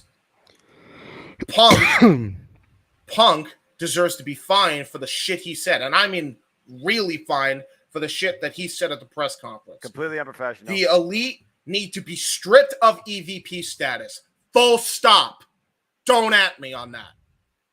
That's what needs to happen. They now need to go into business for the company and the company alone. That's it. And that's They want to make their bed, they can lie in it. They paid their price. Now let's make some damn money. And Tell me, in the words of Phil Brooks, tell me when I'm telling lies. You're not. You're 100% accurate. I think it's safe to say that we've all been 100% accurate here, more so than I thought I was going to be vocal. But again, even a simple lifelong wrestling fan has a breaking point. But anybody with common sense can dictate right from wrong.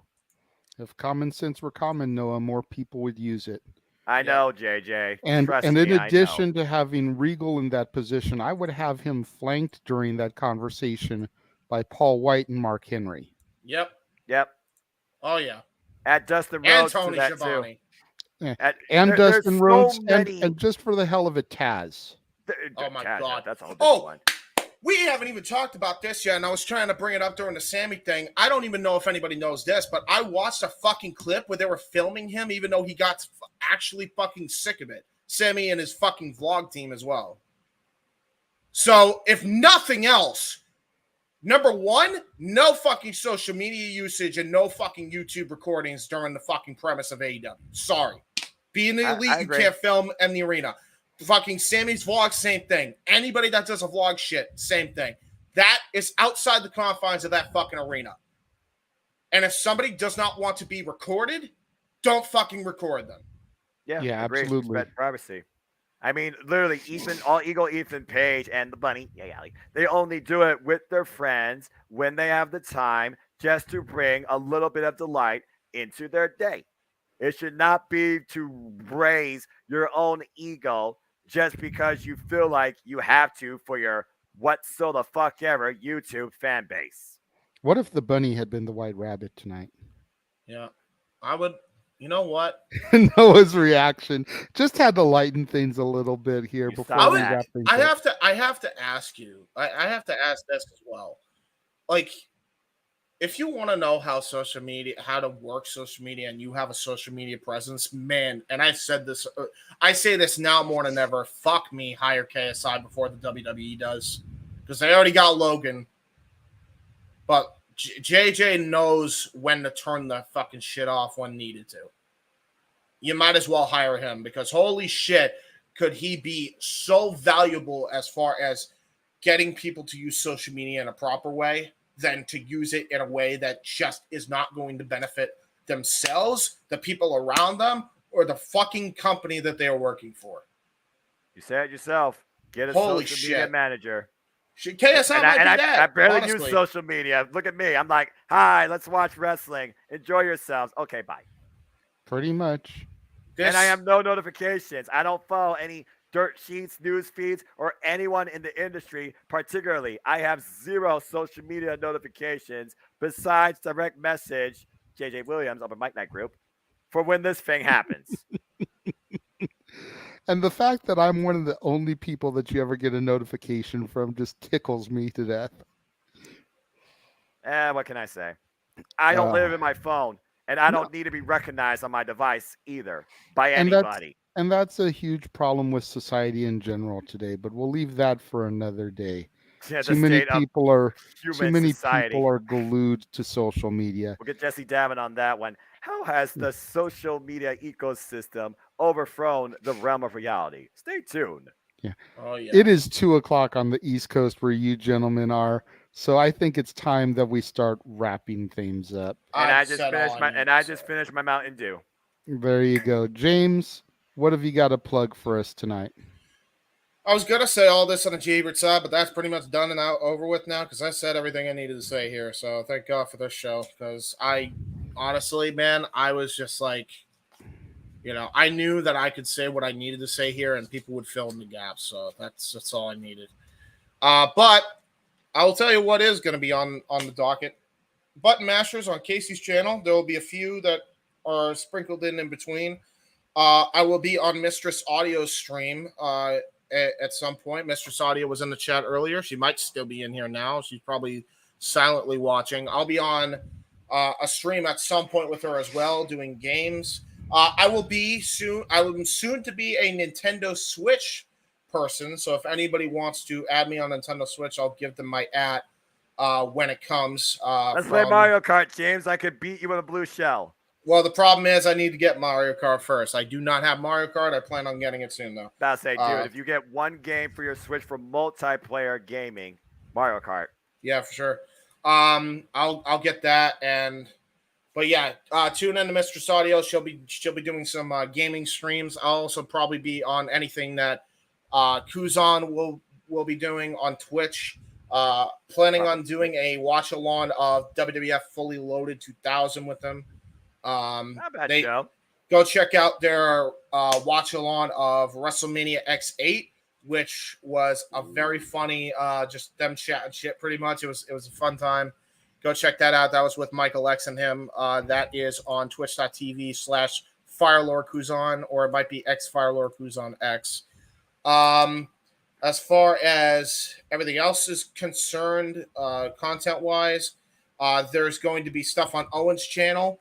State of the WWE address on Wrestling Fortune 44. That will be coming up on Monday. On Wednesday, AEW Spark with, it might be released on Thursday and Tuesday, these podcasts, but we're recording these shows on Monday, and on Wednesday, AEW Spark, which will be hopefully released by Thursday that day. Chris Dodd and Owen Finch cover probably all the happenings that we just covered here on the show. Go check that out if you want to hear more opinions on that. And yeah, that's pretty much everything I have to cover FTW wise and friends of FTW Productions. But yeah, most recent thing that I know is for sure at some point going on the Mistress Audio's channel, because I'll be on that channel where we will be doing some gaming and having a good time. So go check that out.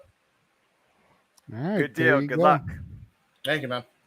Well, over on my side of things, if you missed out today, go back and check out my review of the 2010 Nightmare on Elm Street reboot, as well as my new release Saturday review of Rob Zombie's The Munsters. Beginning tomorrow, we've got a huge week of content coming up. You got Addams Family Values, the entire Scream saga 1 through 5, Hocus Pocus, Hocus Pocus 2, and then beginning on Tuesday the 18th, the Halloween saga, from then all the way through the 31st. I never thought Hocus Pocus needed a sequel. I'm just going to put it out there. Believe it or not, folks, I actually did watch the very first one when I was younger. When I was once a wee lad, movies were a thing for me, believe it or not. They just aren't anymore and haven't been for years. I completely agree with you, Noah, and we'll go more in depth into that when people check out my review. Tomorrow, tune in for the War Zone, another edition of the weekly acquisition report, as I show off the latest additions to my ever-growing movie library. This week, finds from the Salvation Army. On Monday, in addition to my review, Jeff and I will be convening for another edition of The Dads, Not Always on Wrestling, as we discuss the top 10 females to never hold a WWE World Singles title. Lots of great names coming up in that one. It was originally going to be a world title general, but there were so many people that we found that even though they didn't hold WWE, they held Impact or Reign of Honor. So it just got narrowed down to the main Fed, if you will. Fair enough. Tuesday will be another edition of Stat Boy Sports Bar featuring Dory Lou.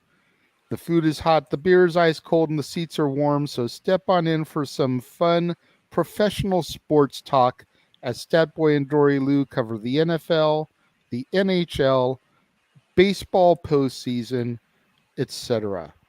Wednesdays is the Greg Cherry Show. I'm not sure if Jeff will be able to be on that or not. If not, look for probably either Josh Mansfield or Big G to join Greg, as they sometimes do. Thursday will be the review of episode 8 of She-Hulk Attorney at Law. There is only one more episode to go after that, episode 9. You'll have to see what happens in that one. Make sure you tune into NoDQ.com for the Raw recap, Dynamite recap, SmackDown recaps, and of course the No DQ review over on Aaron Rift's No DQ channel. Man, there's just so much content coming up this month here on my end of things. Jeff and I are going to do the top 10 horror movie sequels later this month. That should be fun. And then the next time all of us will be getting together for a PLE if Noah is interested. Will be not his NXT Halloween Damn it. Havoc. I'll be watching. I'll watch. Why not? I'm definitely interested in doing that one. The matches that have been announced so far are intriguing to me. Is it gonna be like a PLE, like Yeah. full on PLE? Okay, Yeah, so it's not a on main full-on NXT. PLE. It's not Okay. a Tuesday night. It'll be 2 weeks from tonight. Sounds good. All right. Hey, you know what? I'll take I a like chance. celebrating Halloween. Why not?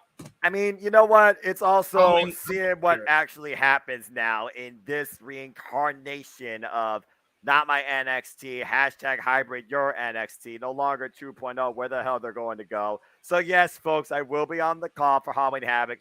Maybe I'll even channel a bit of the spooky spirit in some sort of way too. I mean, the card is intriguing, like I said, Noah. So far, you've got Julius Creed versus Damon Kemp in an ambulance match. And if Julius loses... Who's he? What's this and the Habajabish? What? And Who are if they? Julius loses, Brutus Creed will have to leave NXT. Whoa, okay, that's a little interesting. Creed brothers and finding out. Okay. The Creed brother. Okay. And then the former member of Diamond Mine. Diamond Mine. Thank you. Couldn't remember that for the life of me anymore. Damon Kemp, who broke Roderick Strong, apparently. He is the villain in this because I remember he was the one that screwed the Creed brothers. So I do remember you telling me that. So, all right, that's a little bit intriguing. You got Roxanne Perez versus Cora Jade in a Weapons Wild match. The hell's a Weapons Wild match? I don't know. I think they're just kind of piggybacking off of Extreme Rules. Any weapon goes, weapons are wild. James, you and I have said this all the time, or at least I have. The former Ring of Honor Women's World Champion and one of the brightest prospects to come into this ecosystem. Make a name for herself as the skater, dude. And now she's like, emo. Both women, incredible potential. I'm intrigued by the match. Then you've got the ladder match for the vacant North American Championship. I'm assuming this week on NXT, we're going to get Nathan Frazier versus Axiom. Winner of that will enter the match along with Von Wagner, Wes Lee, Oro Mensah, and Carmelo Hayes, all of who have already qualified. Who the fuck is Oro Mensah? I don't know. Why does that sound like a toothpaste mentality? And who in their right mind put Von Wagner in this match? Do you know the name Calvin Carter? Is that a jeans brand? Who the hell is that? Okay, no. It's a former gimmick of Oro Mensah. I didn't know if maybe you knew by that name instead. Why? And then you've got the triple threat match for the NXT title as Jordan Devlin and Ilya Dragunov both challenge Braun Breaker in the main event. I got thoughts about that. My NXT UK. So like I said, it's definitely an intriguing card, Noah.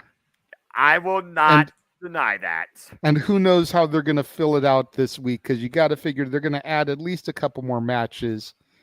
4 matches for a PLE is a little underwhelming. Well, I mean, I'm sure Toxic Attraction will be in action. Yeah. Probably Mandy Rose as well. I gotta imagine they're doing the women's champion. In fairness, takeovers in true form were 5 matches in literally 2.5 hours or slightly less. This almost feels like they might go that route, but I still gotta be convinced otherwise. Can I must say that I will watch this only because there is a Creed brother involved, and the first time JJ and I were on a podcast together, I popped JJ by completely roasting the Creed brothers. So I gotta be there now. The Jeff wanted me to restore Law and Order, and you freaking broke me. Bro, look at them. What are they? Why are they? I go back and we watch that clip if I need a good laugh, and I'm like, funny, man. The day that phrase was made. Damn it, James, you freaking idiot. Bro, I'll make a clip of that and post it to Twitter just for the fun, and I'll get it ready for like Halloween Havoc. I'll love it. Before I turn it over to Noah to bring us home, I want to just throw out another one of those real heroes don't wear capes type of moments. Yes. I don't have song lyrics this week, but to try to bring things up to a positive note again off of the negative AEW Andrade Sammy Guevara topic. It was real talk. That's what matters. Jim Cummings, the voice of Winnie the Pooh, often calls sick children in hospitals and talks to them in Pooh's voice. He once called a little girl in the hospital dying of cancer, and the mother of the girl told him it was the first time her daughter had smiled in 6 months. This man is a national treasure to me. I've been a huge fan of his ever since I started recognizing like voice actors. He goes all the way back to the often forgotten Dumbo's Circus show on the Disney Channel, but he's known for being Pooh and Tigger. He's the voice of Darkwing Duck. That Ray was my and the Princess. dude. Ray and the Princess and the Frog. Leatherhead and the Ninja Turtles cartoon back in the 80s, 90s. The Cajun Gator. Wow. You know, he's done a ton of voices. Google him. He's the voice of the Bat, I want to say, in Anastasia. He's been all around. He's the voice of Pete now, one of Mickey's main rivals in the Clubhouse Gang and everything. Oh. He was on Goof Troop as the same character. Jim Cummings is a treasure. I adore him. I haven't gotten. You're right, Raymond. Forgive me. I forgot to do your plug. It's been a long night, dude. We've been going for 7 hours and 13 minutes, but go ahead. Ray's knit and crochet stuff. Can't really see the number there on the graphic, so that's 602 946 8283. That's 602 946 8283. There you go. Perfect. That's right. If you like knitting, go check out his stuff and crocheting. Like Christine Shiny Polaris with her little yarn bucks. And also, before we forget as well, subscribe to Report Card Radio. That's Mikey T on YouTube. Absolutely. Go check him out. He was a great guest tonight, as always. I love much thanks and respect for him coming and in Big Baller during the G pre-show. well. Yes, because Big Baller G, he's always happy to be here. Except for when James starts talking bad about Britt Baker and chases him off. Okay, one of these days. Yeah, that's a. Oh, did he?